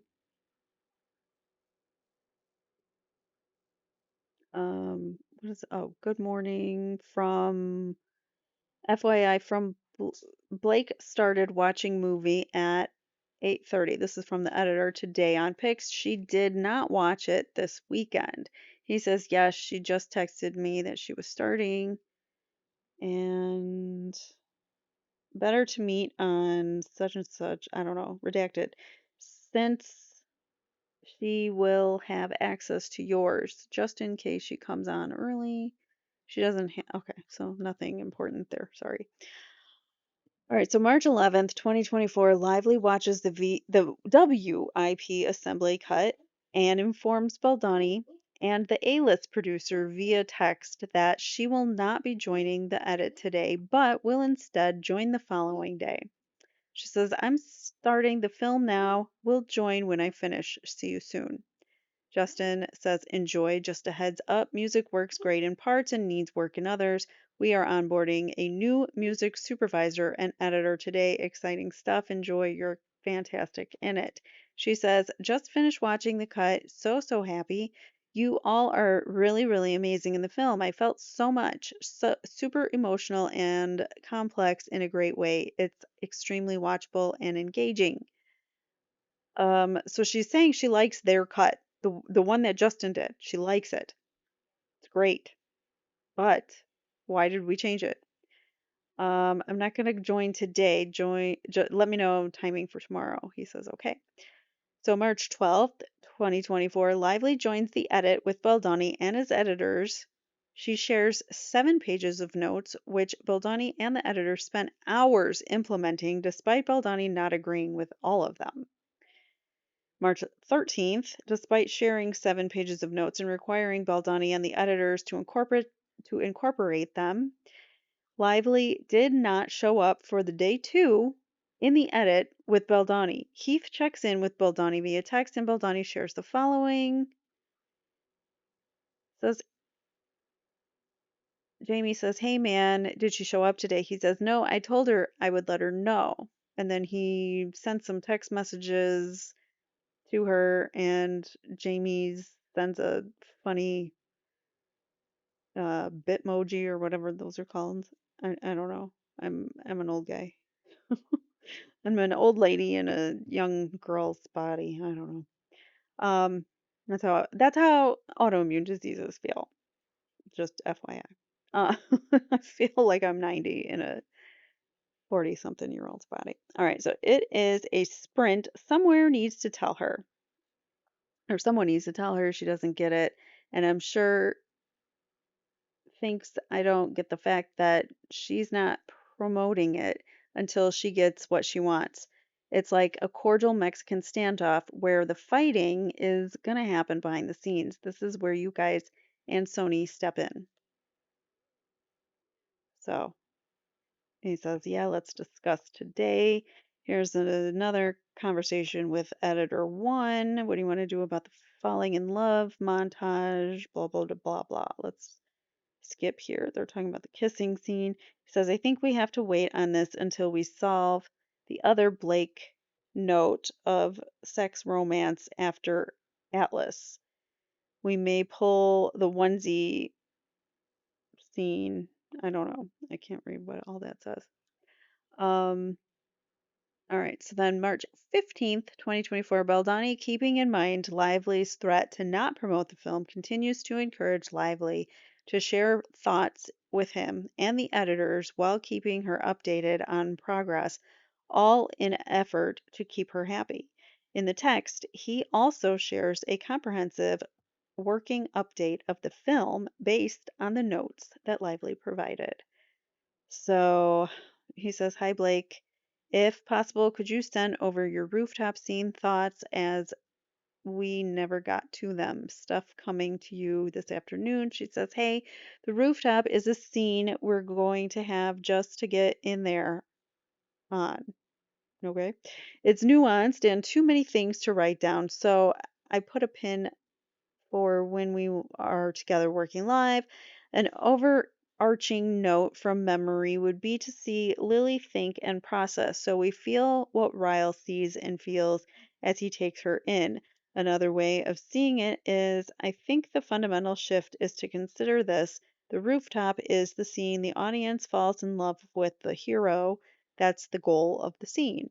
The goal of the rooftop isn't the scene where the audience falls in love with the hero's love interest. That will be earned as we go and comes later. The current edit feels okay, blah blah blah. I don't care. I don't care what her opinions are. He says, okay, thank you. Let me see where we land and we'll update you then. Stuff coming soon. Excited to hear how tonight goes. She says, good luck to everyone. I still haven't gotten the pics. If you don't mind pinging someone to remind, speak soon. Okay, so then Justin writes to no, to who's on here? So Blake and somebody else is also copied, but he's writing to Blake. He says, hey Blake, below, you will find a comprehensive working update on everything we have been working on since we got to the on your notes on Tuesday. Some links should have come to you by now, others will come by Monday. Please note that not everything below is coming to you via Pix, just the bigger things. More larger chunks will come Monday as we are still cutting the music and the score. So I'm really happy and excited with how this is shaping up. Have a great weekend, Justin. April 3rd, 2024, Sony informs Wayfarer and Lively that Lively has escalated her demands now, requesting solo time in the editing suite with her own editor. A shocking and unprecedented overreach. This is something that doesn't, it's not a usual request. To make matters worse, Wayfarer is told that Lively has made it clear that she will not promote the film unless her demands are met, knowing that the failure of the lead actress to promote the film would be detrimental. This maneuver felt less like a professional request and more like extortion, holding the film's marketing efforts hostage to gain creative control. Yeah. Wayfarer is left with no choice but to agree. The gravity of allowing her access to the edit, a process typically reserved for the director and post production team, is not lost on Wayfarer. It undermines the creative integrity of the project and sets a troubling precedent, all while amplifying tensions between Lively and the team. April 4th, 2024, the A-list producer reaches out to Lively and Baldoni in a group text to request that the three of them jump on a call to discuss time-sensitive things. Lively is not available this week to speak with Baldoni and the A-list producer, and ultimately did not speak to Baldoni directly about her demands. So you're demanding this crap, but you don't want to talk about it? You can't hop on a call and be like, yeah, this is why I need to be in the editing bay by myself.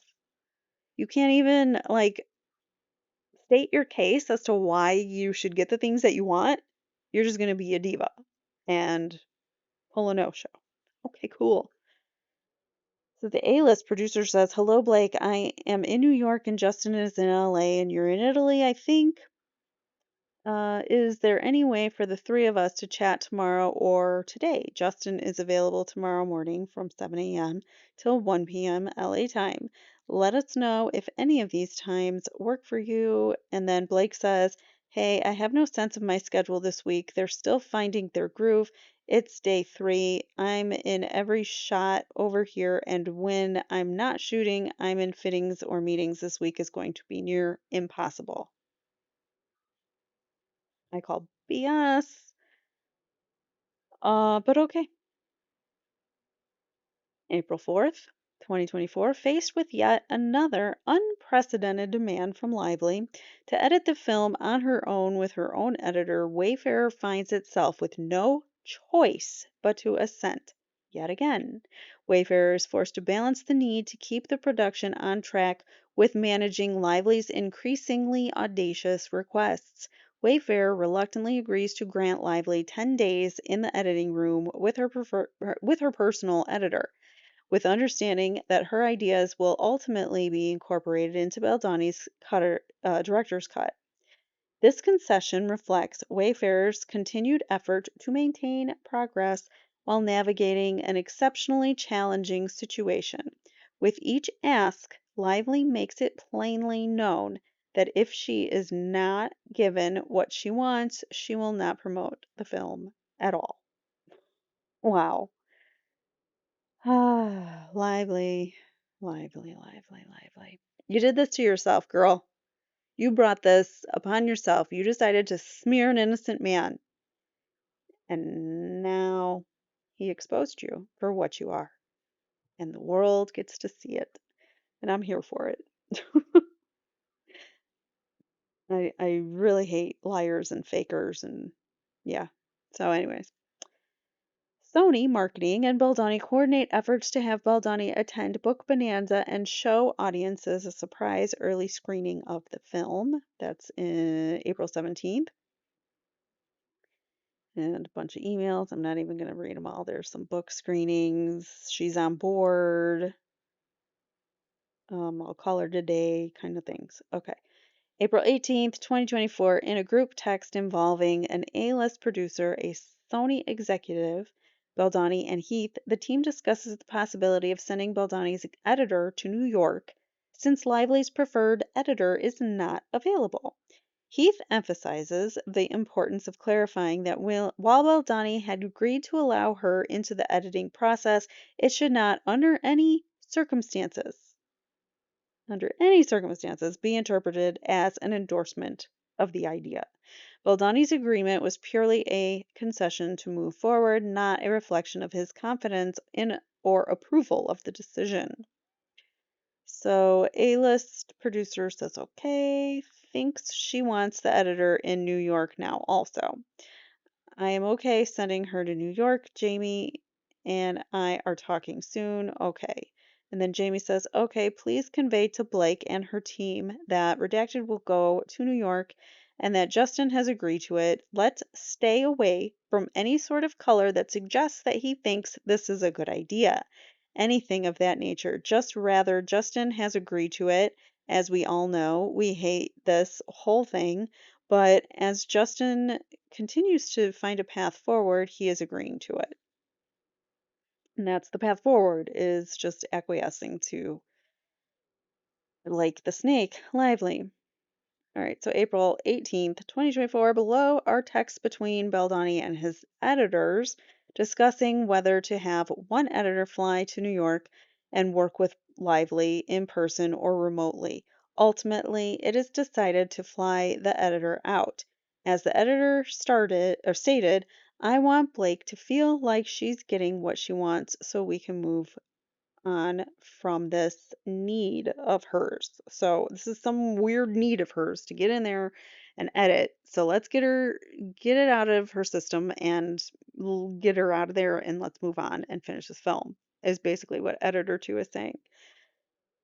So Justin says Blake wants to know, is that Justin or is this Jamie Heath? I can't tell. I think it's Justin. Blake wants to know when you could be there next week. He says I can fly on Sunday or Monday, up to you guys.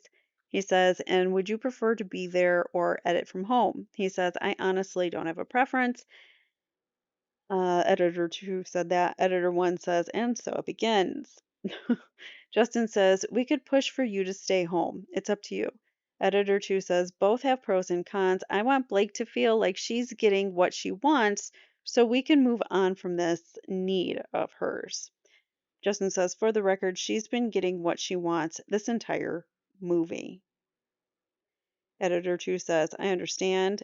Baldoni says, and she's getting to edit, which is what she wants. Let's remember that. LOL. Says, yes, and yet, true.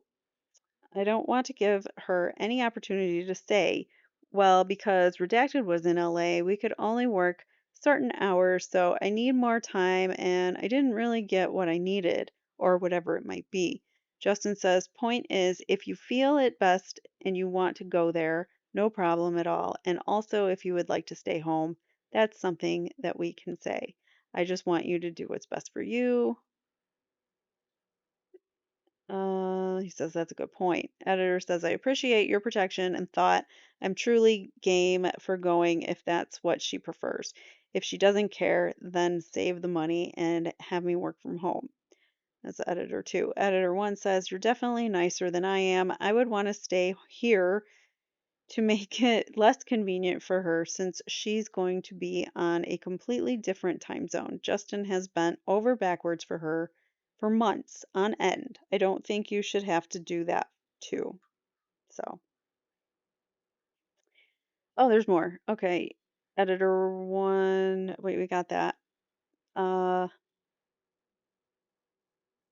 mm, mm, mm, mm, mm. Oh no, we didn't. Editor one says, you're definitely nicer than I am. I would want to stay here to make it less convenient for her. She's going to be on a completely different time zone. Justin's been bent back. Blah. Justin has bent over backwards for her for months on end. I don't think you should have to do that too. Either way, you should do what's best for you, not her. Editor 2 says, if it were Texas or some random place, I'd be much more resistant. I'm a New Yorker. Some of my best friends live there, so I love going to the city. Both redacted are leaving town on trios this week as well, so it's not too complicated for us. It's not a too complicated a week for us. And then Justin says, okay, all good. I'm sensing a desire to go and also have some you time, which is great. Win-win. Which way am I going here? So then Justin says, yeah, I'll let them know. I think the game is to ask for visual and then give in and send you. I don't know. Oh, but ask for virtual. Sorry. Again, blurry. As a result, we can't just keep giving her everything on exactly her terms. And then editor 2 says, like I said, happy to go, also totally fine to stay. I can find the pros in either. He says, appreciate you. Editor 2 says, you too, sir sounded much more formal than I intended. And Baldoni says, all good, ma'am. And she liked that. Okay. Editor 2 says, so are we keeping the thrust? Editor 1 says, I'll drink to that. Of course, I was planning on drinking anyways. Baldoni says, that's going to end up being a Blake call, honestly. If you can get her to keep it in, it's in the movie. When I get it back in, it can stay in. She was she has approval of that scene. So I'm assuming a thrust in a intimate scene. Editor 2 says even for young Lily, should she have say for that? And Justin says when she claimed she was unsafe, she she something the nudity writer to approval of young Lily too. Oh, she has some approval in her nudity writer about having say over Lily too. Editor 2 says got it. When we claimed she was oh, got that. Okay. Yeah. She redid the nudity writer to get approval of young Lily too. Got it. And then shaking my head, Justin Mazzoni says because she wasn't part of writing the sex scene and didn't want the character depicting her to have sex in high school. Honestly, it's all about control so she could get to where she will be next week. All good. The whole thing is about Blake controlling the movie, or perhaps it's Ryan. Ryan controlling the movie, maybe. All right, so April 22nd through May 1st, 2024, Lively and the editor work on her cut of the film at Wayfair and Sony's and Sony's expense. So she's taking time out of what Justin could be doing for his editing and what other people could be doing. And she just goes in there and is like, no, I'm going to do the editing now. In the meantime, Baldoni continues cutting his version of the film, all the while believing that he will have the opportunity to consider incorporating Lively's edits at a later date. So editor 2 says, Happy Sunday, waiting for my plane. Blake is watching the cut tonight, and we start around noon tomorrow. I'll check in with you when we wrap up in the evening. Editor 1 says, Sounds good and safe travels. I really think something good might come out of all of this. So far, every time the movie came up against adversity, it somehow worked out to make the movie even better. Why stop now? Justin says, It's going to be great, and you're the perfect person for the job. Safe travels. And we just finished up for the day. Fun day. Justin says, "Great. Should we have? Should we all chat?" Editor 2 says, "Yes, but let me put out a fire or oh, sorry, let me get out of the building." I said, "Let me put out a fire." Let me get out of the building first, and then I can call you. The editor 1 says, "That was my thinking exactly." Jamie would like to join the call. Okay, moving on. April 23rd, 2024, Jamie Heath learns that Lively asked Sony to bring other creative collaborators into the cutting room with her. Yikes. In response, a Sony executive relayed a firm message to Lively stating this is a Wayfarer movie. Wayfarer has final cut and runs the process. Sony is an investor and distributor. The Sony executive hoped to reiterate that Lively needed Wayfarer's approval for any such involvement, reinforcing the boundaries of her creative role. Like, dude, stay in your lane. You're doing things that you shouldn't be doing. This is not what you are contractually obligated to do. And we're not obligated to make or to allow you the opportunity to edit. So the Sony executive says, spoke to Redacted, he will tell Blake tomorrow that he cannot authorize her request re-executorial. It's a Wayfarer movie. They have final cut and run process. We are only investors in releasing. Must get approval from you all. He understands.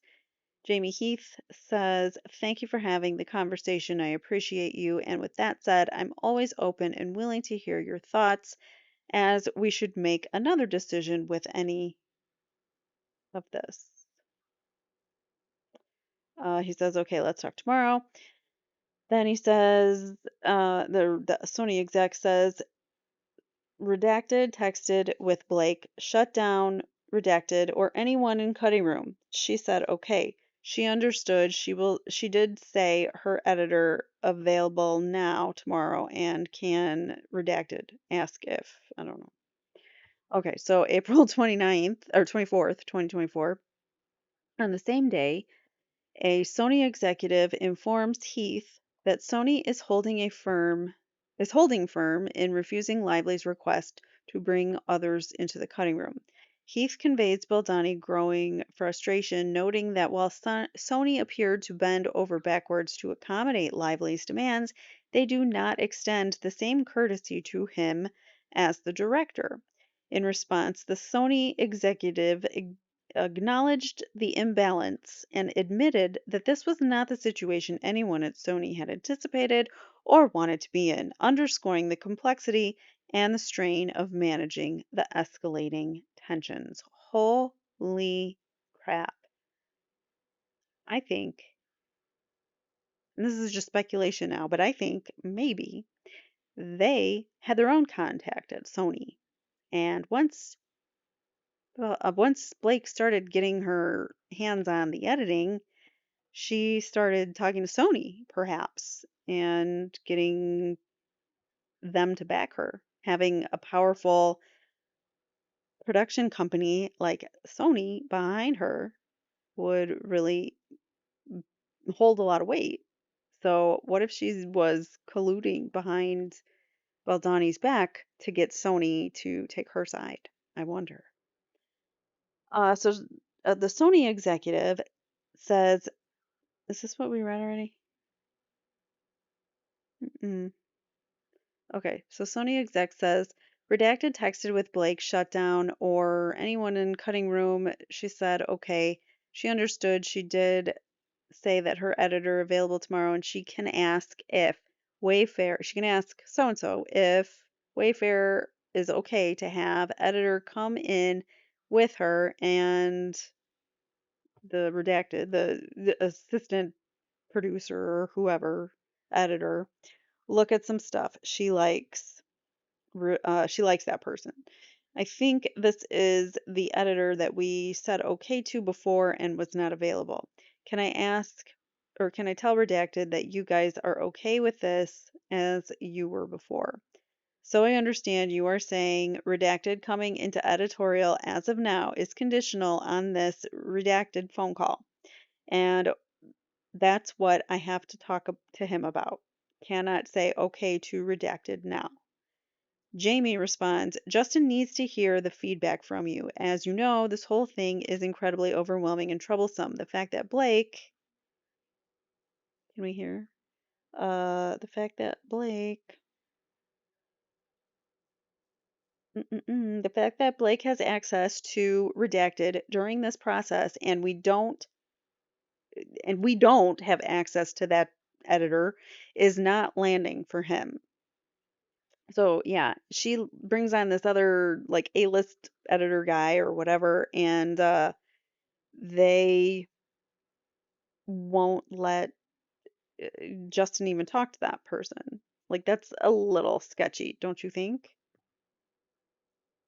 They keep him away from Justin. So, if this ask has come from Blake, though, or through Redacted, it's not unreasonable that we have first-hand conversations as well.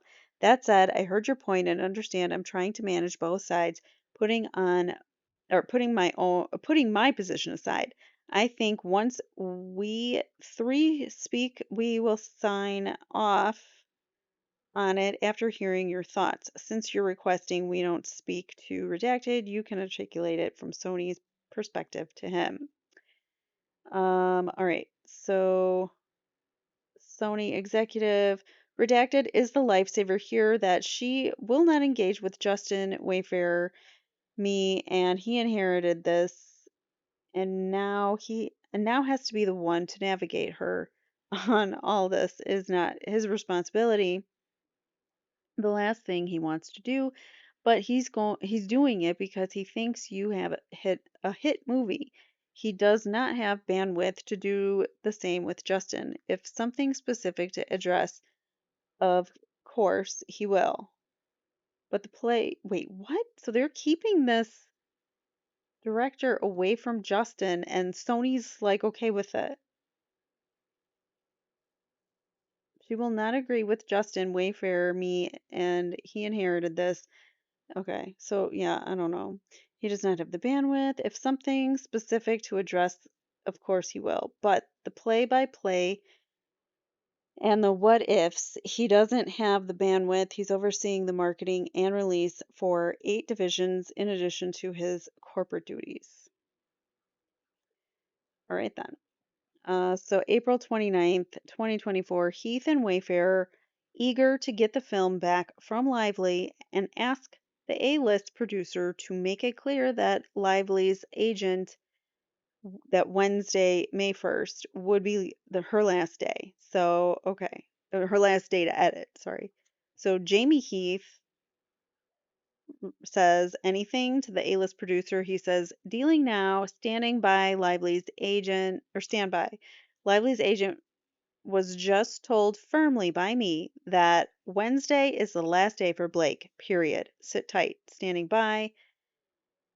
Anything new I need to know? I spoke to Lively's manager again. He says, can call you shortly, exiting dentist. Okay. Can you? Okay. That's under that. April 30th, 2024. Still unsatisfied, Lively demands another extension of her time in the cutting room, pushing the deadline from May 1st to May 8th, adding to the audacity. Lively insists that Sony and Wayfarer hire her own personal editor. So now she's got an A-list producer, an A-list director, and now she's got an A-list personal editor, someone that she had worked with previously, most notably on projects with Ryan Reynolds. This is somebody that works with Reynolds coming in and taking over the other editor's jobs. Faced with escalating situation, Wayfarer considers granting the extension but attaches a significant condition. Lively would need to sign her long overdue acting agreement. This document, which had been left unsigned for over a year, would prevent Lively from continuing to leverage her promotional participation as a bargaining tool. Aha. So that's why she never signed it. That little conniving.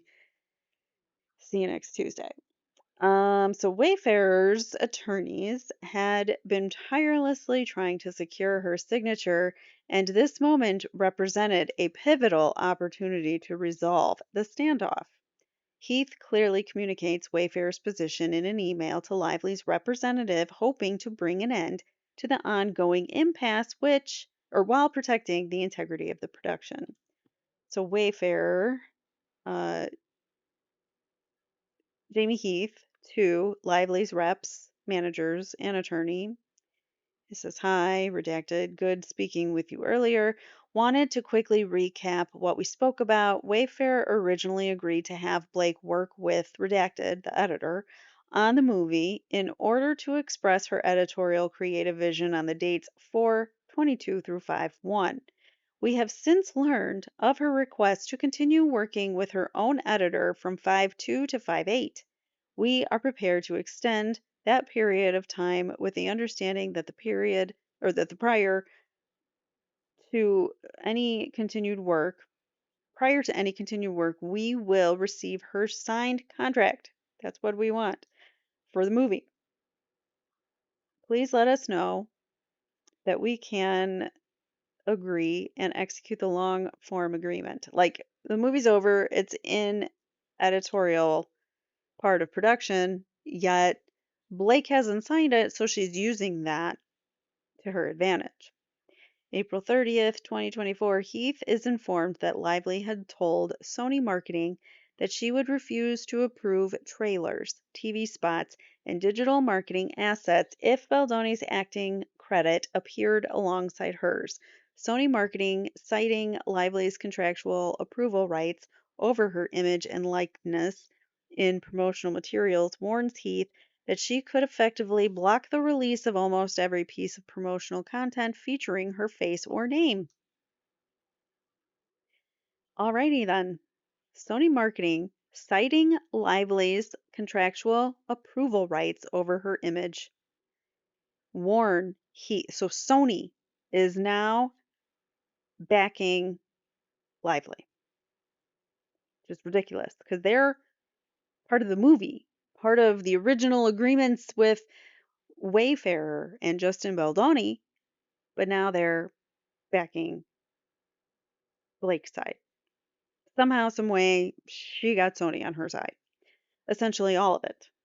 Any of the release of her face, her likeness, she can block it.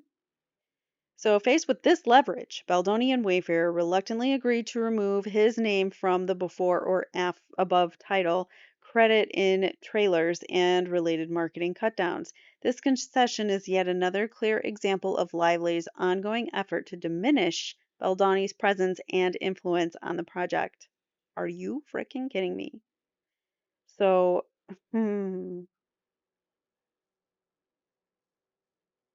wow. They didn't want his acting credit appearing alongside hers, so they removed it. His film, guys. This concession is yet another clear example. I read that, sorry. There's no creative or professional justification for his name to be excluded. It is purely the result of her demands.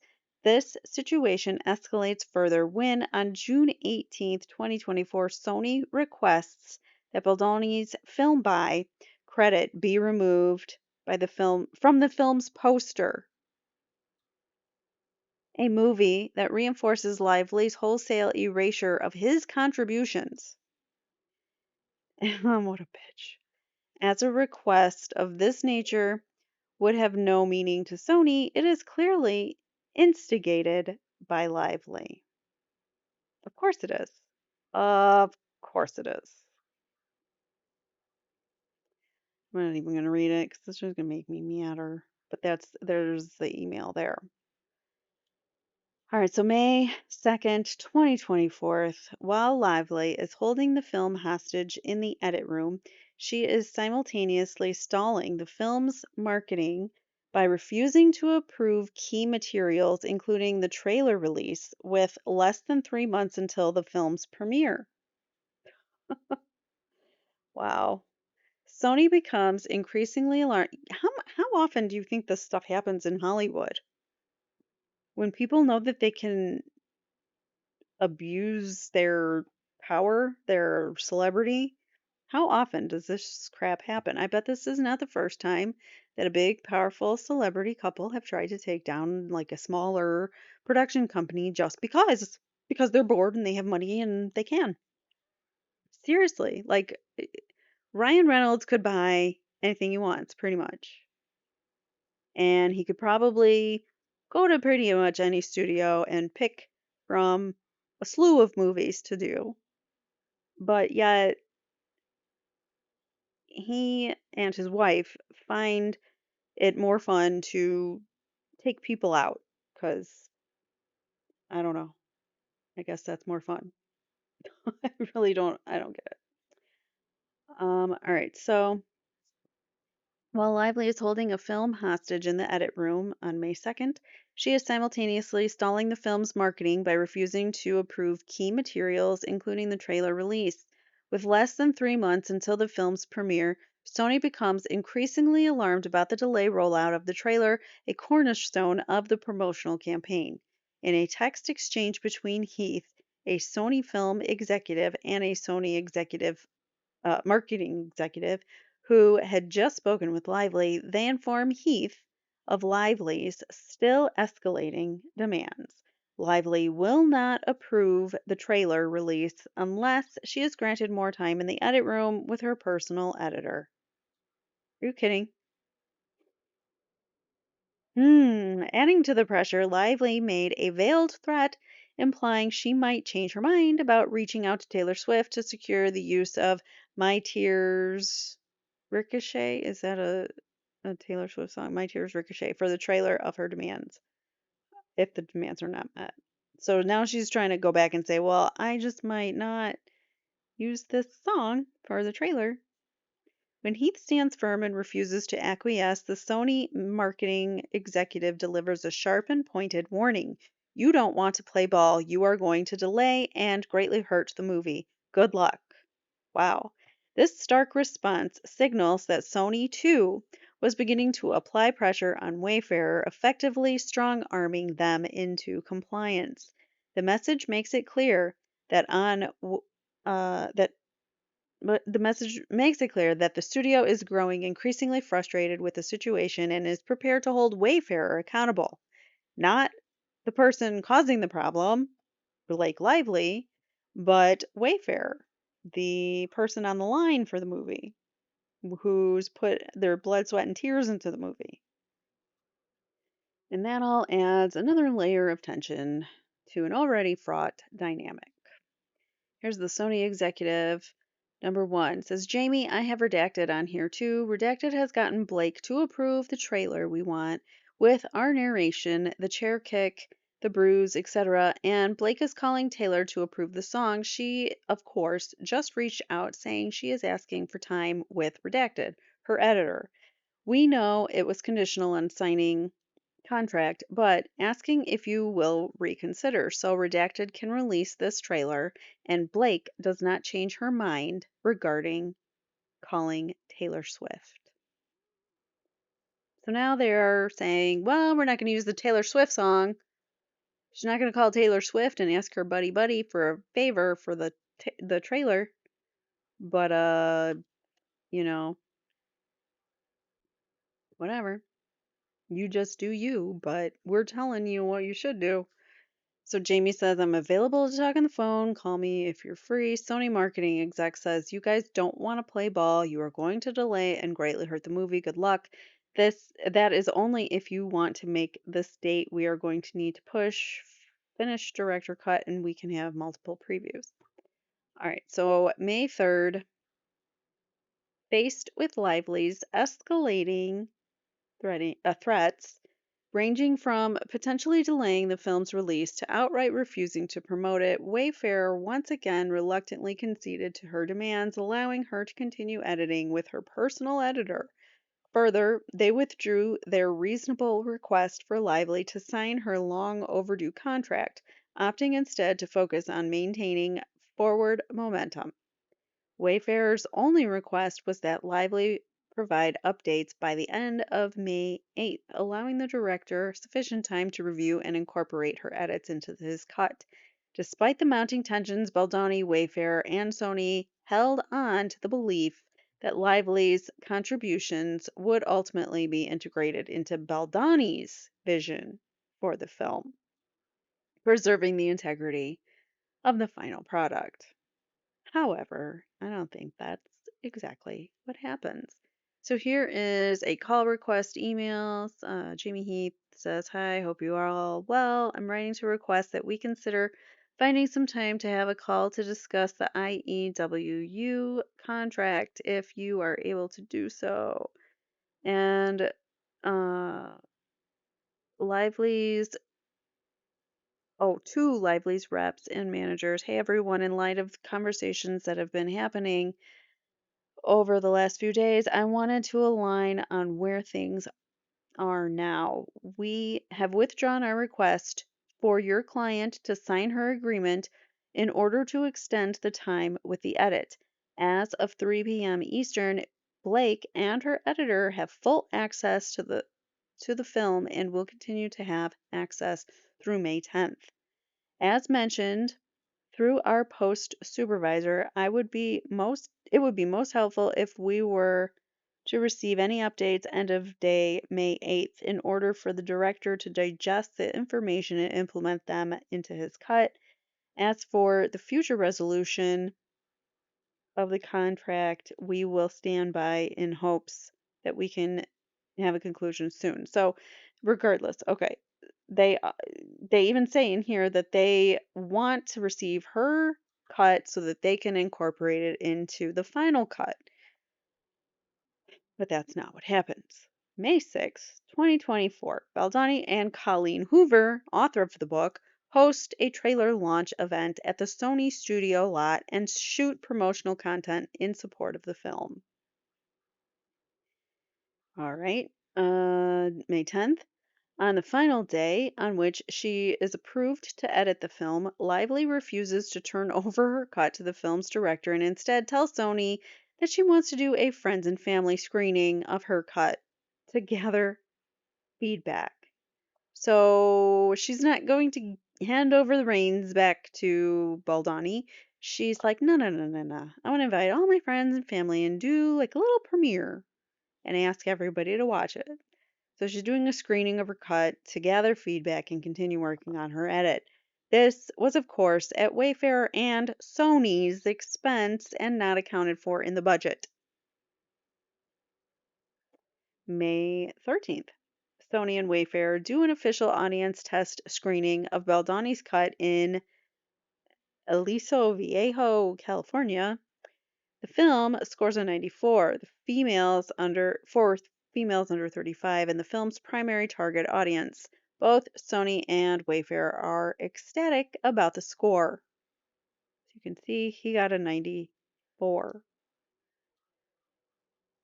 May 15th, Baldoni shares the official audience test screening scores with his editors. Here he shares it. Editor says this is great. Editor 1 says, I hope Blake got a copy. He says, "No, don't think so. Wouldn't matter anyways. She has her mind made up. We focus on what's made for the film. It will all work out." I, or what's best for the film. I would love to see his actual cut and have that be re-released as like the better version, the updated version, once all this stuff has come out into the world as to how horrible Blake Lively is and what she did to him. And now his cut can finally be released and he can show the world the version that was meant to be released, I think is what should happen. So just curious if you guys have peeked at her cut and if anything has changed. Editor 2 says, "I have just been told that we are not permitted to look." He says, "Haha, wow, when did that happen?"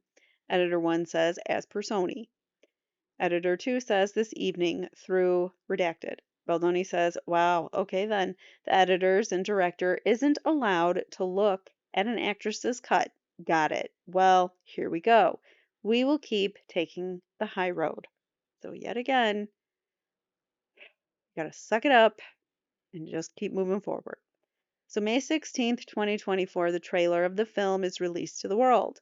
May 18th, Lively hosts a friends and family screening of her cut in New York. She does not share any audience feedback with Baldoni or the studios. Okay.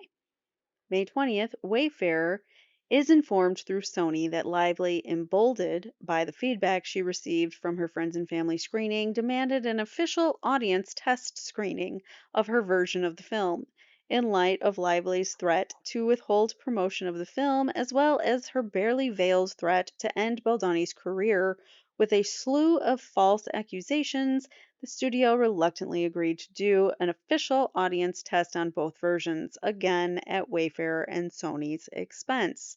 This decision was made on the understanding that Lively had agreed with Sony that if Baldoni's character cut tested higher, then she would have to drop the matter and fully cooperate so that Baldoni could finish the film without further interference. Ugh. Stop interfering with my film. But she does not. May 30th, 2024, Sony and Wayfarer held an official audience test screening of Lively's cut in Aliso Viejo, California. The results revealed that Lively's cut scored an 82 approval rating, with females under 35, that's 12 points lower than Baldoni's version. That same evening, a senior Sony marketing executive contacted Lively to discuss the scores. Instead of honoring her original promise, Lively rescinded it, doubling down on her refusal to promote Baldoni's cut, regardless of its stronger audience performance. So she's like, I know what I said before, that if you got the better score, we'd go with yours, but you know what? No, we're gonna go with mine anyways. And too bad if you don't like it because I have all the power here. Hmm. I mean, that's pretty much what she did. So, to make matters worse, Lively further asserted that Colleen Hoover would also refuse to promote the film unless Lively's cut was released. So, this little disgusting piece of work, Blake Lively, went and got Sony on her side and then went and got Colleen Hoover, the author of the book, on her side somehow. I don't know what she did, but she did something to them. She said something to them. So this claim was deeply disheartening, as the long-standing relationship between Colleen Hoover, Baldoni, and Heath had been one of mutual trust, respect, and admiration. Here you can see Blake's cut got an 82 and JB's cut got a 94. So June 2nd, 2024, once again, Wayfarer found itself with no choice but to allow Lively to continue her edit, effectively sidelined to sharing notes with Lively and her editor, without any assurance that those notes would even be considered. In a careful attempt to navigate the situation, Heath compiled Wayfarer's collective feedback, including Baldoni's input, and shared it with Sony, hoping it might be relayed to Lively. By that point, it had become painfully clear. to Baldoni and the Wayfarer team that Lively was determined to assume full creative control from the director, the financier, and the studio behind the picture. Her campaign to marginalize Baldoni's role in finishing the film had proven devastatingly effective, leaving him and the team devastated and frustrated. Despite everything, Baldoni and Wayfarer remained hopeful that the film's release and the success would make it all worth it and remain focused on the goal of completing the film. So they put their own personal issues aside and said, let's just do this because this film's going to help women. So let's just focus on that. That's the greater good in all of this. So here's an email from a Sony representative to who? I don't know. Oh, uh, Jamie Heath, I think. To from Jamie to Sony representative and the producer. As discussed, the team has gone through Blake's last edits and have the following notes for the editor, Blake's editor, and Blake to consider. We'd like this to be presented to them in the spirit of wanting to share notes and thoughts in efforts to achieve the same goal, which is to make the movie the best it can be. They may choose not to respond to them, but at least if you can assure us that they will be delivered, we can hope that some of them are considered. Not sure how you wish to deliver, whether through producer, Sony rep, but I believe there is nothing lost in sending them over. Who knows, maybe they are able to appreciate them since they too want to deliver the best version and get the scores that we can all be happy about. Please let me know you've received you've received please let me know you've received them and when and how they will be sent. Okay, that was from Jamie. June 3rd, 2024, Baldoni is informed that Lively would be attending Book Bonanza with Hoover instead of Baldoni.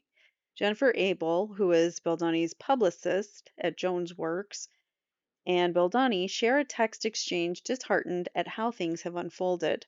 So, this from Jen Abel. She says, "Hi, Jamie just filled me in about BookCon. I know this is devastating and such a kick in the gut.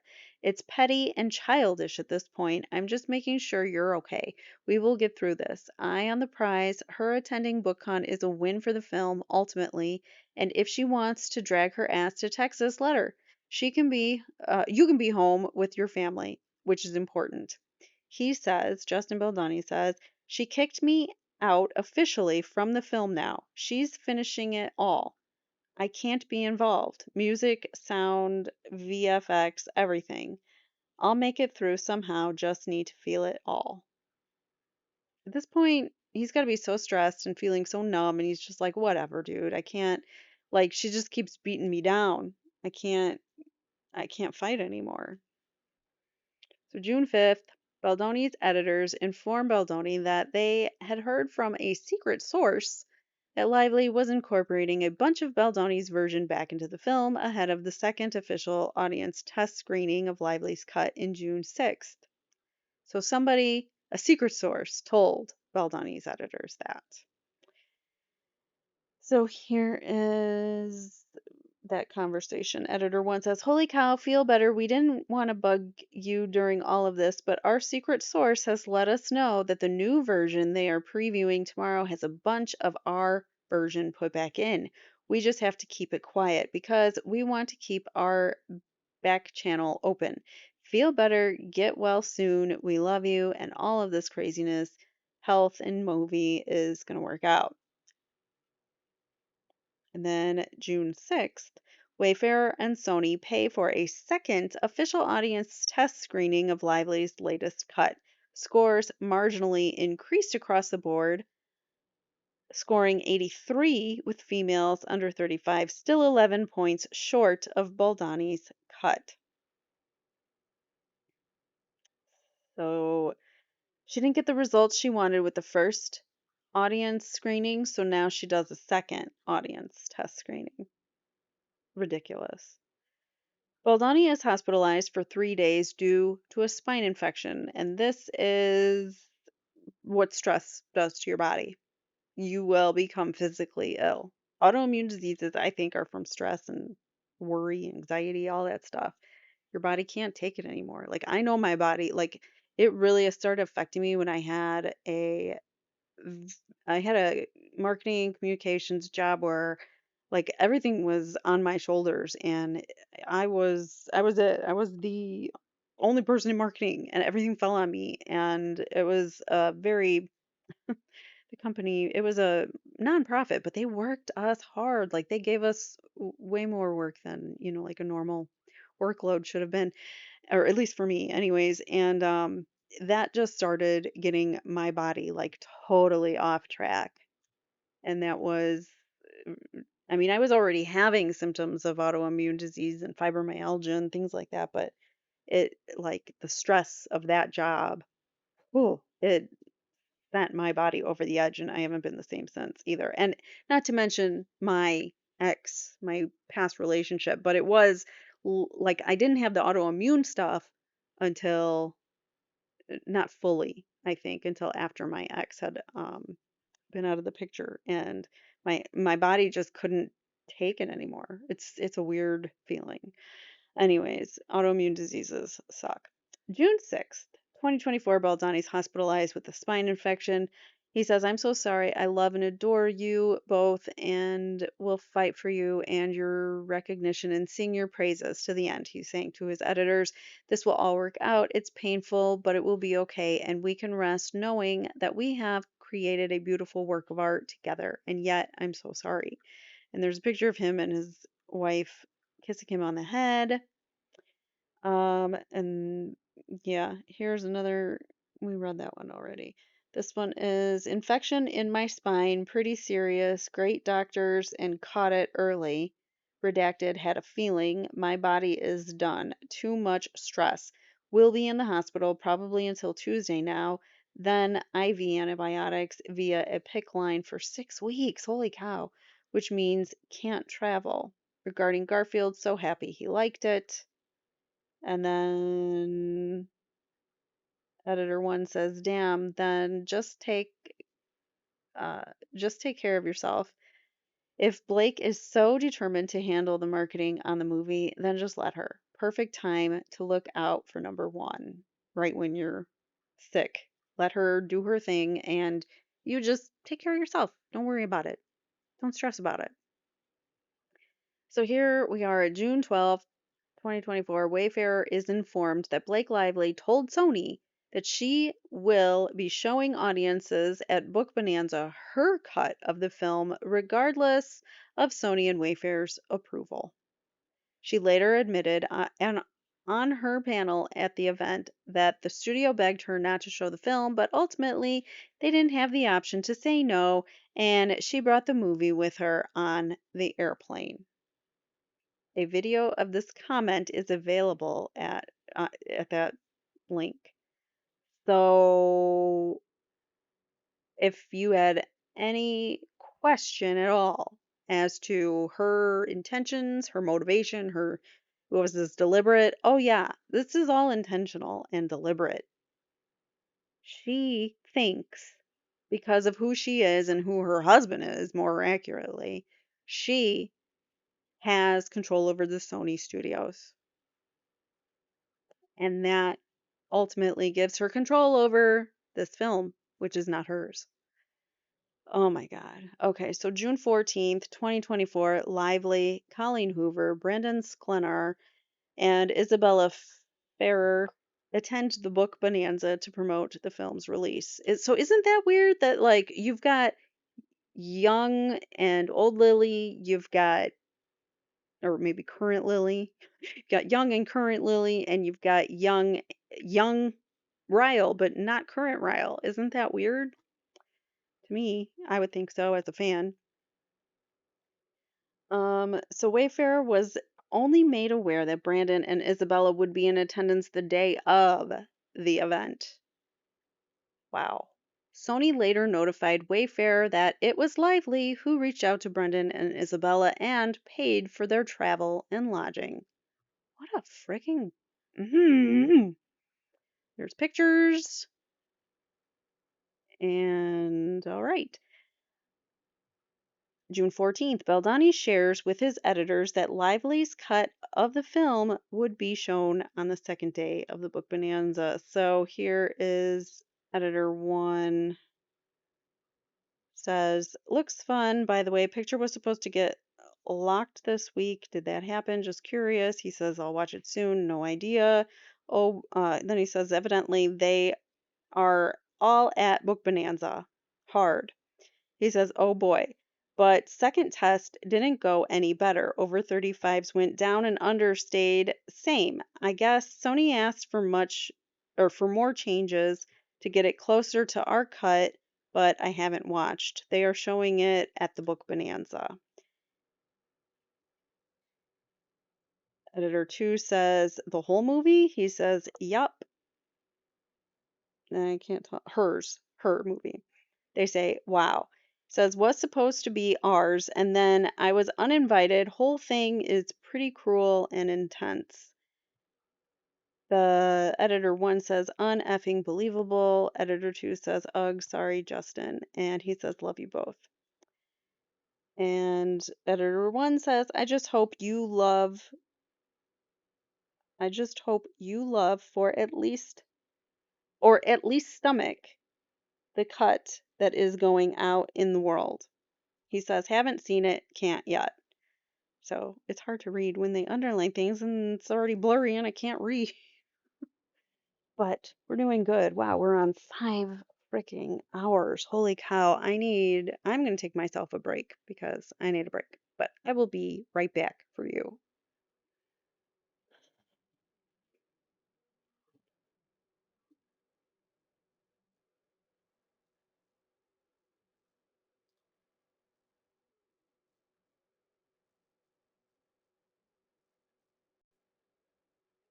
So now on June 17th, Lively makes the unilateral decision to bring on a new composer for the film.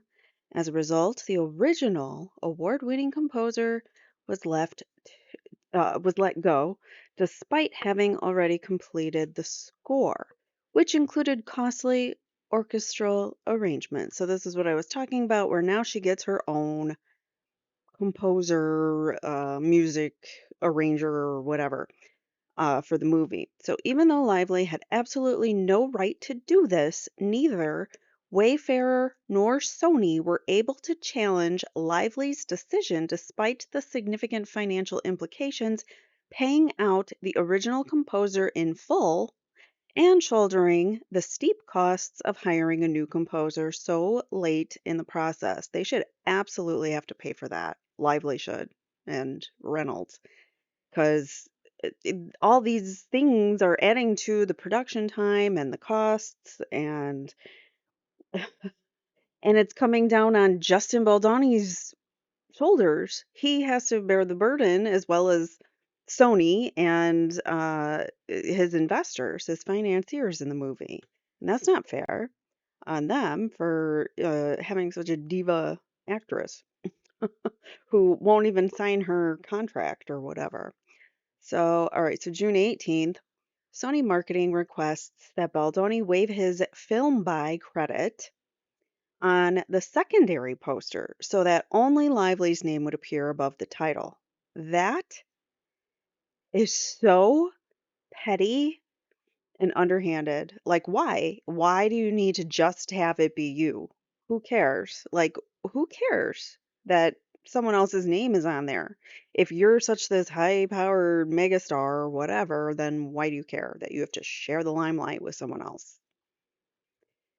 Further, despite having already approved a poster for the film, it was understood by Wayfarer that Lively would not approve this new version in which Baldoni's name appeared next to hers, thus requesting that Baldoni's name be removed. Sony obliged. Shame on Sony for their hand in this. They should not have been acquiescing to the star when the star's not paying the bills. She might she might get some seats, but she's not paying the bills. And She needs to follow protocol and rules and not just, have it all about Blake and whatever Blake wants. That's ridiculous that it should fall on everybody else because her actions have repercussions on everyone else but her until now. Hopefully, hopefully we see some more justice being done in this. So Sony obliged to this request and made the ask to Baldoni. So Sony went to Justin and said, "Can you remove your name from the second poster now? Are you effing kidding me?" That's what I would have said. No effing way. So, given this is a contractual right that Baldoni negotiated, Sony needed Baldoni to put in writing that he was waiving his right to a film by credit. For clarity, there would be no reason for Baldoni to waive this right without Lively requiring him to do so. Ultimately, he acquiesced. Shame on Sony. This is an email, domestic print for approval to Jamie Heath from Sony Executive Number 3. It says, "We had a very successful weekend at Book Bonanza, and the fans loved the book and displayed at the event. The book art displayed at the event. Sorry. We would like to release this art as our second teaser poster for domestic distribution. Since it has already been released internationally in many markets, it only makes sense to use it domestically as well. We'd love to start printing tomorrow to get it into theaters. However, this version does not have Justin Baldoni's A Film by credit, so we would need to waive that. Please let me know if this is approved." So they already created the artwork and was like, can you just we've already used this. Can you just approve to waive Baldoni's Film by credit? I mean, no big. Just go ahead and waive it. All these things that they're asking of him are not standard. I hope you guys are realizing this is not a normal ask. So June 18th, 2024, on the same day that Baldoni waives his film by credit, Wayfarer also reluctantly agrees to give Lively a producer credit on the film. So this is where she starts to be like, "Well, I want to be a producer and I want that credit." So, oops, I lost my highlighter. So she wants that producer credit. This was an ask that she took to Sony, not Justin, the person who has the rights to the movie. She goes to Sony, the big movie production studio, despite it being a decision properly made by Wayfarer. She was originally credited only as an executive director, but both Wayfarer and Sony no longer had the leverage to oppose her demands or the will to deal with the fallout if they were to deny the credit at that point. So they had no repercussions, no leverage to say, well, no, you're not a producer, you can't have the credit because X, Y, and Z. She's just basically used her celebrity this whole time. Wayfarer conceded and informed Sony, while also remarking that they would not be advocating for her getting the PGA mark, as that is not applicable. Given Lively's contributions to the film, it was collectively agreed among the producers that she did not earn the distinction of the PGA mark. So here's an email about this topic from Jamie Heath to Sony's legal team or legal representative. He says, "Hi, hope you're well. I'm writing from Japan as I'm here on business for the week in case we need to speak further. We have agreed to give Blake a producer credit on the film. She would not be getting the PGA mark as that is not applicable. While we don't have a signed agreement from her because she refuses to sign it, I'll let you determine how to best implement the language wherever needed. I suggest she get a shared card with redacted the writer as she too has a producer credit. Either way, we are agreeing for this credit to be in the third position after redacted and myself and who do have a PGA credit." So Jamie and another person get to be above her in the position of producer, in order of they're more important on top. So due to the nature of the sensitivity of this particular project, I believe redacted and redacted will discuss the position of her credit, but wanted to flag the condition for you to which or for which we have agreed to. Okay, so there you have it. June 20th, shortly after granting Lively the producer credit, Heath was informed that Lively had reached out to Sony yet again, this time to ask that Baldoni and Heath write a letter on her behalf so that she may be considered to receive the PGA mark. Are you kidding me? They just said we're not giving her the PGA mark.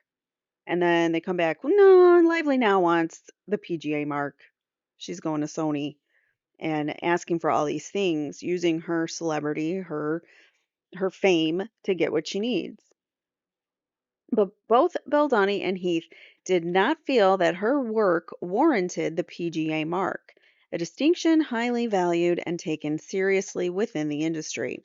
As Heath had already noted in his email on June 18th, they didn't feel it right to misrepresent her contributions in order for her to get a PGA mark.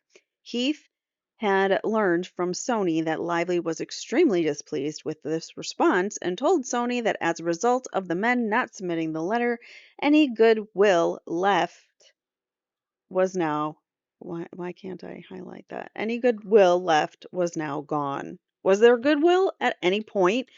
The Wayfair and Justin have been bending over backwards for her, and here she's like, "I didn't get one thing I want, so now there's no goodwill between us."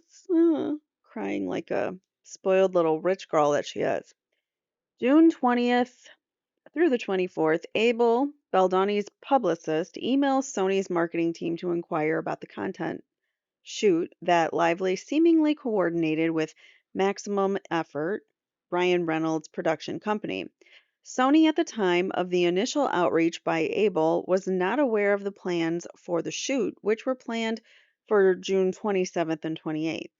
Later, Sony attested to the fact that Lively and Maximum Effort were running the show. Excuse me? It's not your show.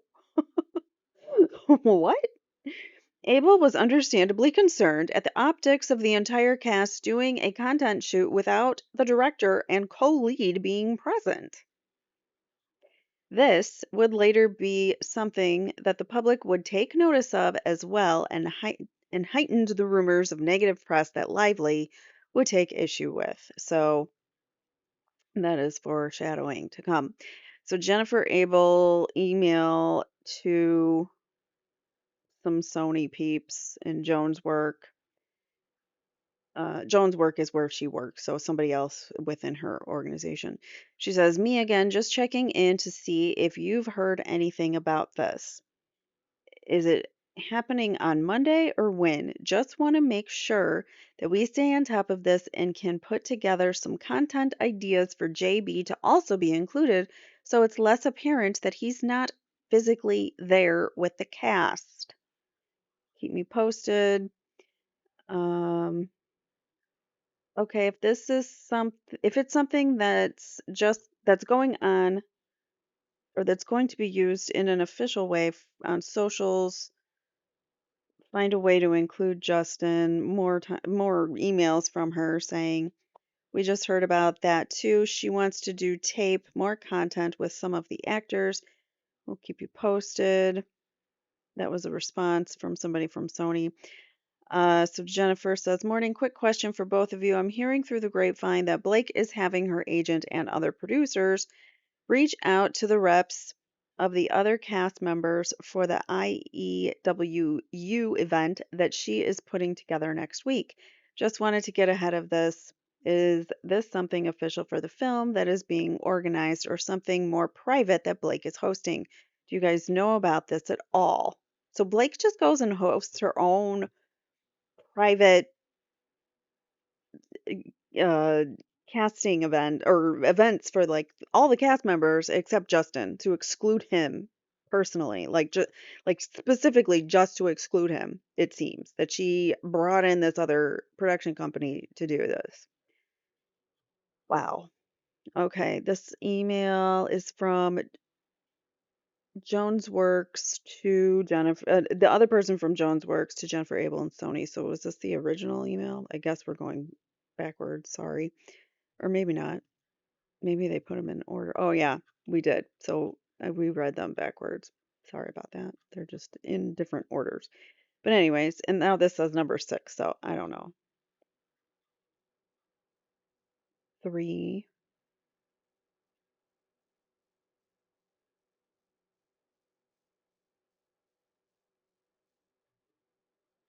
Where's the bottom of this? Okay, I'm confused because there's so many, so many of these emails. I don't know if it's all. It looks like it's different threads, different examples. So this says, "Great to see you on the call. Didn't want to ask about this with a big group, but do you have any more intel here about the event Blake is putting together to capture more content? Just want to be armed with the details ahead of time so there aren't surprises and so we can plan accordingly to have Justin included in content as well." Here, okay, thanks so much. They say no, we haven't heard anything on our side yet. We'll keep you posted. She says, "Can we be connected to Maximum Effort? Who are they exactly? We cannot have some cast doing content and the rest not being included. We will need to find another way for JB to participate in this, and we need Sony's support here." Again, Sony is like all on board for Blake and pretty much feels like Justin who? Even though they're making the movie together. So this is another email from the other person from Jones Works saying, "Yes, for screenings, we're working on the latest dates, blah, blah, blah. With the content, is Sony supporting these efforts and will you use material from the events? Are you running any of the ideas by the Sony teams or is Maximum Effort totally off on their own island with this? Again, we just really want to ensure Justin is being included where possible, supporting the film." And Sony responds, "Hi, nice to see you too for the screenings, blah, blah, blah." Then they say, "For the content, Blake and Maximum Effort are really running the show." So there's that sentence right there. They're running it. They've created this event basically just to exclude Baldoni. "We know it's Thursday and Friday, but Blake has been talking to talent and Maximum Effort is leading the planning. I'm not flying out for it either." So, yeah, it seems like that might have been just a vindictive move on their part. June 25th, 2024. I hope it was worth it. So while contemplating the PGA letter and fearing what Lively was capable of, Heath reached out to Lively via text in order to humanize the situation. It had been months since Lively had spoken to Baldoni or Heath directly, as she insisted at each turn that she needed an intermediary like Sony. So this time was no different as she refused to get on a call. Heath, feeling that she was unwilling to even hear them out, again conceded and agreed to write the letter recommending Lively for a PGA mark. So they agreed to it again. Like, again, fine, you get what you want because you just are a pain.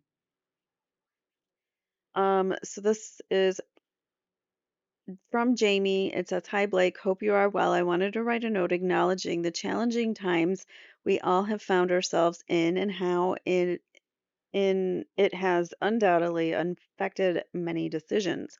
One being the requested letter to the PGA. In the midst of it all, sorry, in the midst of it all, so many of the conversations have been had with the third parties. I do understand why, however, I believe it could be helpful if you and I had a direct conversation in effort to find a path through this. We could have redacted and whomever else you'd like to join as well. Hopefully, this can be an opportunity to simply consult and see if it could lead to a potential charge of a change of thought. Sorry, this is so blurry. Honestly, Blake, I'm reaching out with a spirit of optimism. Please let me know if you're open to having a Zoom today. So he's being really nice, saying, I'd really like to find a path for us to talk. This has been going on a little too long. Let's just sit down and hash this out. What does she say? Hey, Jamie, feel free to send through anything you'd like to say here. I hope you're well. So she's like, I don't want to meet, just text it. Is that, I guess that's what she's saying. Just text me here. I don't want to make this into something, I guess. He says, thank you for the response, Blake. I respect your decision to not have a call. No problem at all. To be fully transparent, it was indeed a tough call to receive when asked to write a letter to the PGA. I do believe you can understand to some extent why that might be.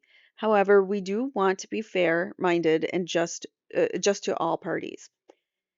The truth is, you are incredible in the movie. Your performance is spectacular, and I hope that you get all the glory you deserve for it. Also, you have certainly added a great deal to the movie beyond the acting role itself.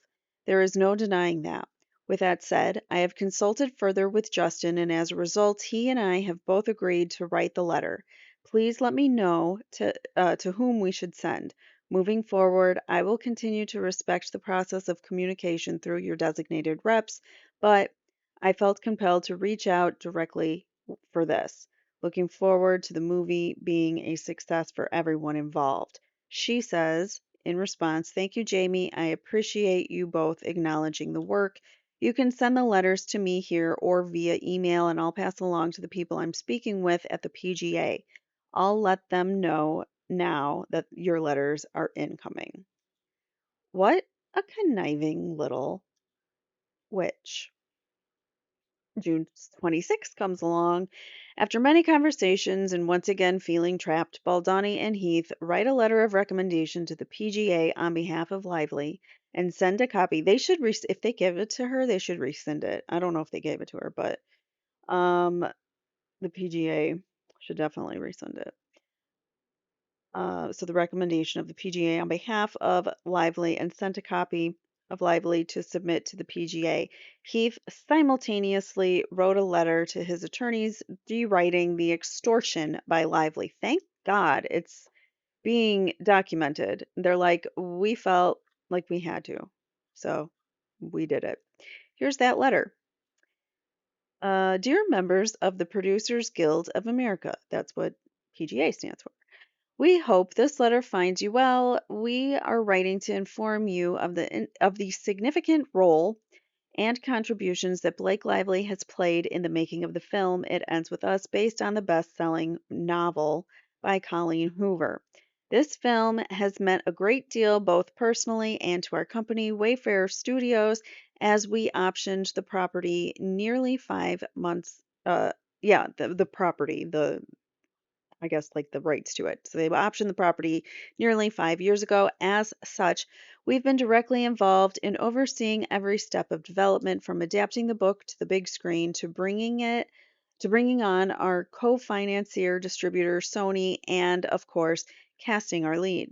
From the time Blake was brought on, she has had an instrumental voice in many different aspects in the making of the film because she basically forced her way to have a voice. Her contributions have been impactful, as she was consulted with many of the casting options. She helped to refine the script.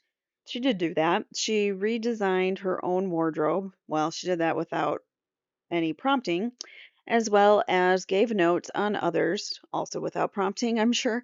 She contributed to the production design and set coordination and had influence on how many of the scenes were shot. I'm sure all to the chagrin of the people actually making the movie, because she forgot her role as an actress is to act, not to take over the film. Blake has been very involved in the post process as well. She has had an active role in the edit, the sound mix, and has made decisions on the music selections and score, thanks to best friend, her bestie, Taylor Swift.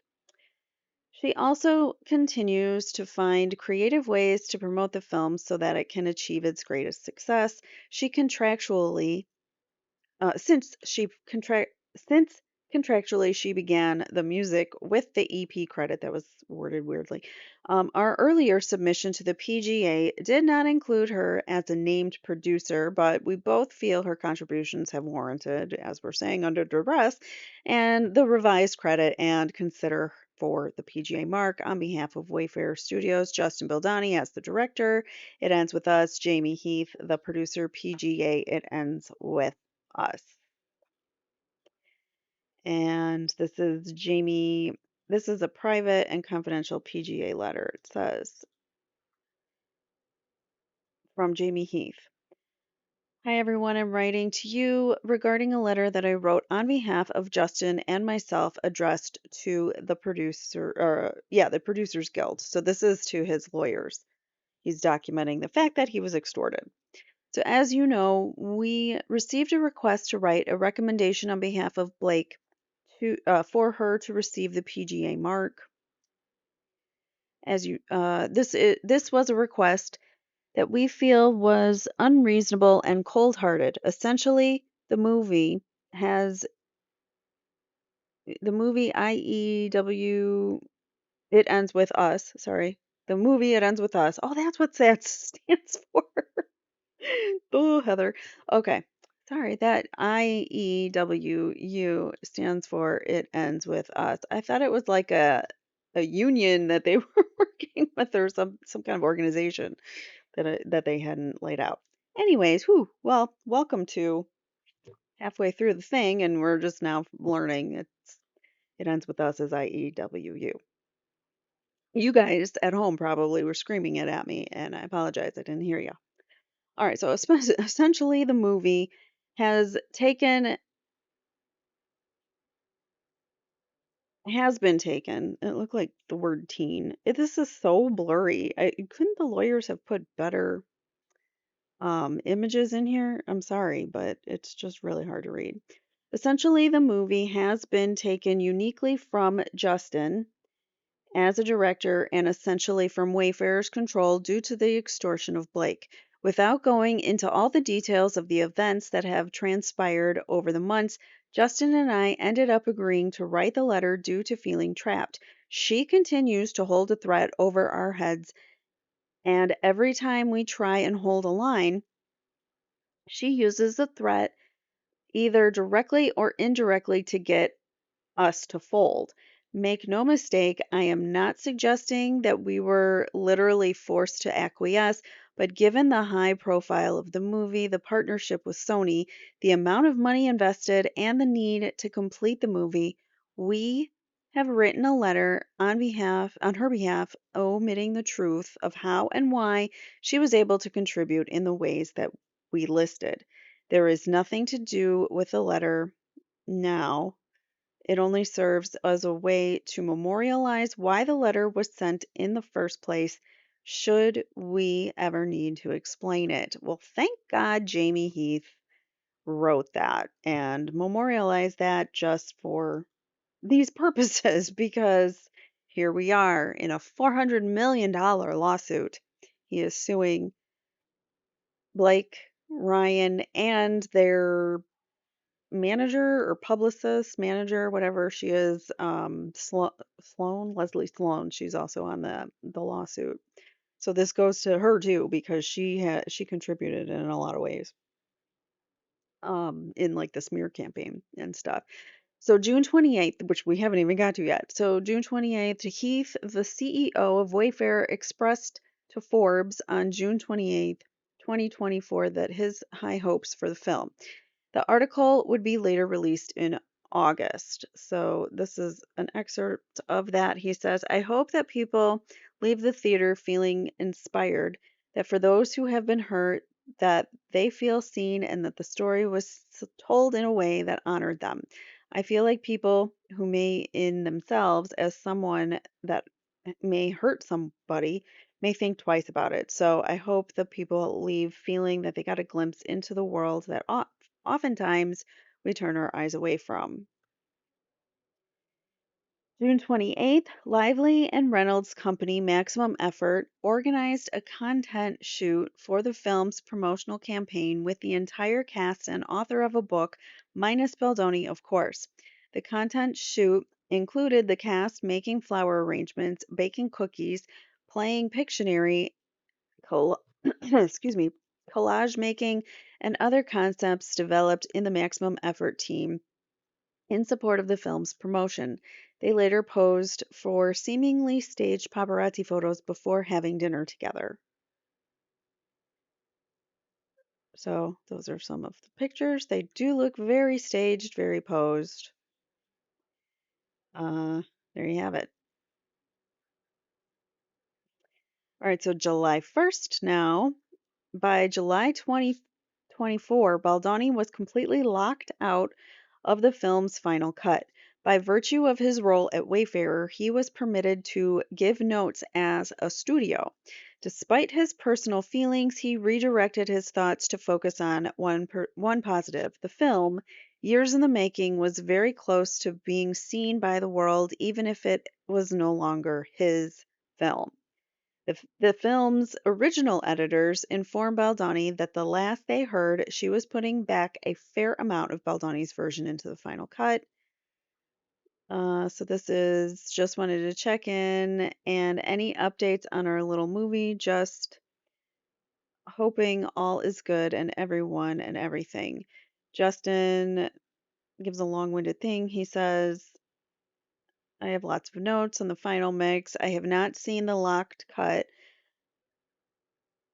I have not seen the locked cut out of the film. Eventually, I don't know the lingo. Sorry. Evidently, it's been worked on more, and she's been mixing. I'm getting to give notes as a studio today, not a director. Very hard, but I'm okay. He says, we made a beautiful baby together. The baby might not grow up tone exactly who we thought. I think that's a typo, but but it's still beautiful. That's what I'm holding on to. Very proud. And then editor one says, the last I heard was she was putting back a fair amount of our version, just not sure what that entailed or to what extent. I guess you'll find out. So somebody actually had said, I saw on social media that he should put his version of the movie behind a paywall, like make a website and you can view it, download it, whatever, and watch it from his website if once you like pay, $5 or whatever he wants to charge. And he could make money on his own version. And I guarantee the world would want to pay money and watch it. Like I would pay $5 to see that. Sure. Maybe even more, like I would definitely pay to see his version. Anyways, so July 2nd, 2024, on a Zoom video conference between Wayfarer and Sony Marketing, Wayfarer learned that Sony had been dealing with extensive notes and revisions to the marketing plan as a result of the content shoot. Because Sony ended up hiring Reynolds' company, Maximum Effort, to produce the promotional content for the film, the cost for the shoot significantly increased due to their fee being higher than what Sony had originally budgeted. Well, duh, I could have probably guessed that. Notably, this charge was despite Lively's claim in a January 2023 text to Baldoni that Maximum Effort would work free for the family as shown above. What? Or below, sorry. So they okay. I'm learning all of this as I'm reading and it's driving me crazy. The facts that are coming out. So she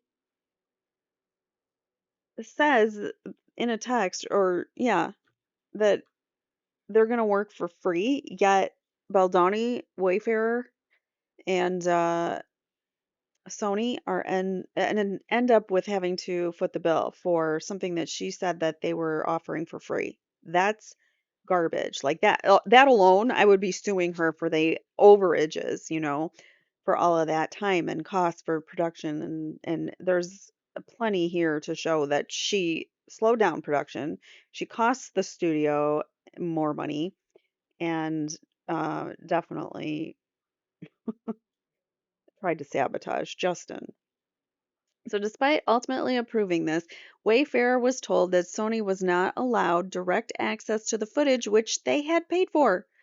This shoot included the cast baking cookies, floral arrangements, ironing patches on jeans, and other quirky ideas that completely missed the point of the movie, skirting the issue of DV entirely to the detriment of all those involved. Like they could have had such powerful um, marketing leading up to this film if they actually focused on the cause, which was DV.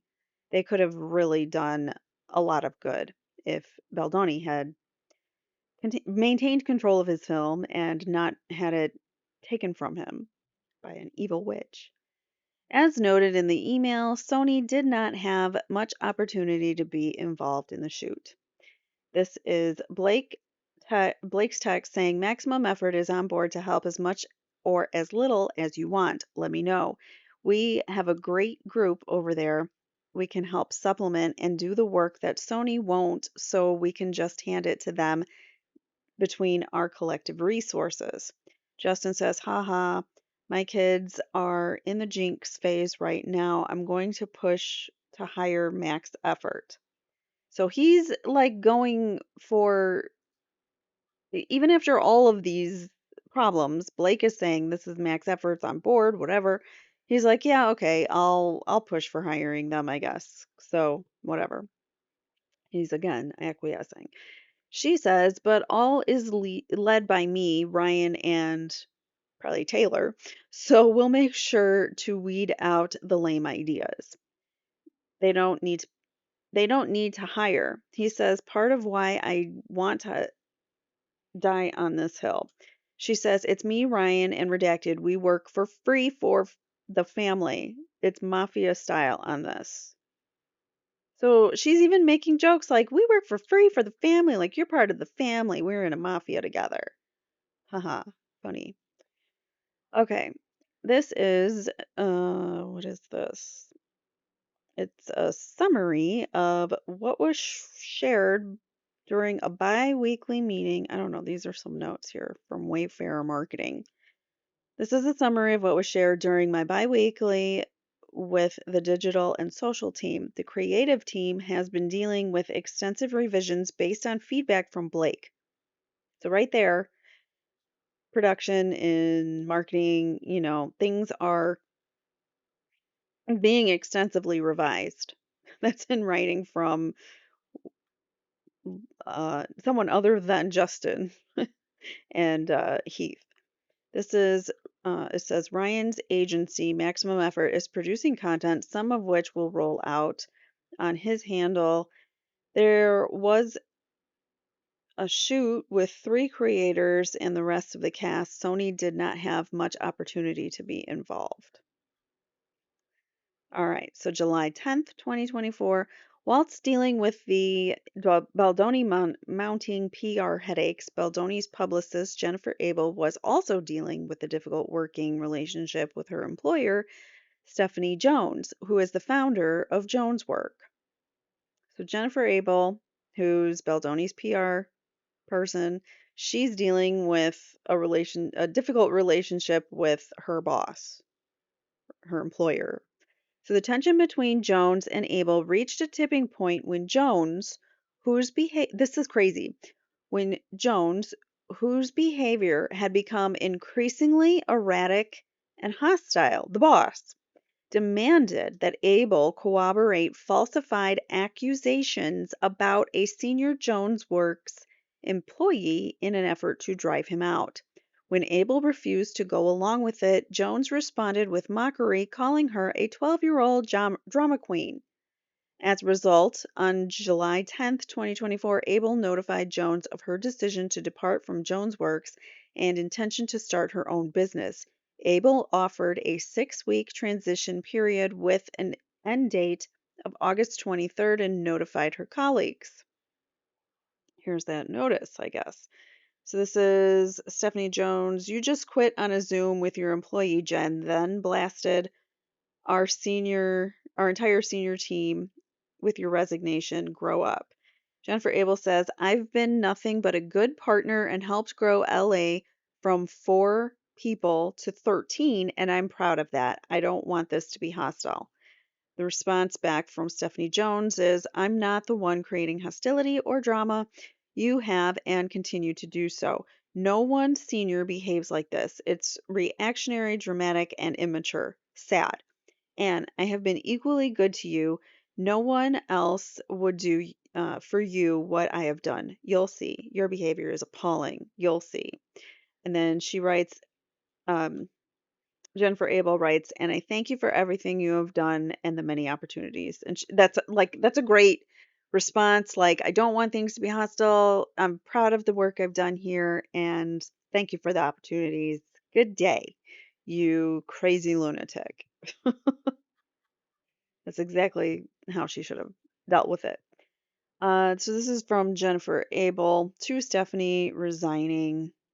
Just thank you for everyone for the incredible support and opportunities. I will stay as long as needed for the transition period. So there you go. All right, July 11th. In anticipation of an in person interview with a national publication that requested to follow him for a day in the life piece, Baldoni reaches out to the post production house working on It Ends With Us to find a time for him to come in for a few minutes and do a mock coloring session. At the time, the coloring was nearly complete. This was all done in an effort to promote the film and, of course, highlight Baldoni as the director. However, when Lively was informed of his fake coloring session, she was incensed and demanded that Sony intervene and stop the interview from happening. What kind of crazy diva does that?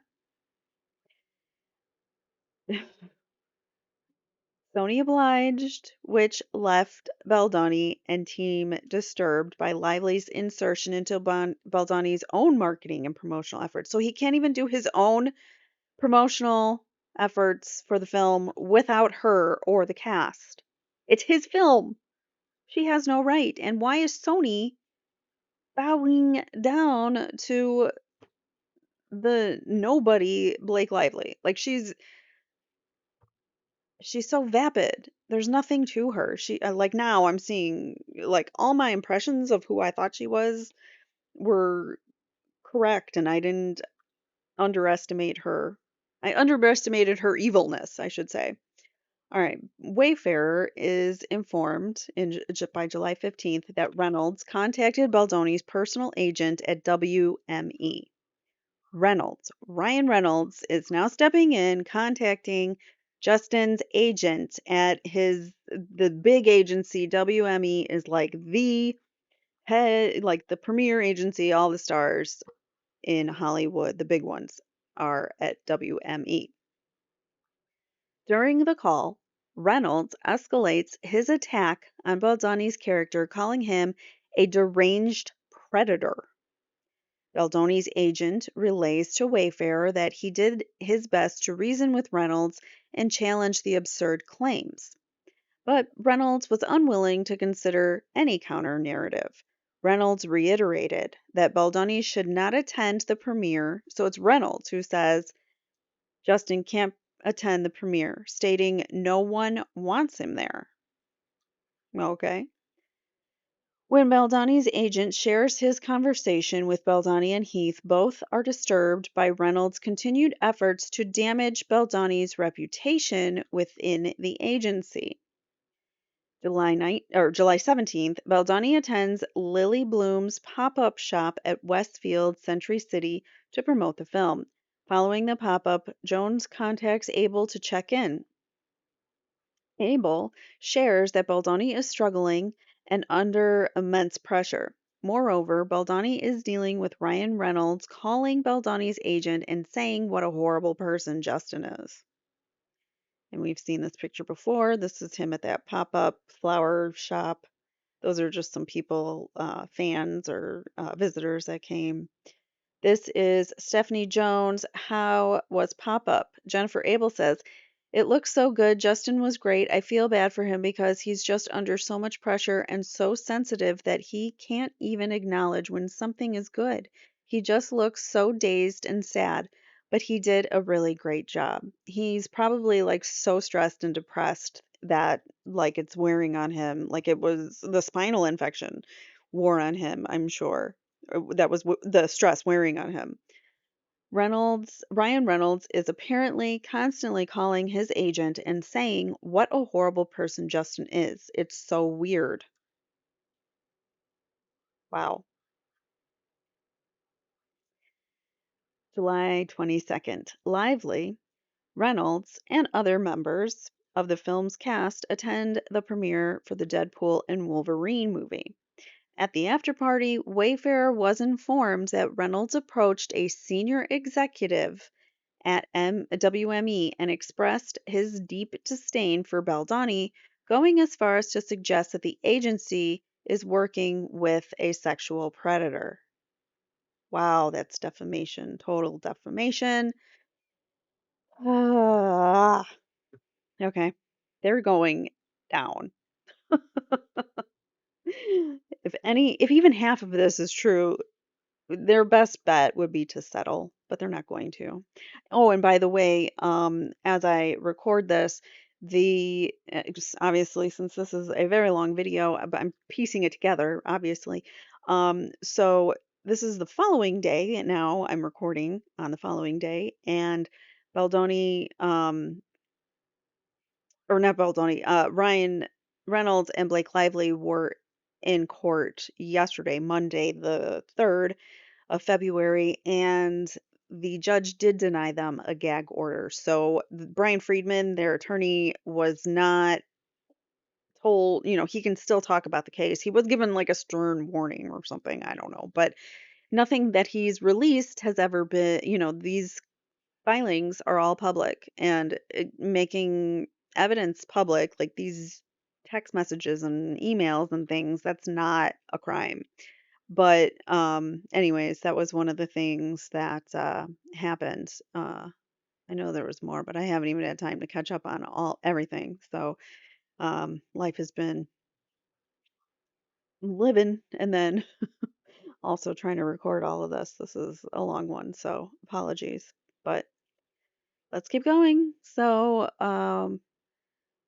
July 23rd, Sony informs Wayfarer, the studio financing the premiere and most of the film, that Lively has demanded that Baldoni, Heath, and Wayfarer refrain from attending the New York premiere and threatens a cast-wide boycott if they do. Wow. Just wow. Like I don't even understand where it's all coming from. If I'm them and I'm in their shoes, I'm feeling so low and dejected and sad for what I wanted to accomplish and what actually occurred. All right, so July 24th, mindful of the potential premiere boycott and not knowing what Lively and Reynolds were planning to do if Baldoni and team attended, Abel emails the Wayfarer team requesting Lively's November legal letter, correctly assuming that Lively would try to use the letter against Wayfarer. With the letter in hand, Abel intends to draft context for each issue to ensure the team can factually refute any press leaks. Abel emphasizes a reactive strategy, acknowledging its drawbacks, and advises promptly countering any public claims with facts, third party sources, and, if necessary, legal action. We will just need to be prescriptive in immediately refuting whatever is made public with facts, third party sourcing on ground, and, if necessary, a legal response. Upon receiving Lively's 17-point item list, Abel clarifies that they are demands, not grievances. So I'm not going to read this whole thing. But I'll just read what's highlighted here. It says, to reiterate our strategy, we should not be doing anything proactive that could light our own fire unnecessarily. While it isn't ideal to be on the defense due to the ambiguity and uncertainty of what could potentially be claimed. So they're even afraid to like do anything that might upset this woman. She's a psycho. Um, Abel to Heath says it's a list of her demands, not grievances, those 17 points, pretty much. July 24th, later that morning, at Wayfarer's request, Abel contacts Jones for crisis PR firm recommendations to represent Baldoni. So now it's like, okay, we need to get ahead of this. We need a crisis team from a PR company to take care of this. This is Jennifer Abel to who? Stephanie Jones. She's saying, also, I just got off the phone with Wayfarer and she was asking for our Rex for a potential crisis comms team if they wanted to bring someone in to work hand in hand. She mentioned which she said you guys all worked together for Redacted, but I said I would connect with you. Stephanie Jones says, definitely not Redacted. He's not strong. What do you rec?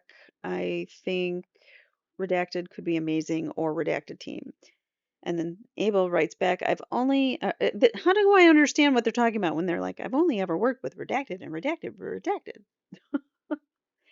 But I trust your recommendations here. Okay. So July 25th, 2024, Wayfair receives several crisis PR recommendations, including Melissa Nathan, a veteran in the field. Abel, having previously worked with Nathan, endorses her based on their strong personal relationship. So that is who I believe he hires. July 25th, Wayfair meets with Nathan and her team, the agency group PR LLC. After the introductory call, TAG provided a document detailing their proposed scope of work. Here says, as promised, please find the attached scope of work, which details our overall reach opportunities to prevent and mitigate crisis, aid the larger team in branding and messaging, and finally, our cost of services. So that's attached.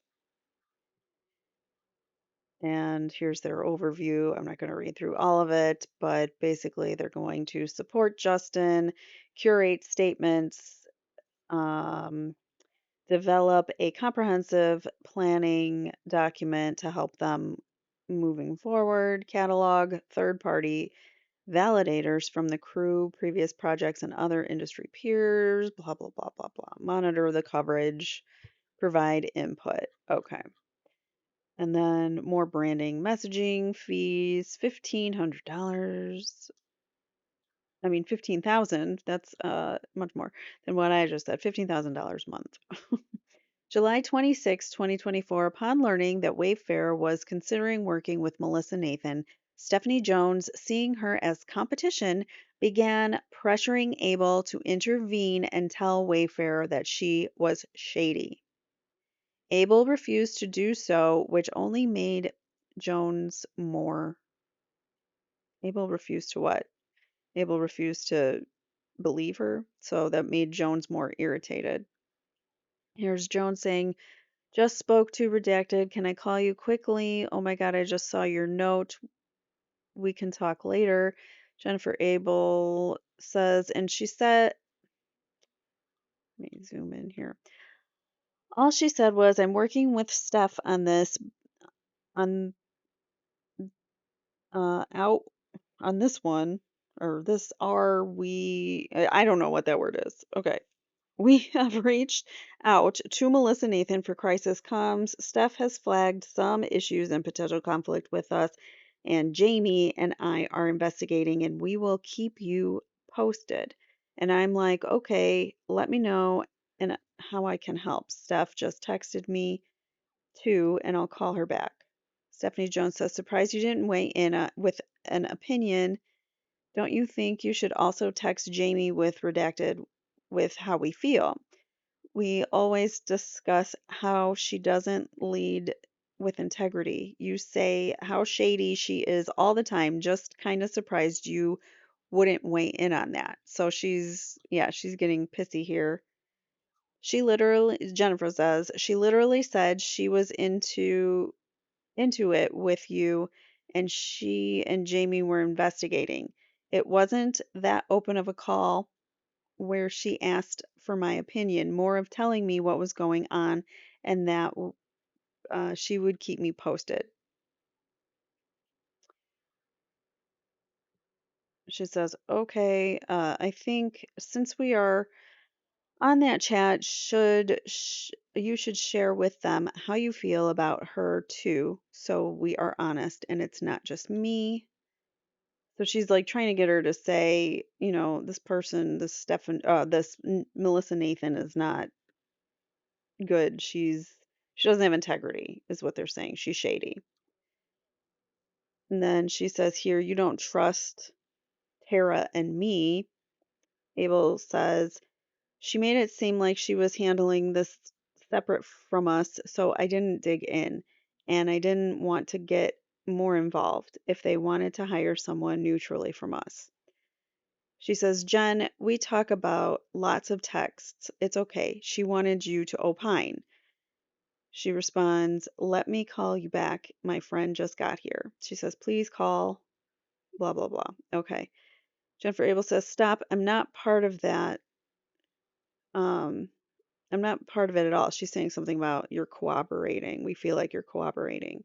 She says, I'm not comfortable putting it in writing. I'll fill her in on the redacted of it all. I'll call her tomorrow because I'm with people now.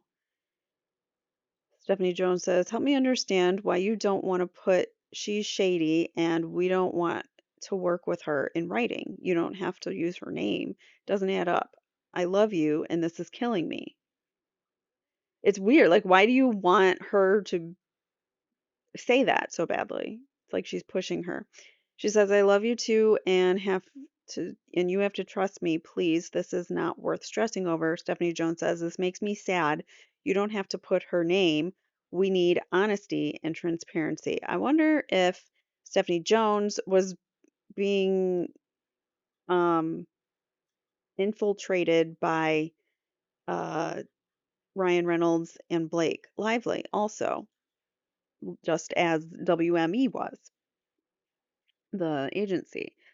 So, July 26th, after extensive consultation and frustration over Reynolds and Lively's ongoing threats, Baldoni and Heath informed Sony that Wayfarer will attend its own premiere. Given Lively's heavy promotion of the film, the likelihood of her boycotting seemed low, and her leverage appeared to be weakening as the event neared, or so they thought. However, Baldoni remained deeply anxious, fearing potential retaliation from Lively and Reynolds simply for attending his own premiere for a film that she boycotted, or not boycotted, but that she took over. This that same day, an article surfaced about another director facing allegations of inappropriate on-set behavior. Baldoni forwarded the link to Abel, adding his own remarks. This is the shit I'm sure they want to do, unnamed sources, etc. So, video of Francis Ford Coppola kissing megalopolis extras surfaces a crew member detail unprofessional behavior on set. That's the article that he sent, and like he said, unnamed sources. So like just any old magazine or whoever could write an article and say unnamed sources confirm this, and like not really you can't refute it because you don't know who it is. July 26th, that's the whole point of being in a court of law, that you face your accusers. But if you're doing it anonymously or these unnamed sources, it's not fair and it's just a PR stunt. Here, July 26, amid the turmoil surrounding Baldoni and over 2 weeks after submitting her resignation, Abel emailed Jones to express gratitude and assure her of no ill will. However, she remained resolute in her decision to leave Jones' works. This is really long. I'm not going to read it all. And it's also very blurry. So I will leave it on the screen. You guys can pause and take a look if you would like. It's very blurry. All right, so July 30th, 2024, Sony and senior marketing executives inform Heath and Abel that Lively has demanded Baldoni conduct his junket interviews on a different day than hers, further ostracizing Baldoni, like further keeping him from her, keeping him from the rest of the crew.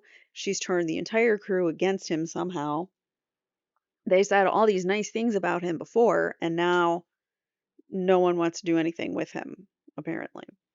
Abel pushes back, arguing that this would signal to the press that something was wrong. Ultimately, Abel is able to find a compromise, and they agree that Baldoni would conduct his interviews separately from the rest of the cast at a different hotel, but on the same day.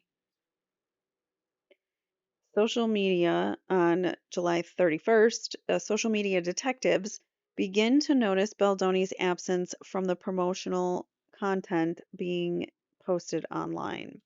So here are people saying, how come Morale's character isn't in any of the promo stuff? I've been wondering this too, especially since the actor is also the director. So people noticed. August 2nd, 2024, recognizing the extreme measures Lively and Reynolds were taking to undermine Baldoni, excluding him from the premiere and press tour, spreading negative rumors within his agency, isolating him from the cast events and promotions, and engaging in strong arm tactics to take control of the film. Baldoni and Heath decide to retain Nathan and Tag.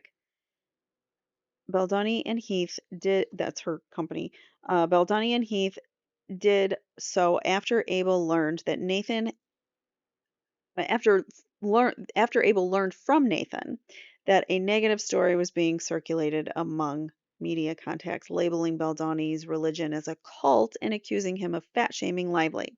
So these stories are going out. Baldoni's in a cult, or he's fat shaming Lively, and now it's like, okay, shit's getting real. We got to start our counter campaign. In response, TAG prepared a scenario planning document with rapid response strategies, key messaging, and other standard crisis PR deliverables. Feeling unnecessary, Baldoni texts Abel for reassurance. She responds in part, truth is your defense. Here is, hi all, the Wayfair scenario planning. As promised, sending our scenario planning document here before our call. Looking forward to discussing this in greater detail and to the group's thoughts and feedback. Thank you. And just read, Justin says, please note this is my third film as a director, not my first. She says, yes, apologies, make that correction. And then here is some emails going back and forth between them where Justin says, yeah, just feels very much like there is not much defense, and also them feeling strong, like she's going to do something just a bit concerning with everyone, or what everyone had originally thought. And then Jennifer Abel says, the truth is your defense. You have done nothing wrong, and there is over a year's worth of facts and paper trails and people who can go on background as your defense. This document is an overview, and I think as the situation evolved and as it became more realized the great lengths she has gone to in order to cut you out. Like it probably wasn't clear at the time, but as you go back and look and put it all together as they did in this timeline, now you can really see that I think they tried doing this like early on from the beginning. Not necessarily that they had a plan to do it at the beginning, but I think they saw weakness in Justin in his kindness. And with that, they pounced and they saw money in a potential re not a remake, but a sequel, a prequel, whatever.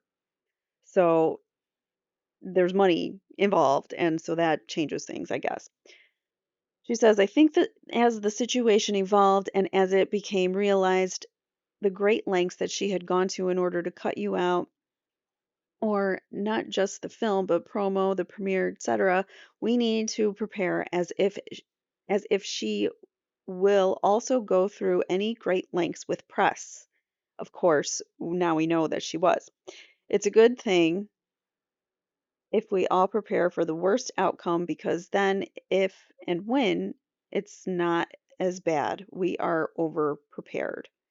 He says, please get the lawyer hired ASAP.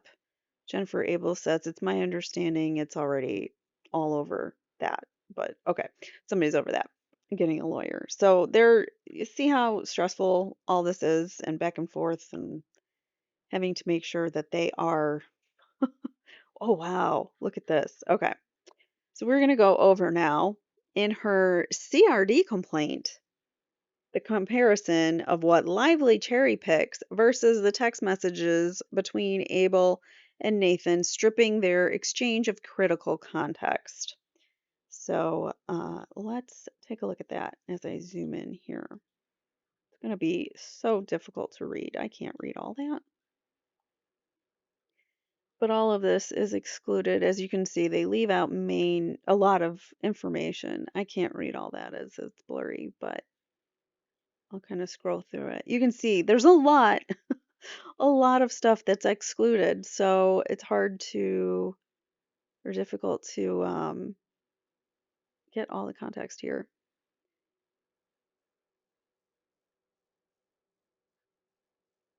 I'm going slow, so if you guys want to pause and try to read it yourselves.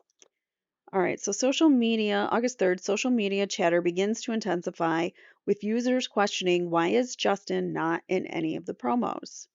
So here's some more of those comments. Why Justin Baldoni is not in any of the promos they've been doing. They don't even follow on Instagram. This is at this point they were following Justin on Instagram, all the cast members, Ryan Reynolds too, but they all like just suddenly unfriended him or unfollowed him or whatever, unsubscribed. And now everybody's noticing. They're not even following each other on Instagram. So what the heck is going on? Where's the one with Justin? Oh my God, we have to wait. That is the trick. Wait for what? Really? I'm slow. Are they playing us? They shared a video of Justin yesterday, then deleted it from all their socials. Oh, that's weird. Here's here's the director and a main character. It makes no sense. Oh, he's the director and main character. It makes no sense that he's not there. Yeah, people notice. They shared a video with Justin yesterday, but deleted it right after. I don't care if they don't follow each other. I just want to see him promoting the movie. So, yeah, people definitely noticed. And I'm sure he's got fans too. There's people that wanted to see it because he was in it. So, it's not all about Blake. But Abel and Nathan commiserate about the situation August 4th, with Abel jokingly suggesting that they plant negative pieces about Lively. So this is a joke. While Nathan, so who said that? Abel, his publicist, jokingly suggested planting negative pieces about Lively. While Nathan understands Abel's comments are lighthearted, she responds seriously, advising they wait to see how the next few days unfold and stay vigilant. Nathan also notes being aware of a story from Lively's camp intended to hurt Baldoni's reputation. Both agree to stay alert and avoid taking any hasty action. So here is that communication. Melissa says, you could have stayed at my apartment. Stay next time. And Jennifer Abel says, haha, I appreciate that, but I'm making them pay for the nice hotel and room service. I'm starving, LOL. She says, okay, good. She says, I'm having reckless thoughts of wanting to plant pieces this week of how horrible Blake is to work with, just to get ahead of it. She's putting us through hell. And Melissa Nathan says, same. I'm Am I ready? Am I ready? Off the record, spoke to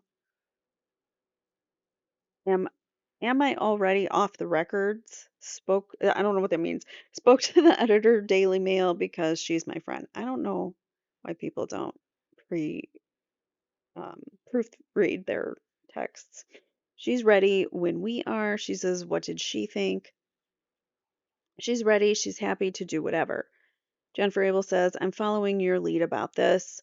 Nathan says, we need to see how the next 2 or 3 days go and keep our ears to the floor. eh, and we hear anything, we are prepped, and we can do anything. We don't want to rush. All right, so that's that exchange. August 5th, 2024, Baldoni's first full day of press began before 6 a.m. Later that morning, he shared a link with Abel to an article on celebrity bullying that had appeared on his Twitter feed.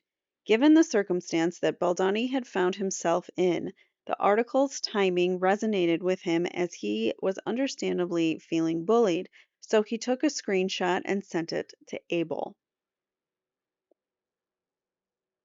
Here's the screenshot. Um, Jennifer says, yeah, I literally just spoke to Melissa about this on the break about what we discussed last night for social and digital. I'm not sure what that is supposed to represent, and it's very hard to read.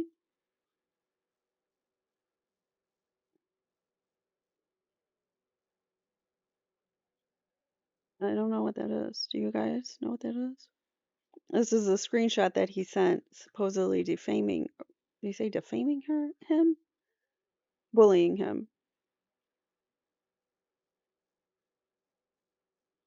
Oh, it's just he's saying that it's an article on celebrity bullying. He's saying he feels bullied.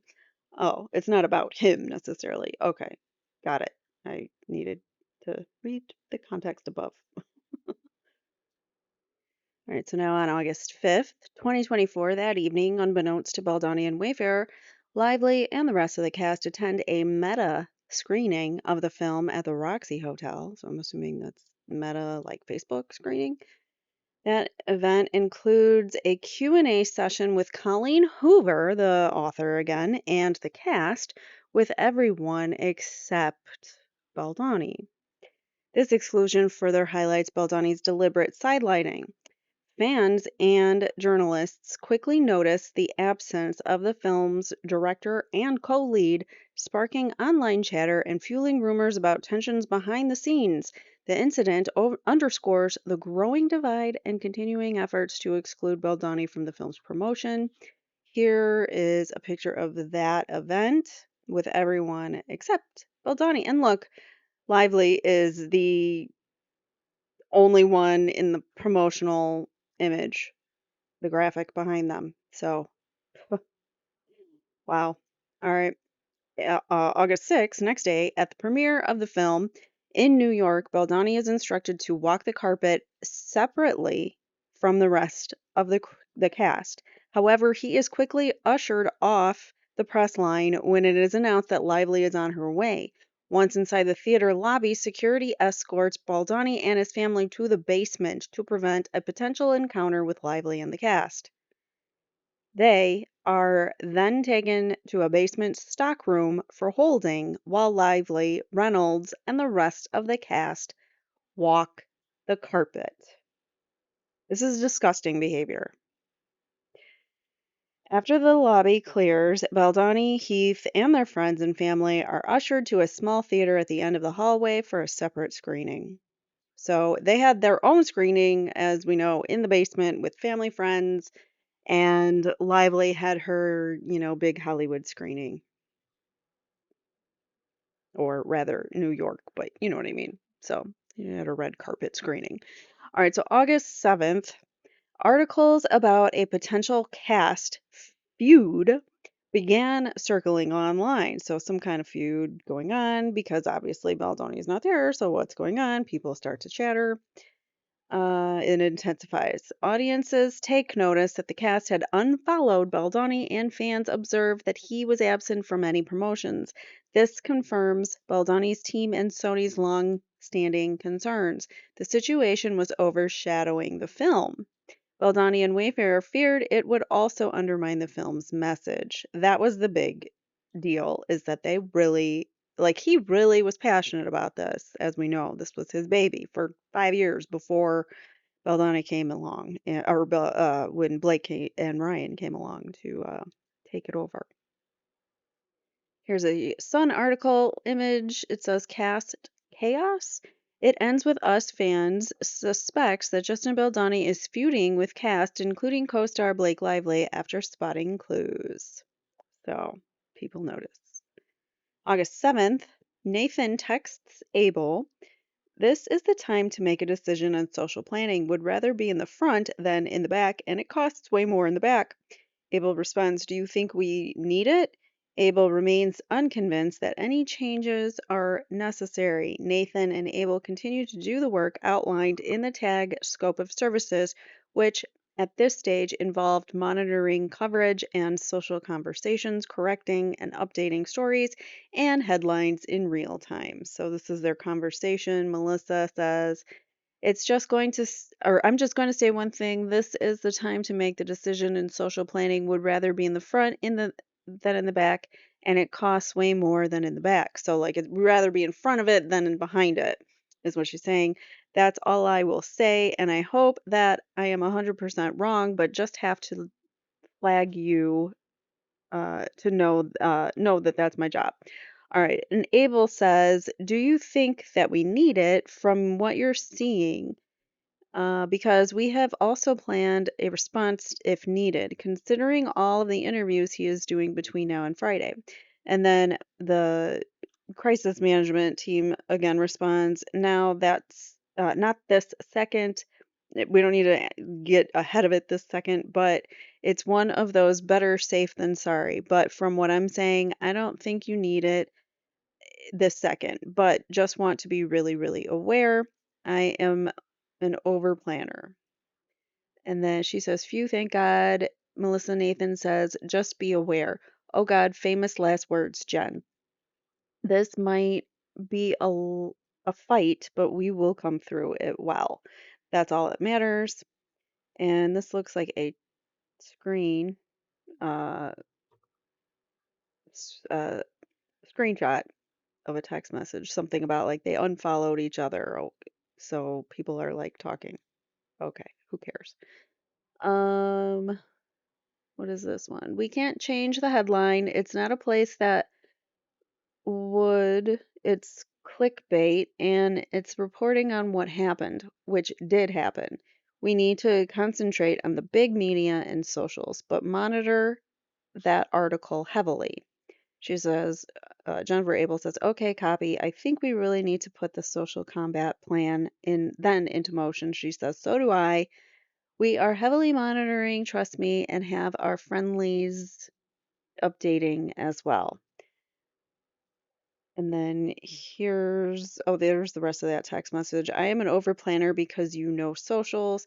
And um, Jennifer Abel says, understand, we should get on a call with Jamie today. We will likely have a break around 11:30. She says, from a friend at TMZ, Justin Baldoni tips hitting our email about his beef with Blake and Colleen Hoover. She says, what are the tips? I asked when I asked that was my follow-up question. She says, I have blah, blah. She says, if we can kill before we do the Today Show, and then some emojis. Melissa Nathan says, nothing to kill right now, don't worry. So again, it's like it's not crisis mode 100 yet, but we're leading up to it. This text message from Jennifer Abel says, it's all fan speculation because he was in Sweden and then as a director did press separately and then just say they never effing followed. LOL. I hate everyone. And she said, same. All Vogue cover or something. Vogue cover just dropped. Reading. I read it. Okay. It's barely about the movie. The entire thing is meaningless fluff. Great. All right. This one is we are heavily monitoring, trust me, and have our friendlies updating. So that was a continuation of before. And Jennifer Abel says, "Can we call Jamie and get the green light?" And Melissa Nathan says, "Yes." Jen says, "Sorry, we are back in press." Melissa says, "Variety, it ends with us review. Blake Lively stars in a romantic soap opera that turns dark and stays convincing." What? Wow, people do anything for headlines, I guess. August 8th, online chatter escalates and caste tensions become the headline across major publications.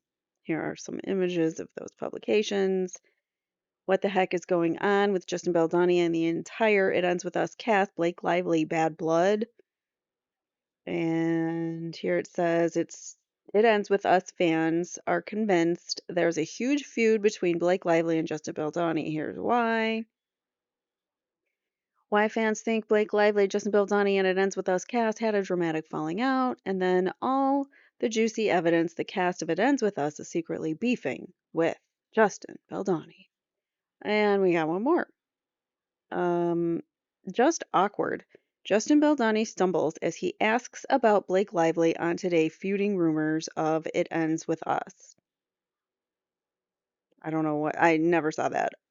Maybe we'll have to take a look at that. But not right now. We will continue on. We're getting closer to the end. So I apologize. I mean, I'm trying to read everything that as best I can, even though the blurry stuff sucks.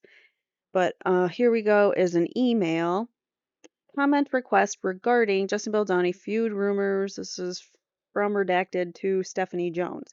Hi, Stephanie. This is a U.S. entertainment reporter. Got it. Okay. She says, Hi, Stephanie. I hope you are well. My name is Redacted, and I'm a reporter with The Independent. I'm approaching you for comment in regards to fan speculation that Justin Baldoni and Blake Lively had a falling out during production on It Ends With Us. Several fans on social media have pointed out that Lively and Colleen Hoover no longer follow Baldoni on Instagram, and they have also noted that Lively and Baldoni don't appear in photographs together at the U.S. premiere. Would you be willing to respond to these feud rumors? And then August 8th, so same day, at 10:11 a.m., Nathan and Lively's publicist, so this is now the other person that's on the lawsuit with Baldoni, Wayfarer, and Jamie Heath. So Jamie Heath is on that too, as a plaintiff. Jamie and Justin are suing Blake Lively, Ryan Reynolds, and this Leslie Sloan character. So at 10:11 a.m., Nathan and Leslie Sloan reach an agreement whereby neither will communicate directly with a reporter prior to informing the other. Nathan states, I'm not doing one thing without speaking to you, to which Sloan responds, Me either.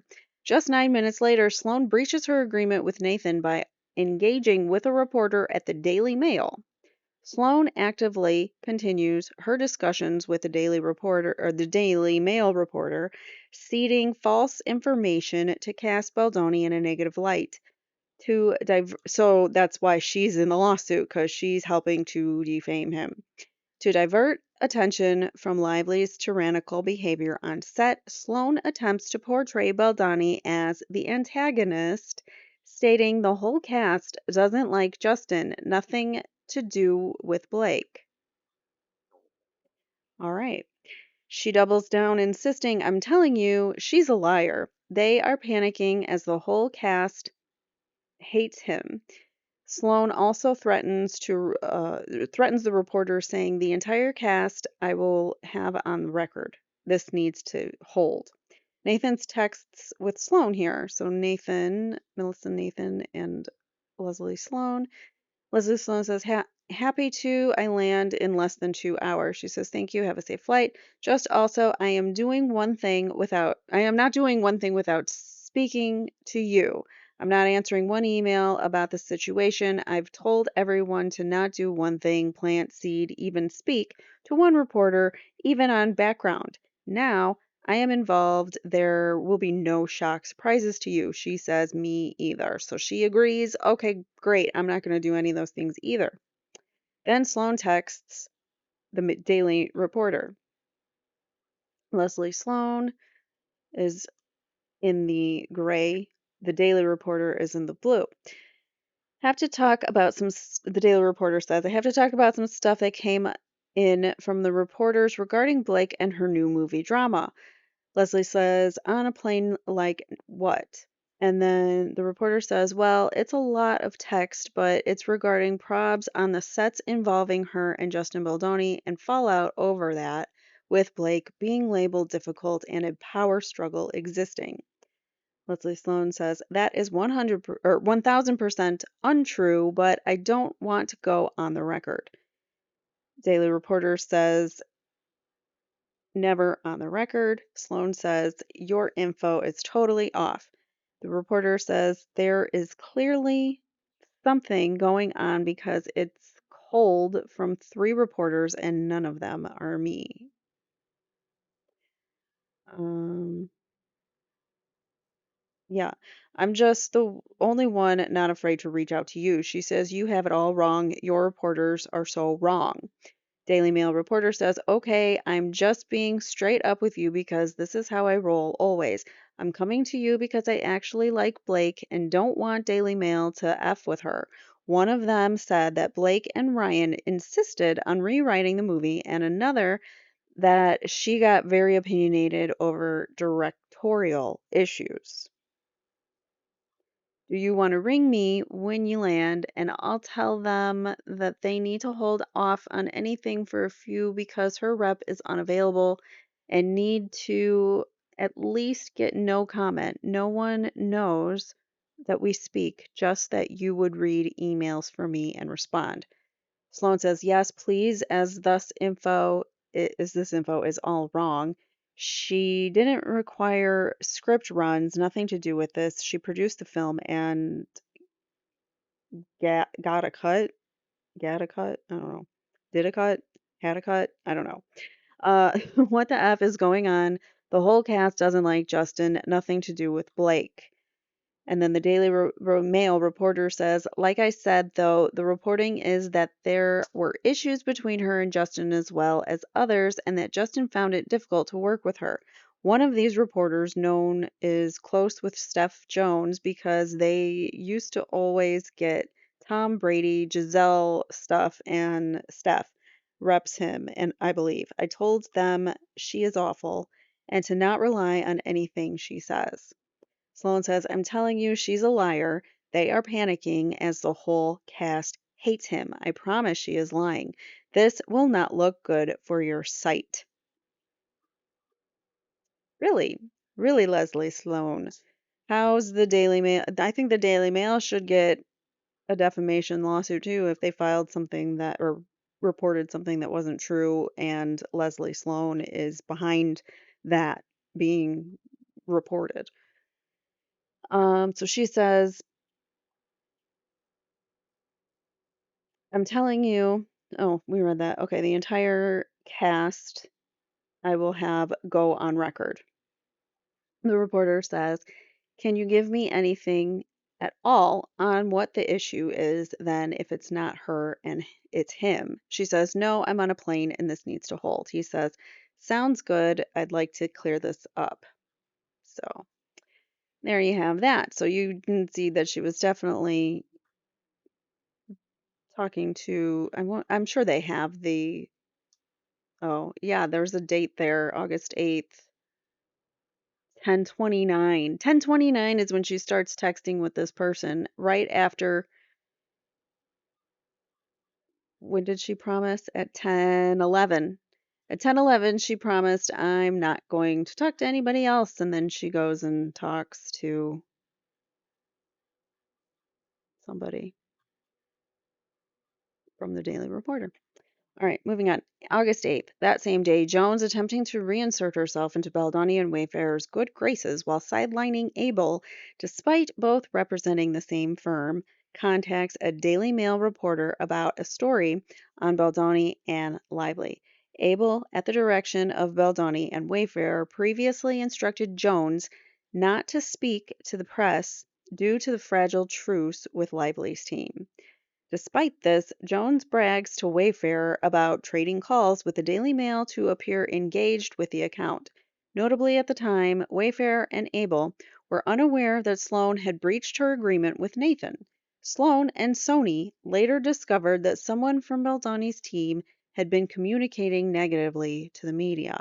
It was clear that Jones was the source, and Wayfarer's leadership along with Sony were livid. I understand why. I would be livid too. All parties were desperate to avoid an all-out conflict between Lively and Baldoni just as the film was about to be released. Here is that email exchange. Left word for redacted. She's been very nice in past, so we'll get this fixed. That was from Stephanie Jones to Wayfarer Studios. This is to Jennifer Abel, Stephanie Jones, and Wayfarer Studios. Call for comment. Hi, I'm a daily reporter. I'm currently working on a story surrounding the recent rumors that there was a feud between Events with those co-stars. People on social are talking about how they didn't pose together at the premiere or do any press together. I wanted to give you a chance to respond to these rumors. Please let me know if you have any comments. Thank you. And then this is call for comment regarding call for comment. Stephanie Jones, you and from Stephanie Jones to you and Wayfarer Studios. Redacted has been nice and fixed things for us in past. I can give her a call. This is nothing. This is a nothing burger. And Jennifer wrote, "Team, please ignore. Thanks." And then that's blurry. I can't tell what that says. I think this is Stephanie Jones. Okay, so Jones says, I'll contact Sony Comms now as I know this isn't true. Something about Blake.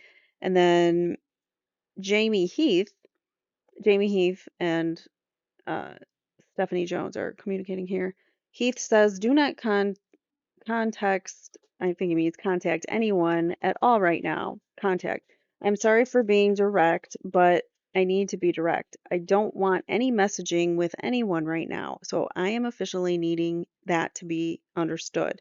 Stephanie Jones says, to clarify, I have not spoken to Daily Mail. The above isn't true, liar.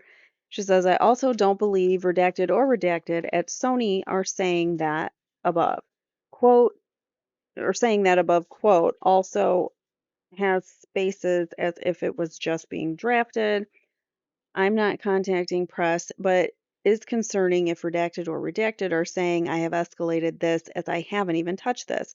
I am going to contact them. And then Jamie Heath says, Stephanie, as your client and the one who pays for the services, I am stating to not contact anyone regarding Wayfair or Sony at this time. If you do after this text, it will be a major problem. This needs to be respected now. So they're getting a little more forceful with her. So on August 8th, 2024, Nathan and Abel are left to deal with the fallout from Jones inserting herself into the situation. Here's some text between Melissa and Jennifer Abel. Nathan says on Zoom, Jennifer says, damn, I wanted to tell you something funny. She says, I'm calling after. Then Jennifer Abel says, Steph chimed in to the Daily Mail article and then screenshot it and sent to Jamie and Tara and was like, I know her and I will handle and she will kill it. And Jamie told her to stand down because your handling made me giggle. And Melissa Nathan said, oh my God, wait, Jen, she just effed us up. This is making sense now. Ha ha ha. This is where the bells start ringing or, the light bulbs start lighting above people's heads. Like, wait a minute. They're screwing us on purpose. They're doing this now purposely to destroy Justin. So, yeah, pretty much that's kind of what that means. So Jennifer Abel says she didn't respond though. She sent that to me and the team, not the writer. And I can't really read this whole middle text because it's very blurry. But she obviously is sending some text screenshots to her. These are better. So She says, Melissa Nathan says, she just ruined our strategy. One swift swoop. Redacted was effing holding. Am so effing pissed, Jen. And then Jen says, I just told Jamie. So this is the moment of realization. Um, Melissa Nathan says, yep, I saw Leslie message and now the studio is calling SJ. She ruined Stephanie Jones. So Stephanie Jones, remember, is Jennifer's boss, former boss, whatever, but she's inserting herself into this whole thing that she shouldn't be. It's not even her account. But she's talking to the Daily Mail about it. She ruined our whole strategy. I'm effing furious. I can't do this shit. I really, this real?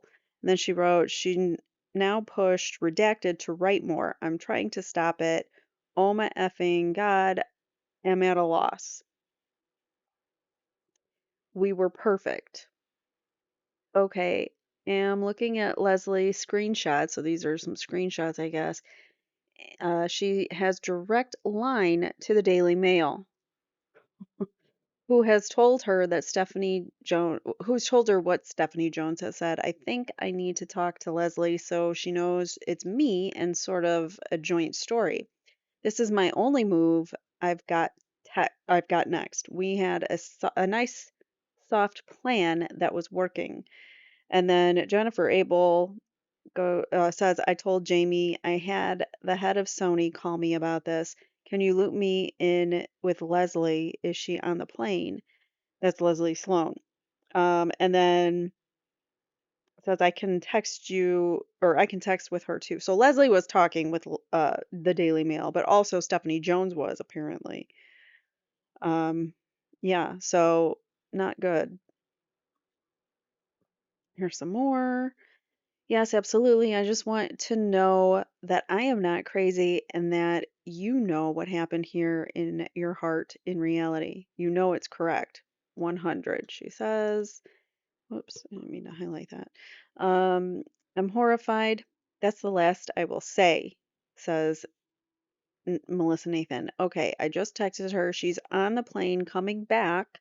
I'm waiting for her to get back to me. Let's try and calm the situation all the way down. This is when she says, "Don't talk to the press now," and they both agree that they're not going to. So does Jamie see it? She replied, she's more than happy to speak to you. I'm landing in 2 hours. Jennifer says, exactly. Everyone needs to cool down and stop fueling the fire.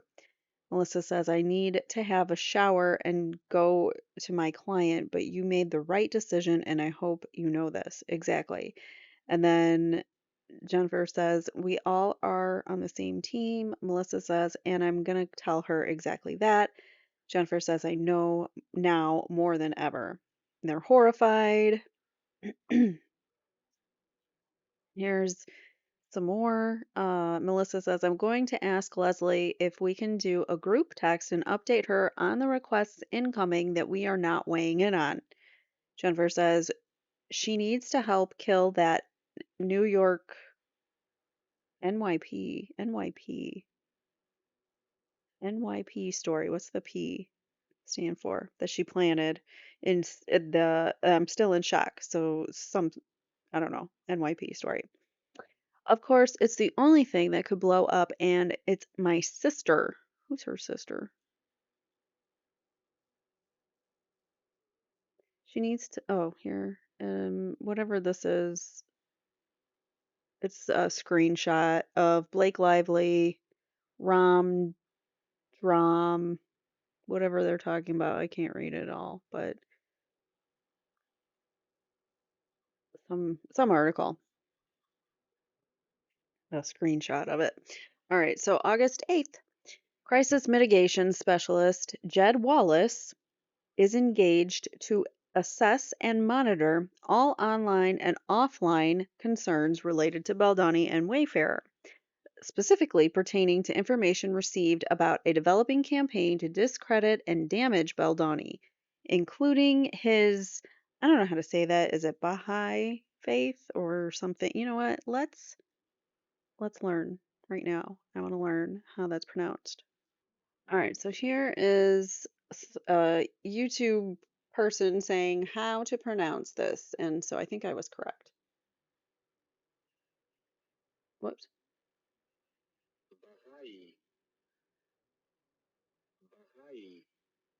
Baha'i.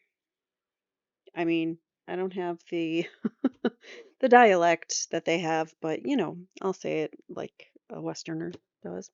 Okay, so they're trying to make fun of his faith. It's a very like compassionate faith. They're all about living life as a good person, being compassionate, paying it forward type of faith. And they're discrediting him for that for some reason, damaging his reputation, including his Baha'i faith and Wayfarer, the company that his production company that he created to make this movie. So, given the importance of the film to Baldoni and Wayfarer, its success, and the critical support it would bring to the DV survivor community, Wallace is asked to focus on analyzing online feedback and monitoring the overall sentiment related to Wayfarer, Baldoni, Lively, and others working on the film. So, August 9th, it's crazy to me that there's people that you can just hire to be like online talking about your client, sitting there like, no, you're wrong. So and so isn't an evil witch, and trying to like change the narrative publicly. Anyway, so August 9th, early morning, Abel receives an inquiry from the Daily Mail. Jennifer Abel says, so apparently Redacted is speaking to Leslie to get Blake to cut the shit. I think we get through this if we just get that NYP piece killed and Leslie agrees to a truce. Melissa says, Jen, we can get through anything. Just trying to bail or something redacted. And then she says, shut the F up. She says, good Lord, I'll be done in like 15 minutes. Can you speak then? She says, yes. And then here's that email, which is too blurry to read, but it's a screenshot of that. And then she says, um, just got this. She says, I'll call him. Damn, want me to do anything? She says, this stemmed from what happened yesterday. I'll tell you on the phone how I know. Redacted really well, something. Okay. And then Jennifer Abel says, wow. Here's a bunch more of their communications. These are really blurry. I'm not going to try to struggle through these. So I'll leave it there so you guys can kind of pause if you want to try to read that. Some of them are just a bit too blurry for me.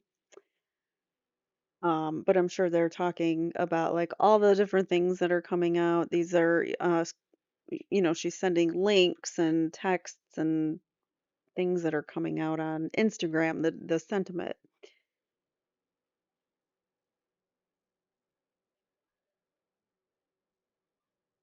All right, moving on. So August 9th, Heath calls Jones to verify that due to the sensitivity of the situation, he feels more comfortable with Abel leading communications rather than Jones. Heath reiterates that Jones should refrain from taking any action on behalf of Beldoni and Wayfair until further notice. Like, how much clearer do I need to be? At that time, Heath was in Chicago with Baldoni and Abel, and they all agree that Abel, with first-hand knowledge and the most up-to-date information, was the best person to handle communications. Jones does not take this well and launched into a tirade, insisting that she will speak to whomever she pleases and that Wayfarer cannot stop her from clearing her name. The day prior, Heath had texted Jones demanding that she not communicate with anyone on behalf of Wayfarer. August 9th, Nathan, consistent with the pair's agreement, sends a text message to Leslie Sloan containing an email that she had received from a Daily Mail reporter. Unbeknownst to Nathan, this was the same reporter with whom Sloan had been communicating the day prior. Nathan confirms that she played no part in the story and tells Sloane, I'm going to have to speak with him, but I'm just going to tell him nothing. She adds, I'm happy to chat to you beforehand if you prefer. Sloane deliberately omits the fact that she had spoken with the reporter just 24 hours ago, stating, let me know how it goes. Wow. It seems like there's so many backstabbers in this industry, at least in my opinion, from reading this. It seems like Justin Baldoni is like the one true like unicorn in all of this, where he's like actually a good guy and he's got all the receipts to show it. I mean, the way he handled the situation versus how most people would have, I mean, I don't know, it probably had to be soul crushing to do every little thing that she wanted to his film. August 9th, 2024, during a red carpet interview at the New York premiere, Lively stated, the iconic rooftop scene, my husband actually wrote it. Nobody knows that. This revelation regarding Reynolds' purported contribution to the script raised eyebrows at Sony, who told Wayfarer that they certainly needed some clarity on public comments made about Ryan Reynolds potentially contributing writing services for the rooftop scene. And Wayfarer's like, whoa, whoa, what? I don't know what you're talking about. Sony Legal Affairs to Wayfarer Counsel. We certainly need some clarity on public comments made about Ryan Reynolds potentially contributing writing services for the rooftop scene. Can you provide additional information on this? As there are no contracts, his services are not in the chain, nor is his name anywhere in the credits. One of the main media reports which cite this claim made by Blake Lively. Here's a link to that, the people.com article. Thanks for clarifying. Um,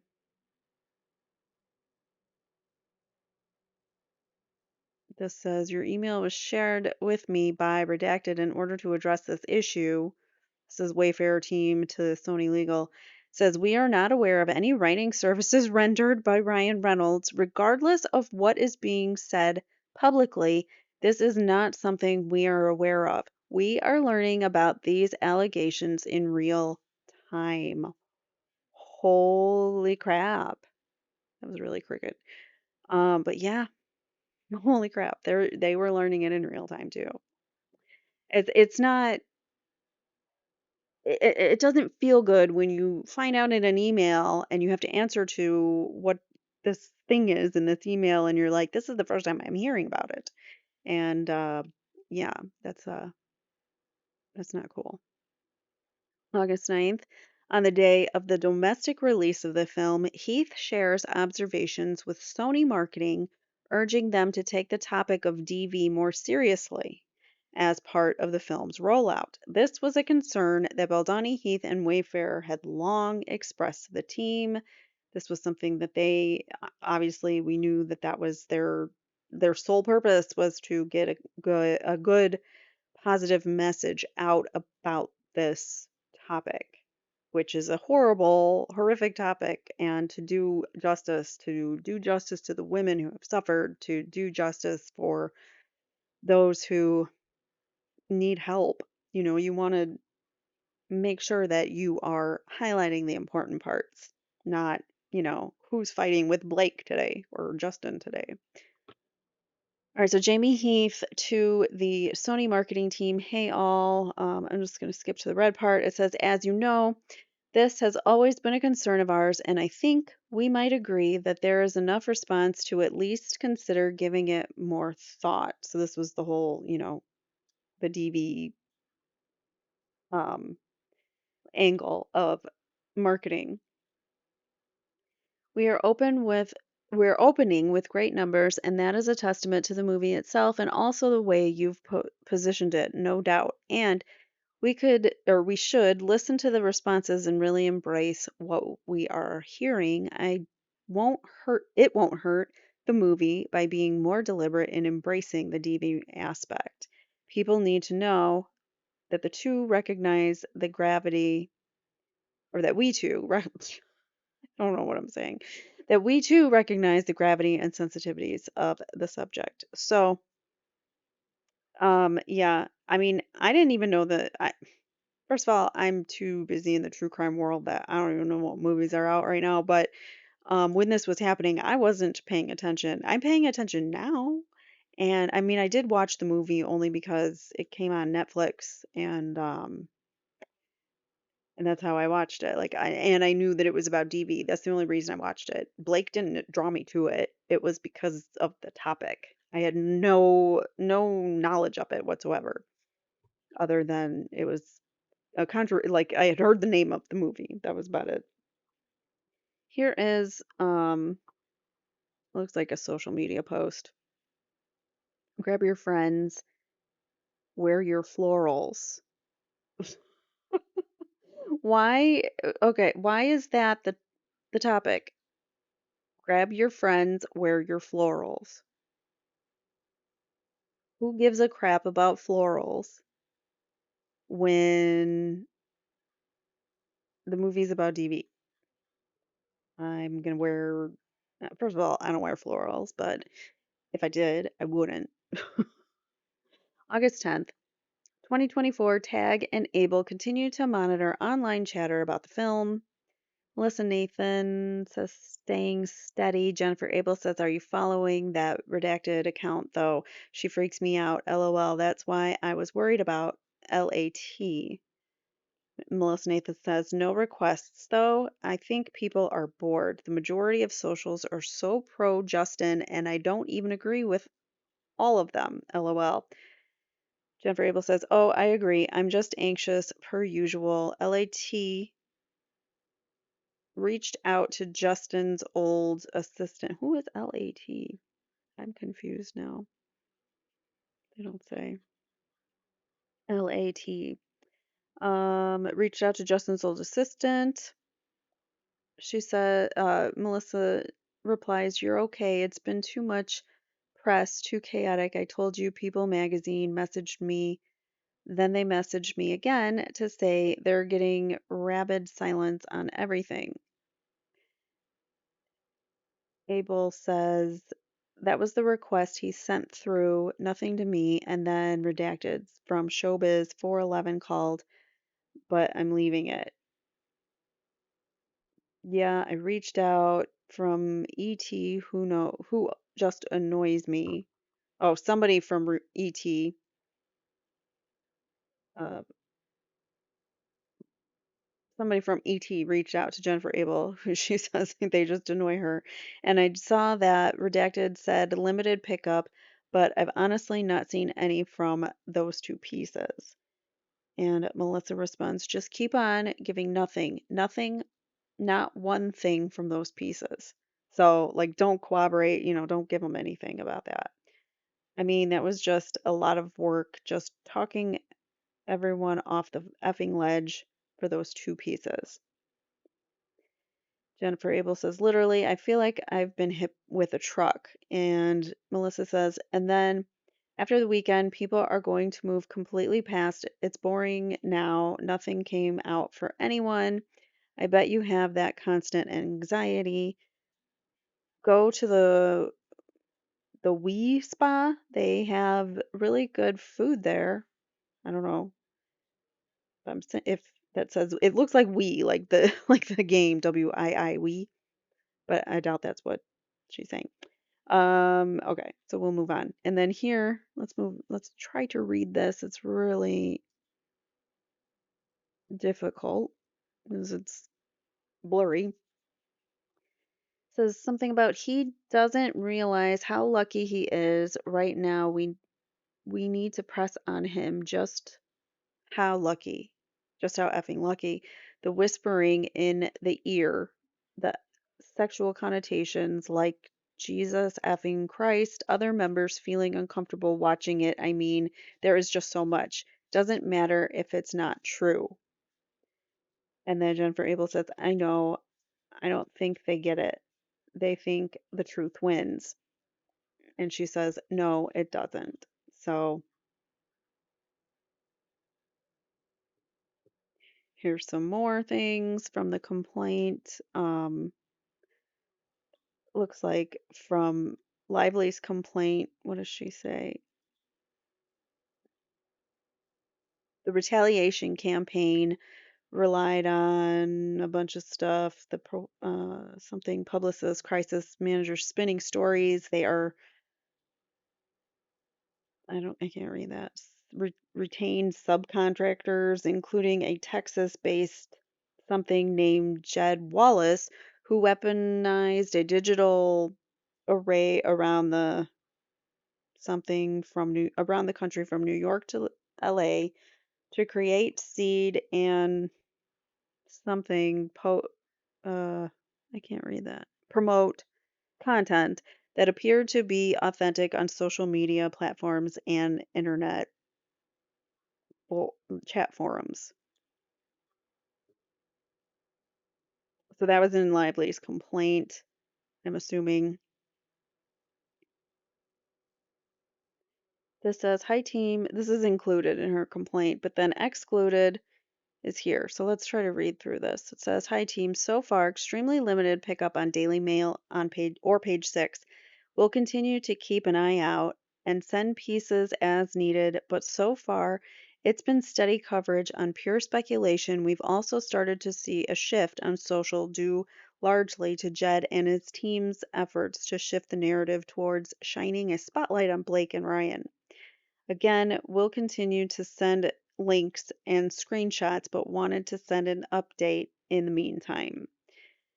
And then excluded from that conversation was this text that says, "Thanks, Katie. We are seeing the same thing."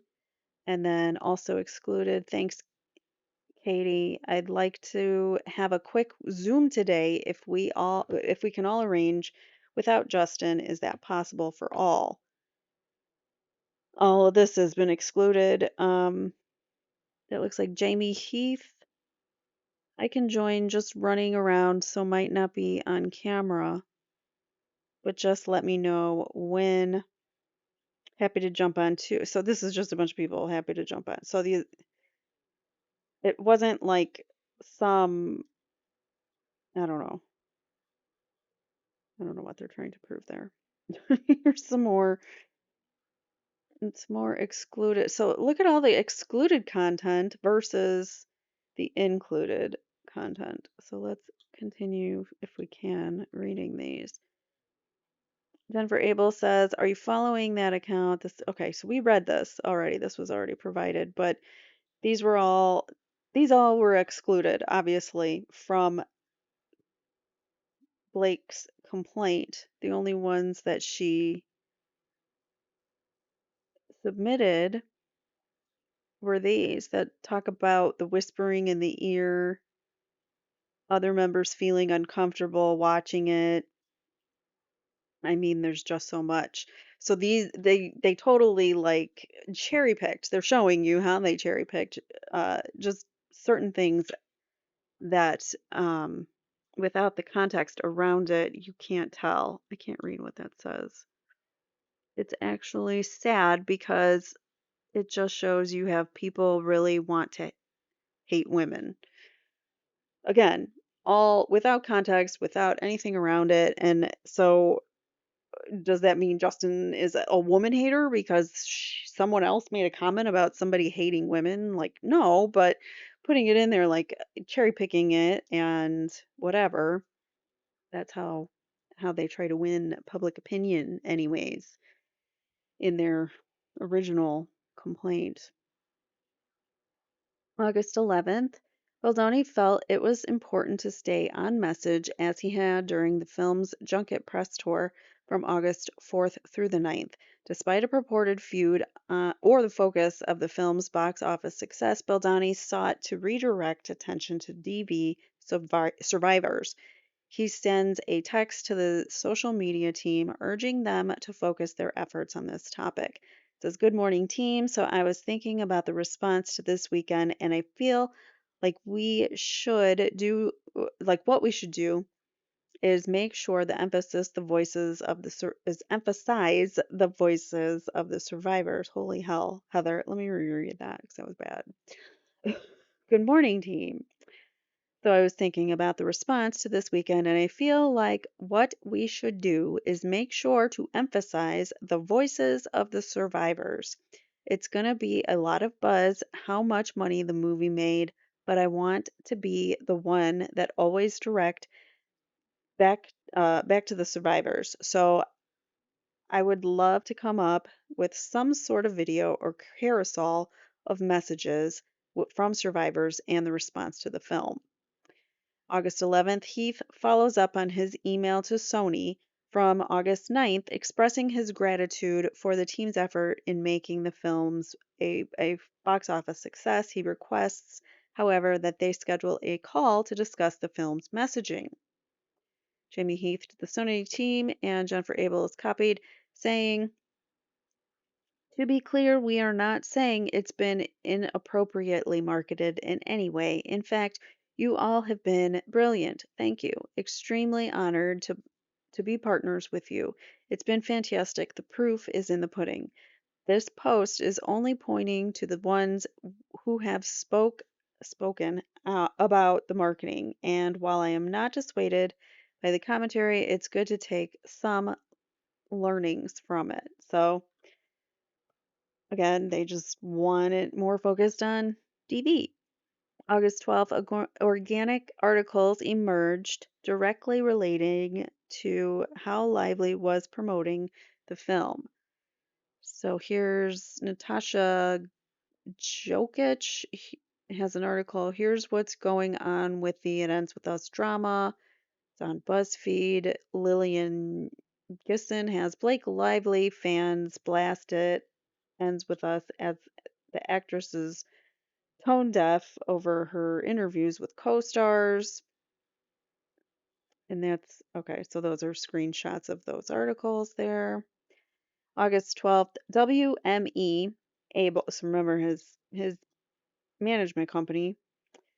WME, Abel, and Heath discuss yet another conversation between WME and Reynolds. Yet another conversation.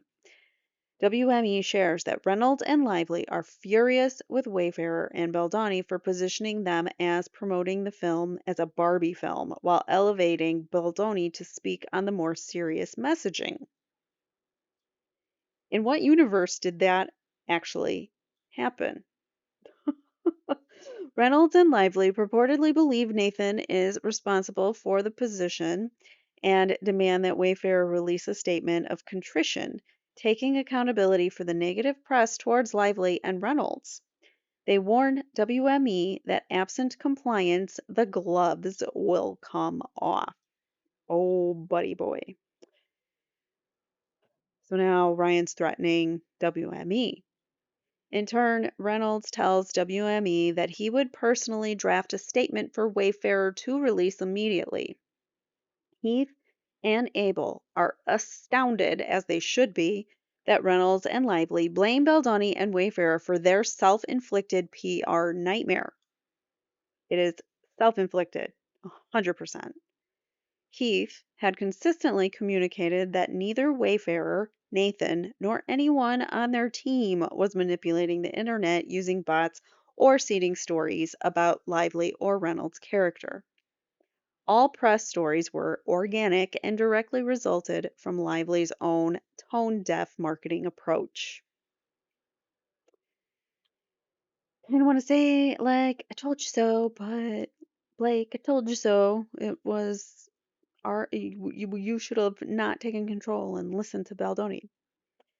August 12th, that evening, the two WME executives, Heath and Abel, participate in a call to review the statement drafted by Lively and Reynolds on behalf of Baldoni, Heath, and Wayfarer.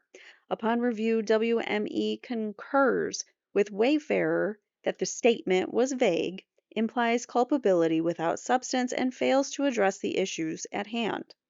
So WME and Wayfarer both agreed those things.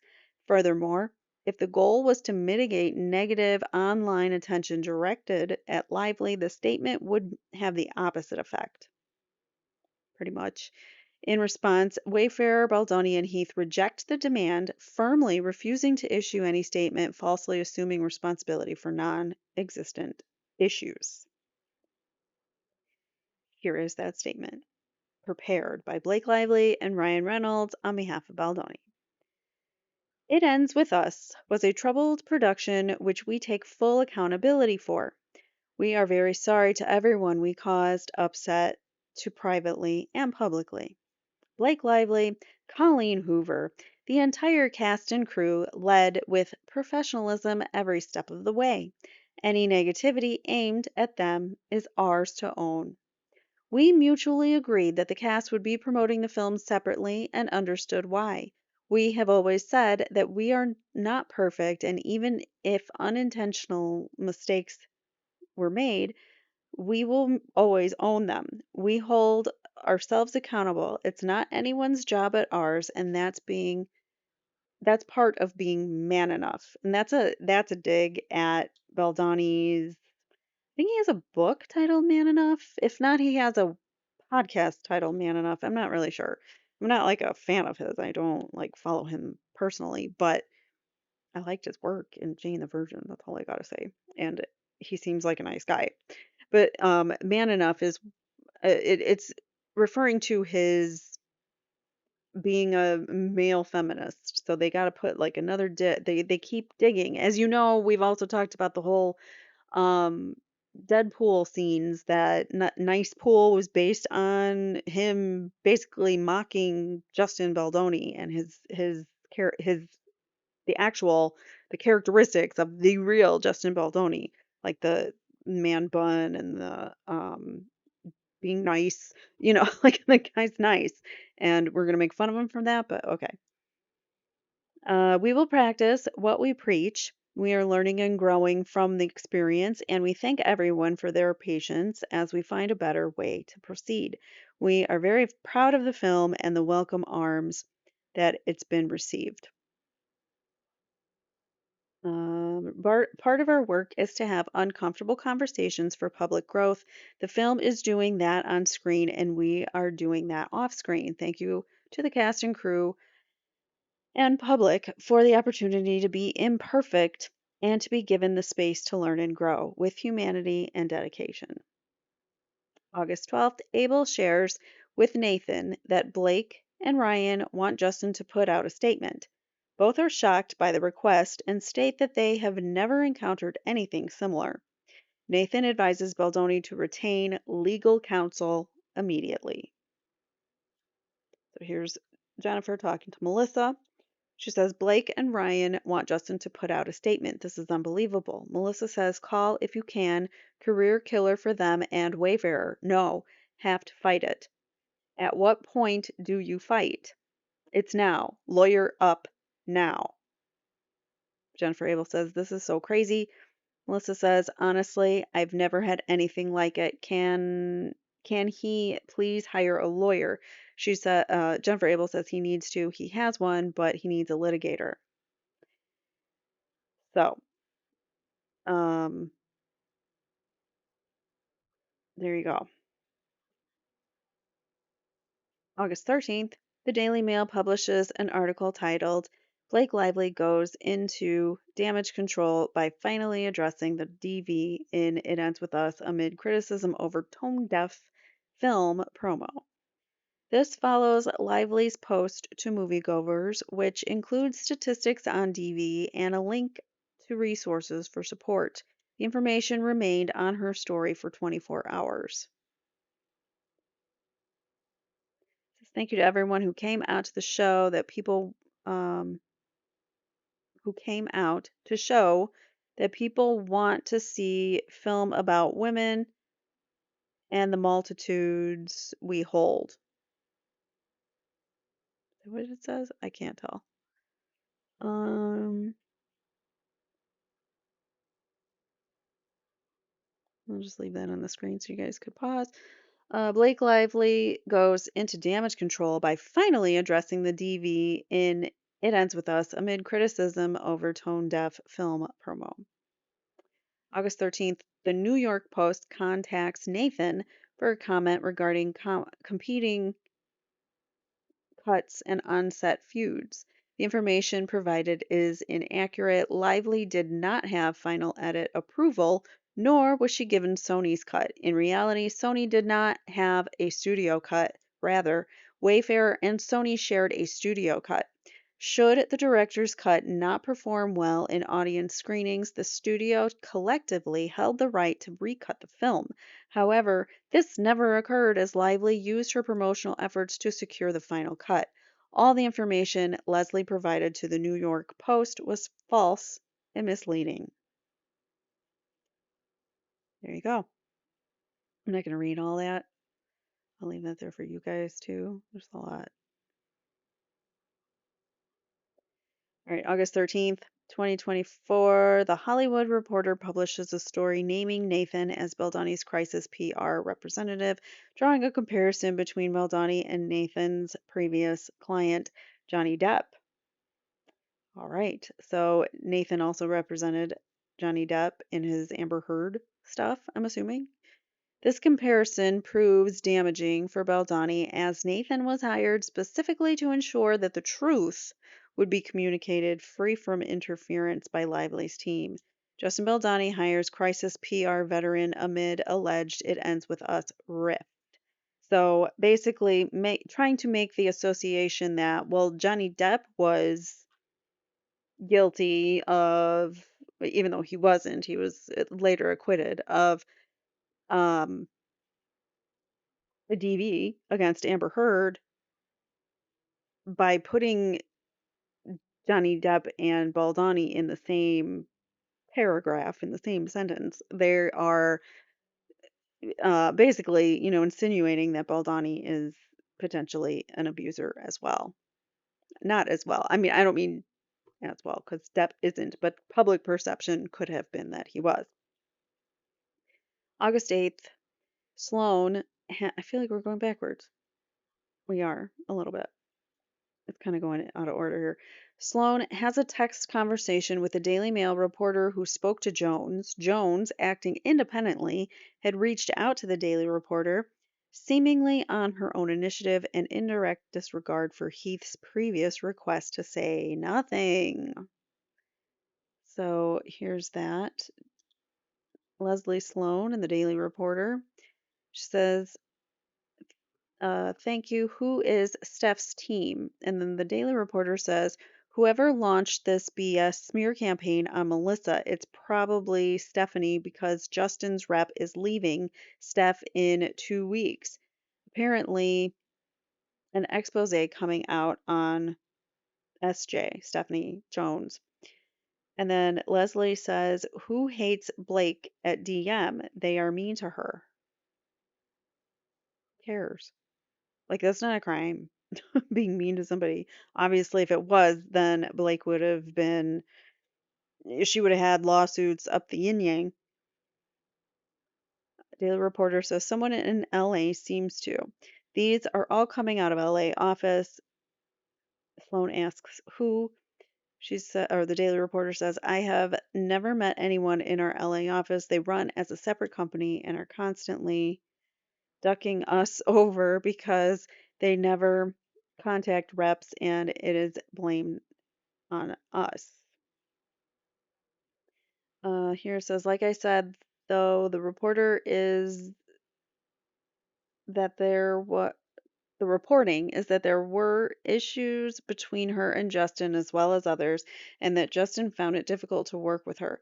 One of the reporters known is close with Stephanie Jones because they used to always get redacted and Steph reps him.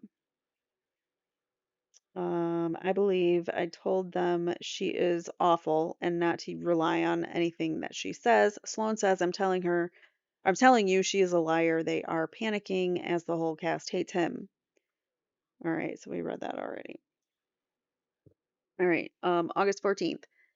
As discussed here and above, in early August 2024, Jones inserted herself into the situation, attempting to sideline Nathan and Abel. The issue, however, was that Jones had deliberately distanced herself from Wayfarer's leadership's communication strategy and internal decision making, citing her focus on higher profile clients. Wayfarer had no objection to Jones' disengagement as Abel was their trusted advisor, and they had no interest in becoming entangled in Jones' work's internal politics. Furthermore, Jones had been on a family vacation during the critical period of the press campaign and the film premiere. Despite her physical distance, Jones' attempts to intervene were clumsy, unwelcome, and sporadic. As she tried to create drama and undermine Abel's authority, Wayfarer and Baldoni remained focused on managing the crisis at hand. On August 14th, 2024, in a final effort to position herself as the key player for Wayfarer's account, anticipating Abel's imminent departure from Jones' works, Jones sent a disorganized strategy outline and includes a veiled threat to Wayfarer, reminding Heath of their contractual agreement.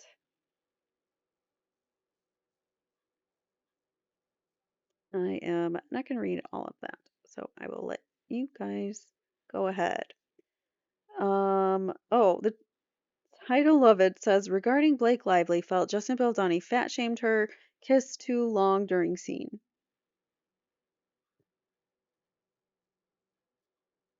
All right, I'll read it. I was gonna skip it, but let's read it. Stephanie Jones to Jamie Heath and Jones' attorney. She says, "Hi, Jamie. I have been standing down and have not contacted any press at all regarding any of these Justin issues since they arose on Thursday of last week while I was on a family vacation in Europe.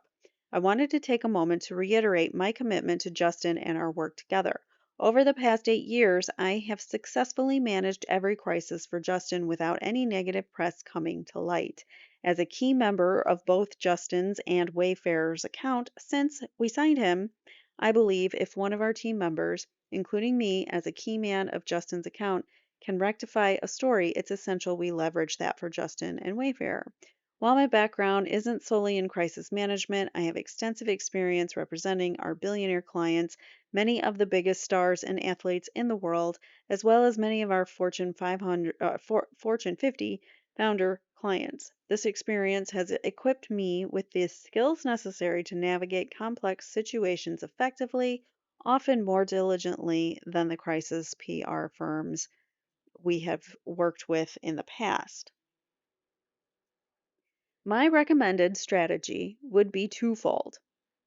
Flood the zone with positives. We need to ensure that we promote positive narratives that media outlets cannot ignore. Currently, most stories are heavily biased towards Blake's perspective, leaving Justin unrepresented. It's crucial that we fight for every inch of every story, which requires far more effort than the typical crisis PR want to put forth in our experience working with specialized crisis teams. And two, prepare alternate stories. We should mobilize a robust network of supporters and third party advocates ready to counter these narratives on deep background as well as some of the record, making it clear that the claims being made are untrue and unfounded. As you know, I've been on vacation in Europe. Second time she says that with my entire family. I've attached my Verizon call log from last week in response to your claim that someone at Sony suggested I called the Daily Mail and escalated things. I cannot confirm, or I can confirm that I did not make or receive any calls from Daily Mail. The number I thought I returned call from was regarding our client from Daily Mail's cell phone number is noted in her email, redacted, and you can cross reference this against my call log for verification. Studios often look for leaks, which is why, per Jen Abel's text to all of us, the Sony president first texted Jen Abel and, in her words, accused her of leaking information to the Daily Mail. He then texts me shortly thereafter. I ask that you please refrain from using me as a scapegoat for leaks that are clearly originating from elsewhere. This woman, now she's like, oh, don't use me as a scapegoat. When you did it, we know you did it. Yeah, so She's saying, I am ready, willing, and able to fulfill my duties to support Justin per our contract, which concludes May 2025. I can add tremendous value to our efforts, and I hope you will consider my involvement. Well, if that weren't the only, I don't know, I feel like that was only put out there to like save face for herself so she could like keep him on as a client, which it doesn't seem like that's what they ever wanted. August 14th, a journalist from TMC contacts Nathan and Abel requesting comment regarding three HR complaints filed against Justin Baldoni on the set of It Ends With Us. That same day, Nathan receives inquiries from reporters about multiple HR complaints from set. This was not true. And then this was the email from TMZ to Wayfarer Studios. We were being told that there were at least three HR complaints filed against Justin Baldoni on the set of Us, or on the set of It Ends With Us. Here's some text messages between the reporter and the tag team. It says a source to a source close to set says that they don't know of an investigation, but there was an intervention. We heard there were multiple HR complaints from crew and cast starting from the first day of production. Wayfarer is the studio. It's unclear if Wayfarer Studios performed an investigation into the claims against themselves. Separately, we are aware that there was an intervention with Justin Baldoni midway through production based on a pattern of inappropriate behavior by him towards cast and crew. That is just unequivocally not the facts of the case. Tag team says off the record, the only complaint which not confirmed if it was an official HR complaint was a guy up for a gig on the crew. Complaint the younger guy who got it did to, okay, I don't know. Something about ageism. Uh the reporter says, thank you. I just sent I am blah blah blah. I can't read all of that because it's very blurry. Oh, here it says there was not an intervention on set or with members of the crew. This would be false to allude to Blake and Ryan and Justin and his team over for a meeting where Blake expressed all the things she was upset about. This was not Justin versus the team behind the film. It was his team versus Blake and Ryan. More of the contentious meeting, the way it reads now, reads as if it looks like proper intervention with cast and crew. It was not true. Yeah. So that's a much better way of explaining it, whoever that tag person was. All right, so August 14th, Baldoni sends Abel a TikTok from a creator suggesting that Baldoni is involved in something bad. Baldoni is just as confused as the rest of the team about the nature of this bombshell. Abel replies, that is the question of the century, and reassures him, saying, there is no bombshell, as you know, while confirming that she and the team are closely monitoring the situation in case a response is needed. And I'm not even going to try to read that.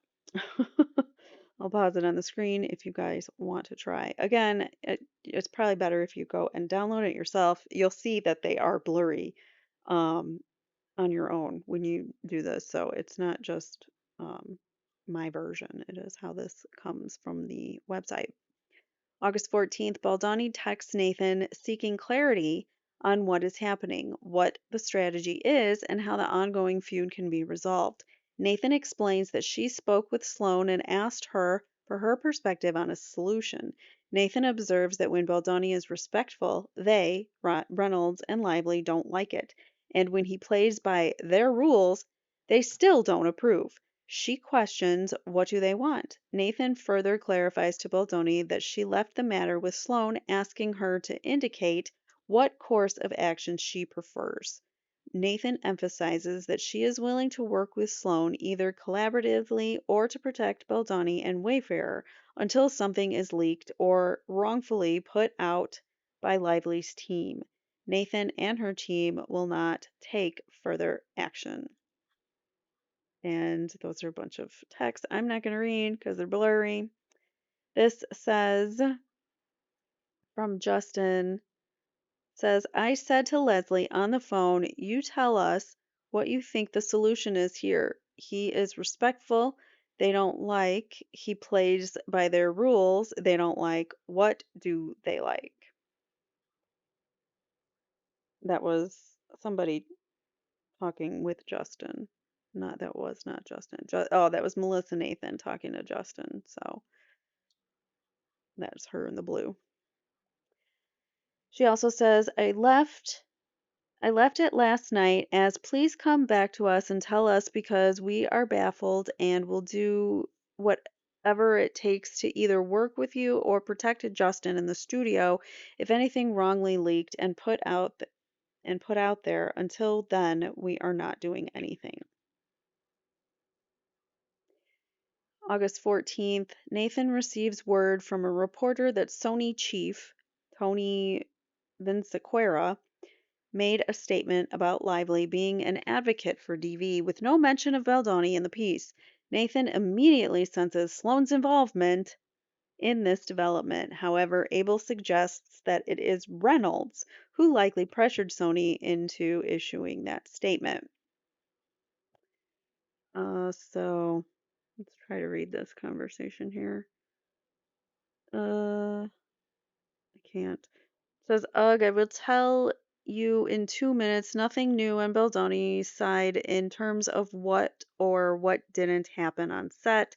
Sony gave a comment about Blake being an advocate for DV. He mentions Hoover and other women involved the film. No mention of JB. Melissa Nathan's, I can't read what she says. So Sony is speaking to press on Blake's behalf. I have no idea who redacted is. Melissa says this is me being nice, obviously, but yes.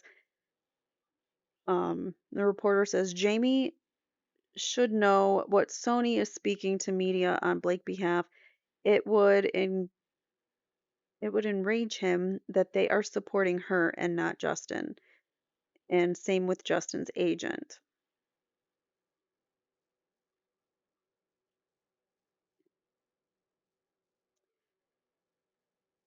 Yeah.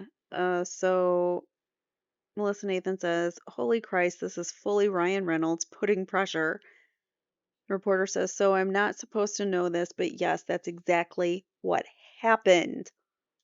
Whoa. So this reporter knows it was Ryan. Ryan Reynolds put pressure on the media to get this out there. She says, of course, I think need to use your personal email, or is there a Wayfair one you can use? Okay, great. Moving on. Whoops. August 14th, organic articles come out in response to Lively's promotion of the film. Elise Wenzel writes, people are disgusted by Blake Lively's cutesy press tour for It Ends With Us. And then Ebony Boykin Patterson writes, Blake Lively dragged for marketing light of domestic violence. Yeah. So, I mean, the media still noticed it. They didn't plant it. The media noticed her actions. Like they were legitimately criticizing her. And it wasn't a smear campaign. More organic articles come out on the 15th. In response to Lively's promotion of the film, Alex Abad Santos says, why is everyone mad at Blake Lively? Olivia Craighead says fans are not impressed with Blake Lively's press tour. More organic articles come out on the 16th. Carolyn Gavinsky writes, the It Ends With Us promo has failed DV survivors like me. Like, that's a powerful headline. The other ones, who cares about Blake? That's a powerful headline, and that's bad press for the movie. That's ultimately coming back to Justin and his production company. And on his shoulders. August 16th, Nathan receives a message from a reporter about a story from the Daily Mail. Could Blake Lively be canceled? Nathan, realizing that the article could give the impression of having been planted by her, laments. Damn, this is unfair because it's also not me.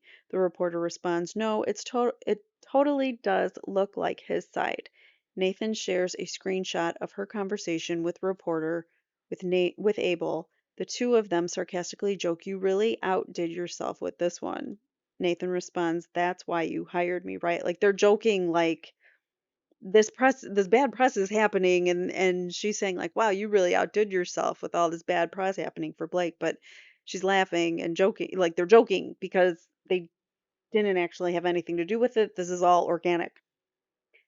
So this screenshot was omitted from Lively's complaints. This says the mail is going nuts. Nathan says, damn, this is unfair because it's also not me. Everything now looks like it's me, maybe not to you. The reporter says, no, it totally does look like his side, like they're putting out the bad press about her. And she also omitted this one from the complaint. No, it totally does look like his side. So, yeah, they didn't also omitted. Jennifer Abel says, wow, you really outdid yourself with this piece with an upside down smiley face or winky face. And she said, that's why you hired me, right?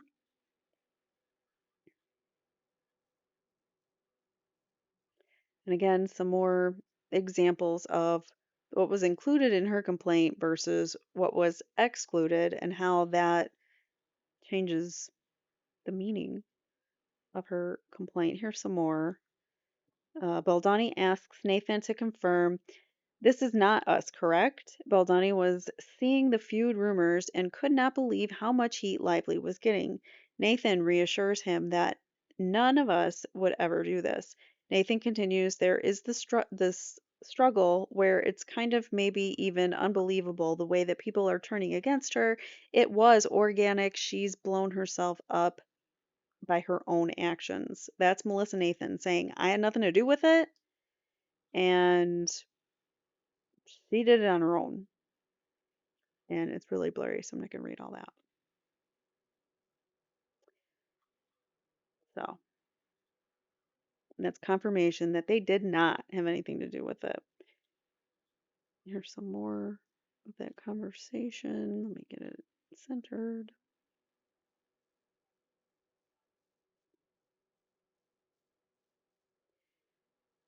Baldoni says crazy. She says stupid, really stupid, and I cannot believe she didn't mention working with a shelter or DV. None of this is your fault. It's breathtaking how something how tone deaf it is or something like that. August 18th, Angela Yang, Blake Lively's It Ends With Us promotion called disrespectful by some survivors of DV. August 19th, Jones Works chief of staff promises to release Abel's phone number to her. And let's see if we can see. This looks like a photocopy of a phone. Says, hi, I only just removed you from those aliases a few minutes ago. You're still in Justin, or you're still on Justin, etc. I'm not sure what you mean by protecting yourself, as the teams have been actively covering the accounts and handling all day-to-day and operations and client interactions. Part of our timing of when to communicate with clients is guided by our collective decisions as a team. We discuss sharing news with the clients on Monday. Response says, you know, that's not true, but that's okay. I really have respect for you and redacted and know what you have to deal with because you've shared that with me. But I'm also a real person and there's no job worth treating someone disrespectfully. I'm back in town on Monday and I need to get my number back and pay for my device. So let's handle that. So this is now a fight going on between or an issue going on between Stephanie Jones and Abel, and trying to figure out her phone issues because it's a company phone, but she wants the phone number to be released to her, and then it becomes this whole issue. So Stephanie Jones says, I'm not trying to be disrespectful, Jen. If you feel disrespected, then I apologize. Regarding your phone, we can give it back to your last, or we can give it back to your last week, whatever that means. Okay. She says, Morning, can we please handle switching my phone over today? I'm having to fly home now on Friday, and today is really my only free day to do so. Please let me know if that's possible. Thank you. She says, This morning I'll call Verizon. She says, Thank you so much. And then later, so it was at 8:19, at 12:38 p.m., she says, Hey, just checking in. I am leaving the office soon for a meeting, but I can stop by Verizon on the way. Possible to make the call so I can do so? And she says, no response. At 1:53 p.m., she writes, Hey, redacted, were you able to release my phone? I'm headed back to Verizon and they said I need an email that will apparently be sent once released, but I'm not sure if it was sent to JonesWorks. If possible, for you to send to my personal email. I really can't be without a phone and I've had this number since high school. Please let me know so I can drive back there. So she obviously like turned her phone into her work phone, and now her work phone needs to be back into her personal phone in her name on her Verizon account, and they're not letting her do that. So that becomes an issue. August 20th, more organic negative press. Ara Madawi writes, Sorry, Blake Lively, using a movie about DV to sell stuff is not a good look. She was selling her hair products and makeup and whatever she sells. I don't know. I don't even know. Oh, she has booze too. Booze and hair products. That's what she sells. August 21st, 2024, on August 21st, 2 days before her last day, Abel pulls up to the JonesWorks office in Beverly Hills. There, she is confronted by a physically imposing security guard, a lawyer sitting at a conference table covered in documents, an IT professional, and Jones' chief of staff, who had flown in unannounced from New York. Apart from Jones' chief of staff, Abel had never seen any of them before. After being ushered into the conference room, Abel sees that the security guard is posted just outside its doors, blocking the exit. In a menacing and cold tone, the attorney points to the documents and tells Abel to review and sign them. The attorney claims the Jones Works believes she had proprietary information on her personal laptop and will likely have grounds to sue if Abel does not allow them access. Like, are you kidding me? I'm leaving the job. That doesn't mean that you can retaliate against me and try to get all my information. All right, I'm telling you guys, we're almost done. I swear. We're getting close. All right, so she got completely caught off guard by this hostile and intimidating display. Abel falls into a state of shock. She has never experienced anything like this and does not know what to do. Fearful that she will burst into tears and humiliate herself, which she knew was what Jones wanted, Abel disassociates. Knowing she has not done anything wrong and desperate to get out of there, Abel signs the documents without digesting their contents. Afterward, the lawyer demands that Abel hand over her personal laptop. Abel complies, and the IT professional conducts a search that turns up nothing. The attorney then presents Abel with a list of approximately 10 documents and accuses her of having accessed and stolen them. Abel denies having done so, and the IT specialist conducts a further search for laptop, which again turns up nothing. So now, look at all the fallout that Blake caused. All the stress and everything that's going on with Abel and her issues with Stephanie. Like this all falls on Blake's shoulders. Like one little ripple effect, one little drop, and it just ripples. One little act of her being this, defiant. I'm not listening to you and I'm going to coerce and extort and whatever, do whatever I need to do to get my way and just trample over all of the people underneath her. In her mind, they're underneath her. And this is just one movie, one celebrity, one star that thinks that they're hot shit and they're better than everybody. Imagine how often this happens and how many people get trampled in Hollywood. This is just so sickening to like really see what happens. I don't even like movies and TV much anymore. It's like lackluster to me, knowing that like it's all fake and all this is really going on and people are just awful. Anyways, so knowing that she had done nothing wrong, she just wanted to get out of there. Abel signed the documents without digesting their contents. Afterwards, the lawyer demands that Abel hand over her personal laptop. Personal, personal, personal laptop. With all of her work and contacts and everything, I'm sure she's got on there. Abel complies, and the IT profession, like, get a search warrant, bitch. This is my personal laptop. No. Abel complies, and the IT professional conducts a search that turns up nothing. The attorney then presents Abel with a list of approximately 10 documents and accuses her of having assessed them. Okay, sorry, I already said that. She denies it. This is just insane to me, going over her personal laptop and saying, like, blah, trying to set her up, it almost seems.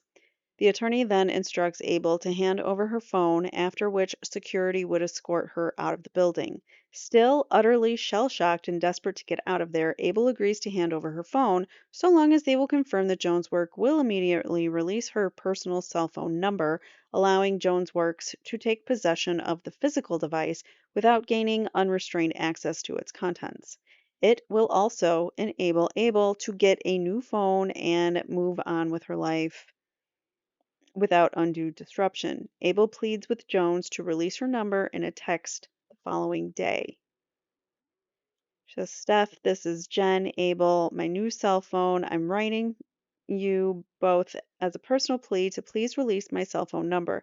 This is the same number I've had since high school.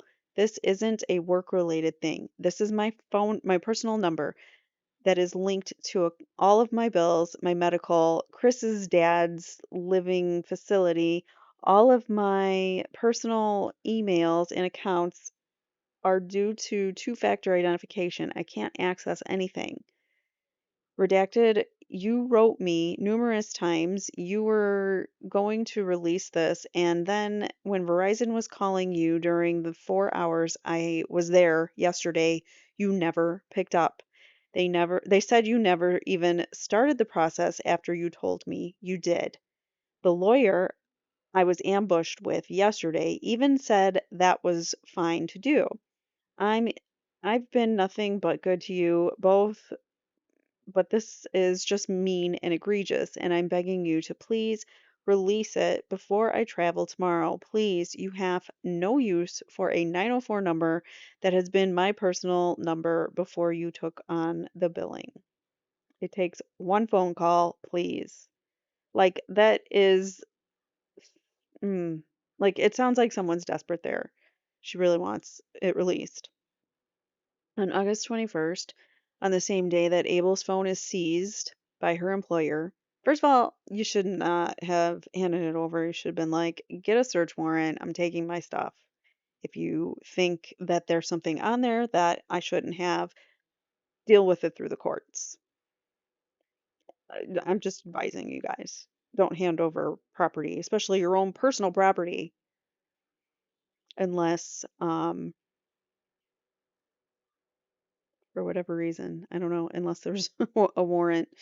All right, so on the same day, um, Nathan receives a phone call from Leslie Sloan's, Lively's publicist, telling her that she has seen her texts and that she will be sued. So the same day that Abel's phone is seized from Stephanie Jones, Nathan receives a call from Leslie, the PR person for Blake and says that they've seen her text. So that's like, obviously, mhm, they're in cahoots. Like, how did you see my text? So here is a screenshot of that, I guess. August 23rd, Baldoni sends Nathan a suspicious profile, suspecting it of trolling Lively. Nathan confirms that 100% is not anyone from your team whatsoever. So he saw some message. He was like, I just want to make sure this isn't us. She says, nope, not us whatsoever. Okay, good. August 24th, Nathan's tag team continues to see organic backlash towards Lively without the involvement of tag. So they're not even, this is all organic backlash coming in naturally. These are people from the public are like, yo, we noticed Blake's only selling her hair products when she goes and does these publicity tours, and we don't like it. So it's not just the crisis management team in place. The article in question is called Blake Lively Fearing for Her Career Amid IT Ends with Us Backlash. I don't know who that is, but that's the conversation there between a bunch of people. All right, August 27th, Nathan further reassures Baldoni that everything I speak to, and so many just chats that don't even know I'm on this, are pro se or pro you. I don't, sorry, hold on. Everyone I speak to, and so many just chat and that don't even know I'm on this, all are pro you. I know that's not your intention either to make her or anyone an outcast, but the sentiment is pro you. Baldani responds, thank you for sharing and praying for Lively and Reynolds has been helpful. So he's praying for them, like trying to forgive and, use his religion to be a better person and grow from this. And these people did nothing but try to destroy him. It's disgusting. Nathan says, in my humble opinion, you have a lot of trauma too from the pressure of the months of holding on to what could be to what actually ending up happening and now the aftermath, which honestly, you've come off really well and everyone I speak to is on your side. Baldoni says, I do. Nathan says, but promise me, but oh wait, but promise you, everyone I speak to, and so many just chat and don't even know. Okay, so we read all that again. I know that's not what your intention was, but that's the sentiment. It's pro you. He says, thank you for sharing. I really appreciate that. Praying for them has been helpful. August 30th. The internet continues to churn out new stories. Baldani asks Nathan how she feels and if she shares any concerns.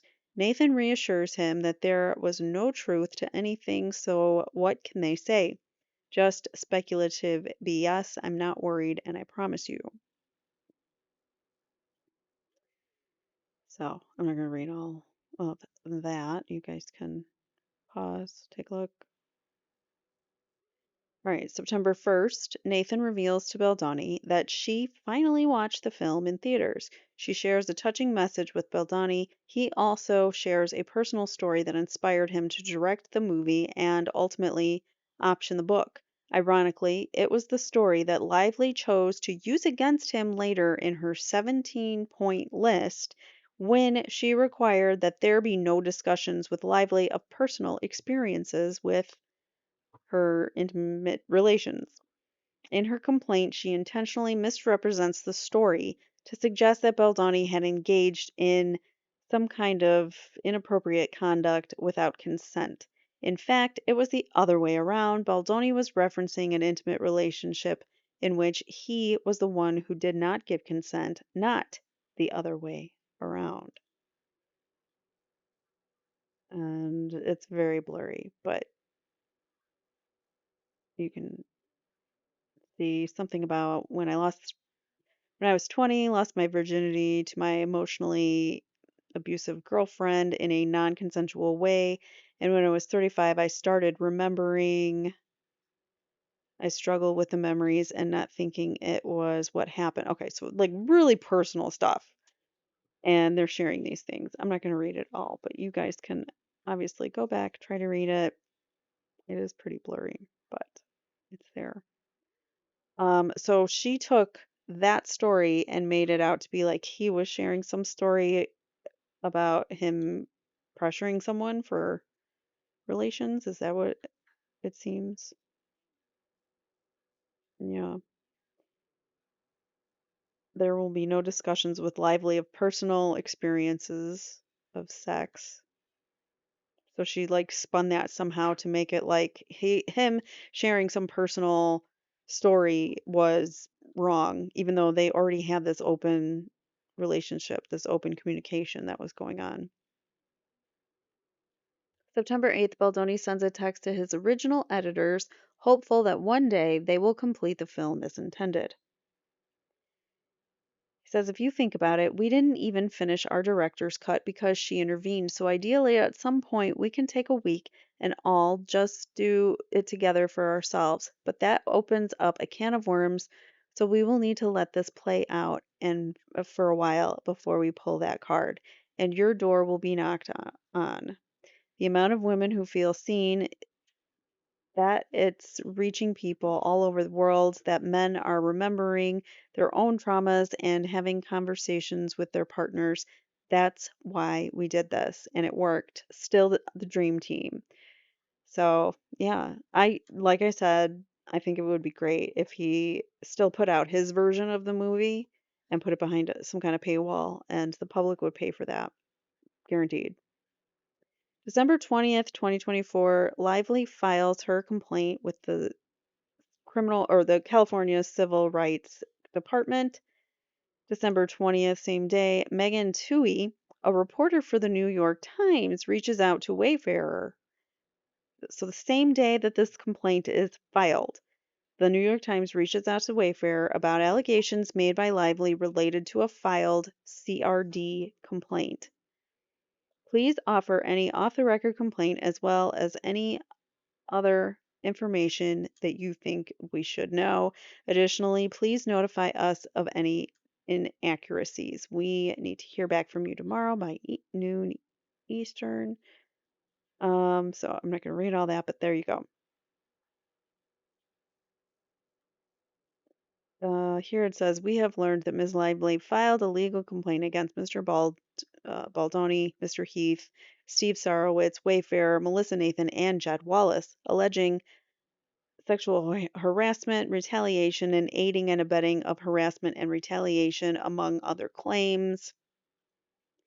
The complaint claims misconduct on the part of Mr. Baldoni and Mr. Heath during filming, including repeatedly violating physical boundaries and making inappropriate comments, which we know it's not true. The complaint includes a side letter to her contract signed by Mr. Heath, in which the studio agreed to install more safeguards during filming and agreed not to retaliate against Ms. Lively. She is now saying they violated the terms of her letter. The complaint includes extensive private text messages and emails that she obtained through a subpoena and that document the crisis communication operation. They include exchanges involving you, the team, Mr. Baldoni, and Mr. Heath.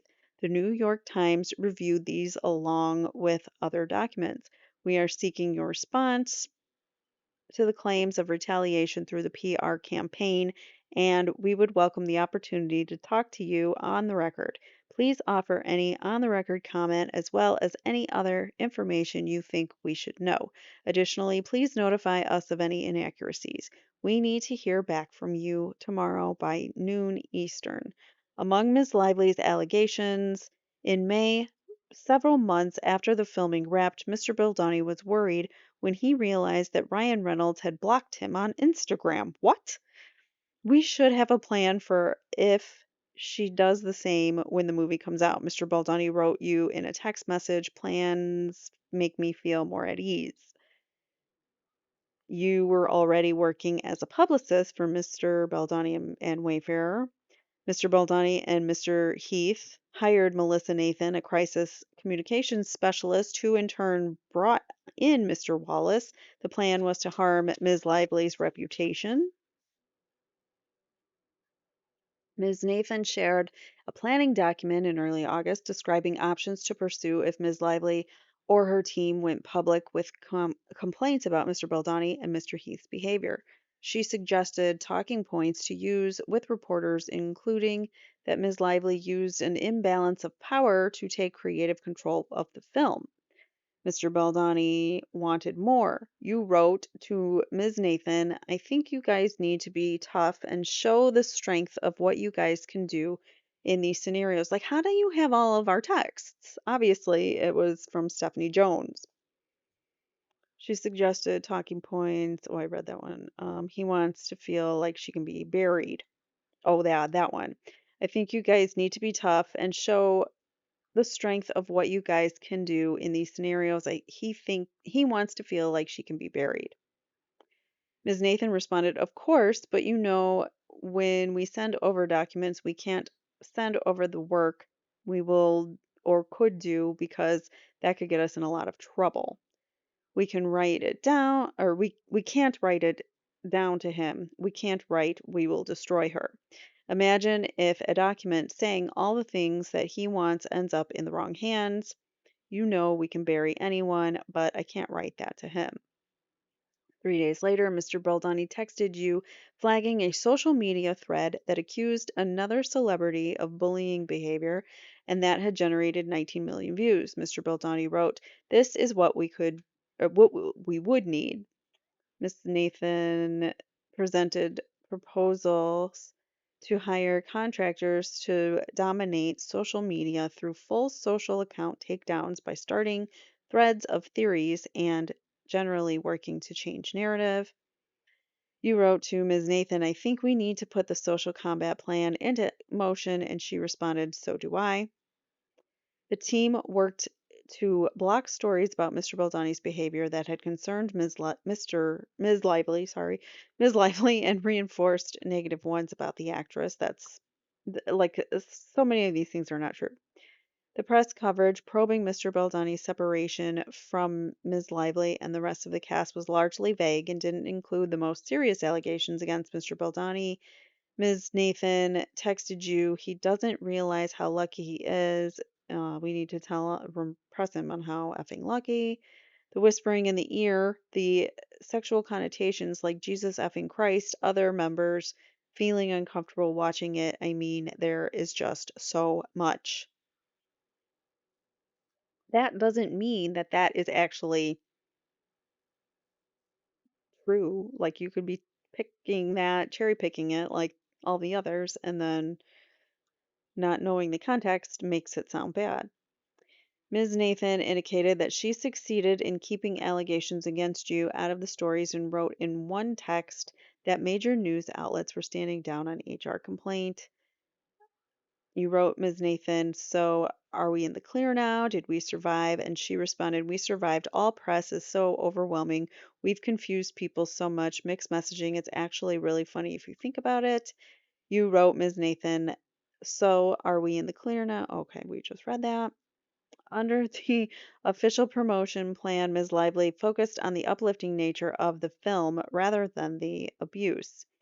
When the PR team saw the critics accused her of being tone deaf, the group decided that Mr. Baldoni would highlight survivors of DV. There are, is that true? I don't think that's true.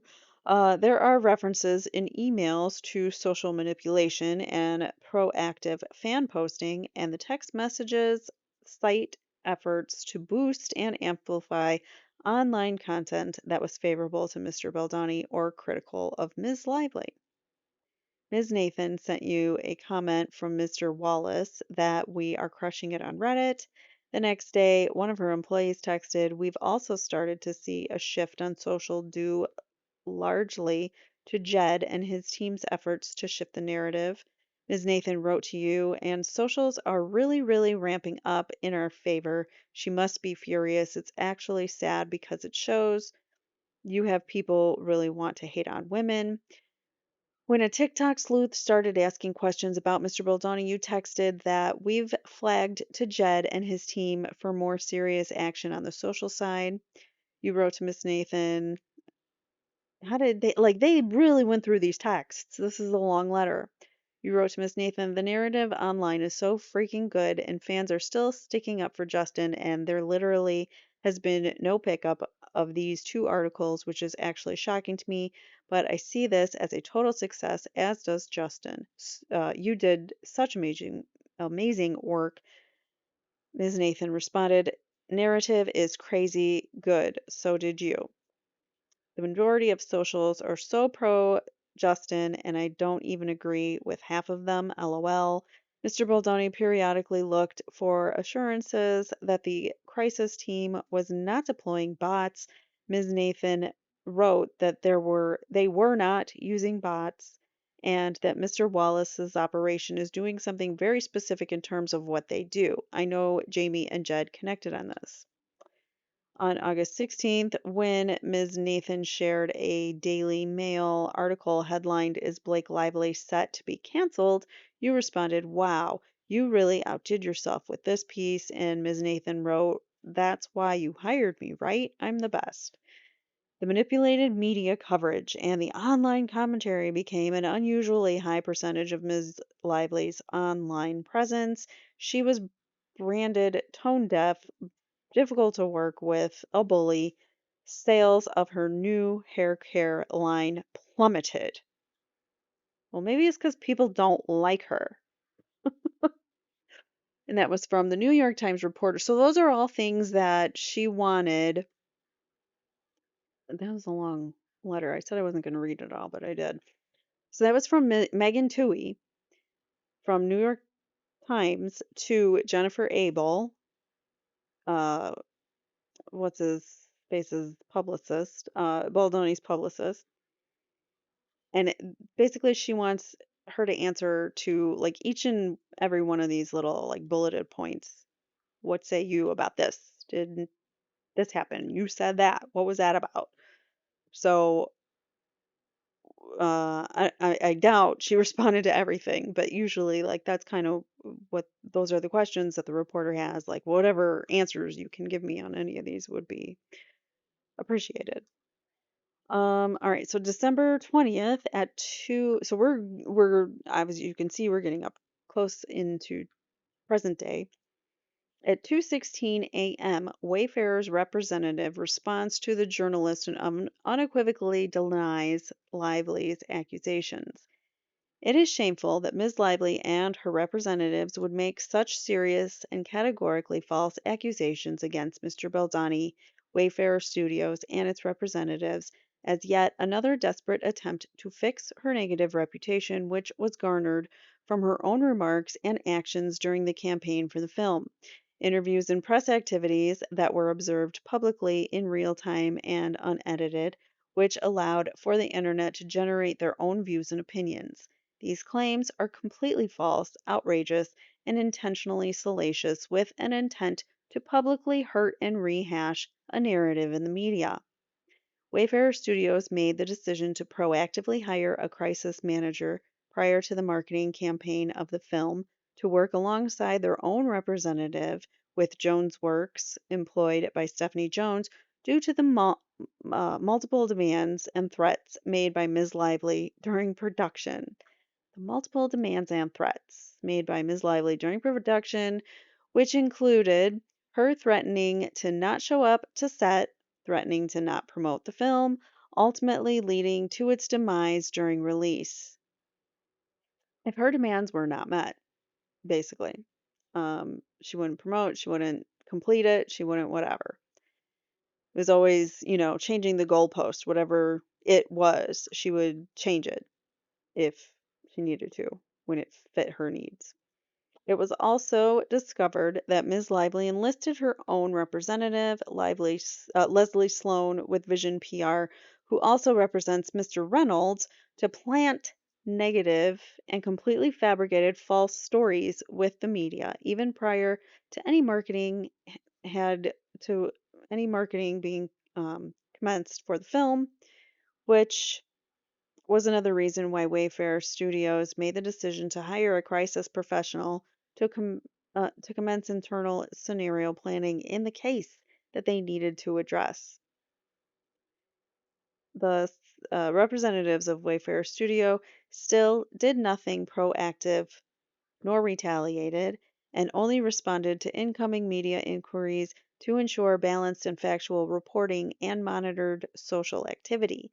What is pointedly missing from the cherry picked correspondence is the evidence that there were no proactive measures taken with the media or otherwise, just internal scenario planning and private correspondence to strategize, which is standard operating procedure with public relations professionals. December 21st at 10:11 a.m. On December 21st, almost 2 hours before the deadline given by TUI for plaintiff's response, the New York Times, published the article entitled "Can We Bury Anyone Inside a Hollywood Smear Campaign?" Basically painting Baldoni as some evil, maniacal, whatever, trying to smear Blake Lively. December 31st, Baldoni and team file lawsuit against the New York Times. The 31st, still, Lively files a lawsuit against Baldoni's team. On the 7th, Lively attempts to, 7th of January, so now we're coming into this year, Lively attempts to serve Baldoni and team during the Los Angeles wildfires, going as far as to serve a member of Baldoni's team while they had attempted to evacuate with their small child. I can tell you for a fact, Brian Friedman, the attorney who is the lead attorney for Justin Baldoni, lost his home in the LA fire. So to serve someone papers during that time, during an evacuation, like why are you in the evacuation area anyways? That's just like spiteful. January 16th, I don't know if it was Brian Friedman. I can't tell you for sure if it was Brian Friedman that was being served at that time, but I do know that Brian did unfortunately lose his home. So that is very unfortunate. And we think of him and all of the individuals who lost their homes. Our January 16th, Baldoni and team file suit against Lively, Reynolds, Sloan, and Vision PR. So, very shortly after he countersues, January 24th, discovery is made that the main imagery used in the article has metadata creation timestamps days prior to the publication. So, the metadata in the New York Times article, once it was published online, you could hover over the image and you would get, it's really hard to see, but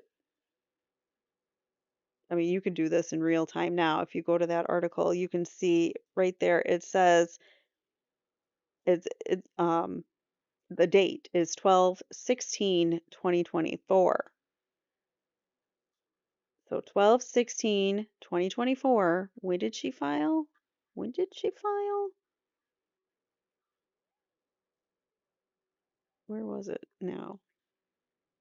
Oh, files the 31st, December 31st. Nope. Sorry. When was the CRD complaint? That's what I was looking for, was the CRD complaint. There's so long. Here, let me do that. Nope. Where'd it go? Trying to find the CRD complaint here.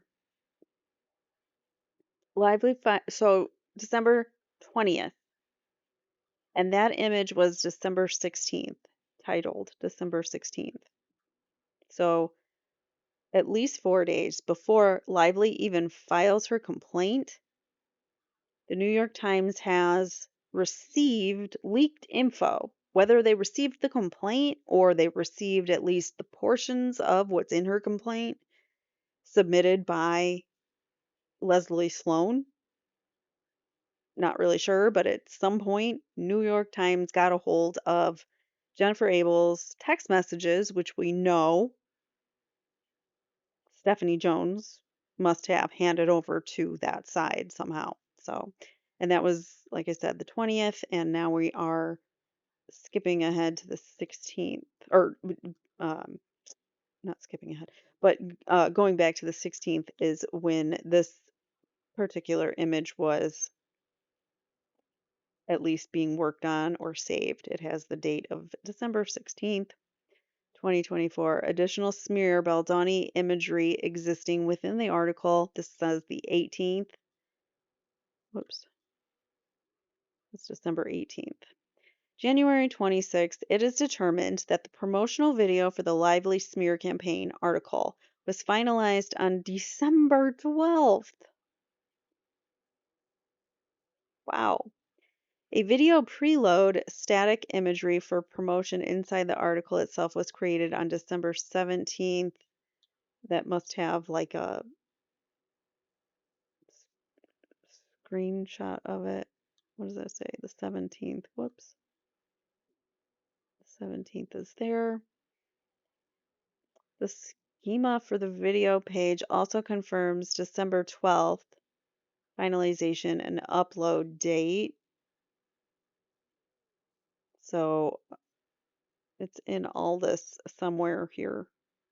Oh, December 17th. Yeah, they finalized this article on the 12th. I mean, December 12th.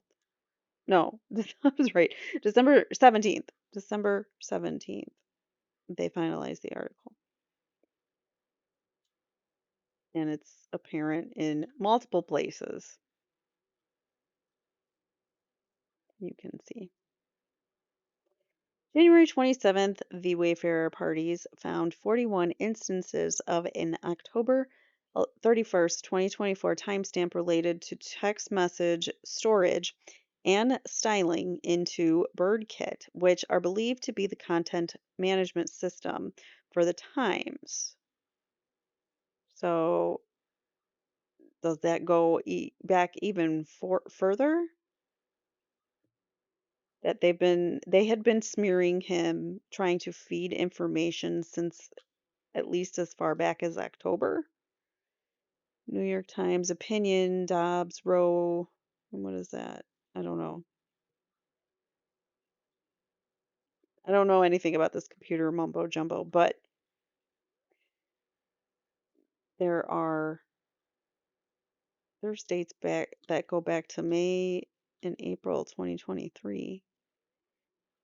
On information and belief, the 10/31/2024 does not correspond to the message embedded generator versioning itself, but rather when they may have been embedded into the CMS for future use of the article. Previous articles show a similar pattern. Okay, I don't know anything about that, but I'll take their word for it. January 28th, it is confirmed that the PDF version of the CRD filed by Lively was indexed on the New York Times domain on December 10th. So they did have the complete CRD complaint. The one that was supposed to, not be leaked. It was supposed to be more likely private or whatever. I don't know how it got leaked 21 days before she filed it.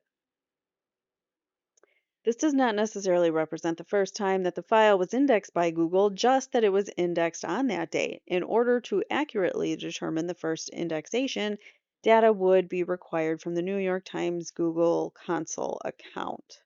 But at least we do know that they had started this smear campaign, at least back then.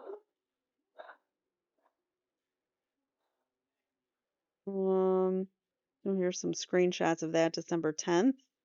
PDF Lively brings this action to hold Wayfarer and its leaders, Mr. Baldoni, Mr. Heath, and Mr. Sorowitz, accountable.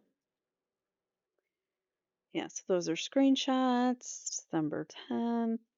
January 29th, after performing a deeper analysis, the following was found. The JSON schema exposes the smear promo imagery was set for consumption at the end of the web page level on December 18th, 2024. In the highlighted images, there is a reference to the smear promo Google, which means that object's imagery was intended to be consumed most likely as either Google News direct feed or as a Google AdWords ad unit, whatever any of that meant. There are also multiple versions of those images. The V2 and V3 suggests they went through multiple iterations before arriving at what could be used on December 18th. So we know they had these things. Okay, so that's the end of the timeline. That brings us up until current. Yeah, this was just filed on the 31st of January, so that brings us up to date.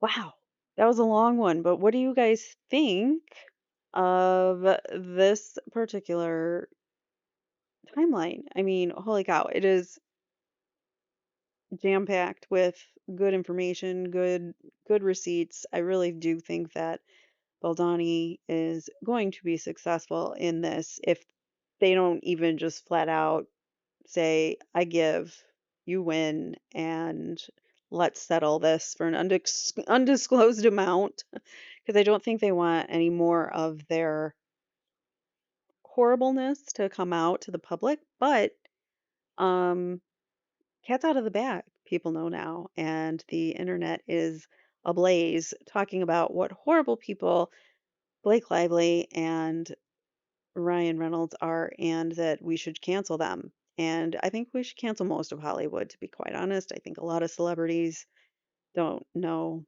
the difference between a hole in the ground in their head.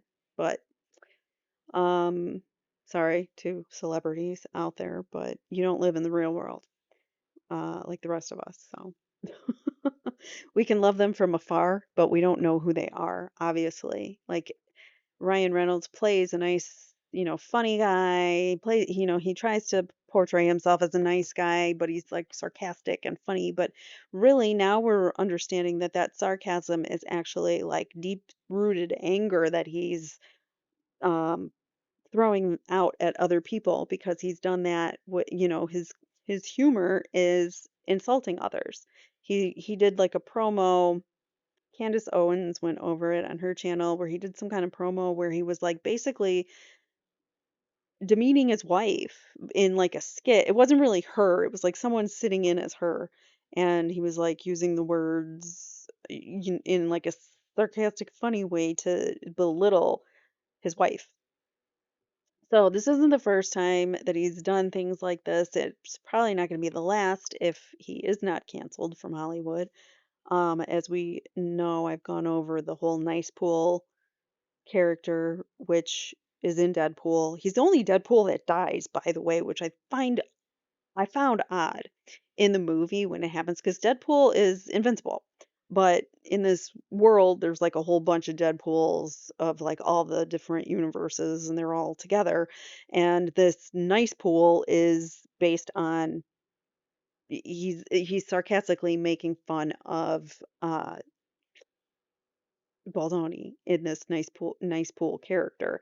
And nice pool actually dies in the end, shot by Lady Pool, who is supposed to be Blake, but I don't think it's actually Blake in the film. But Lady Pool is supposed to be his a female version of him in another universe, but it's his like woman, I guess.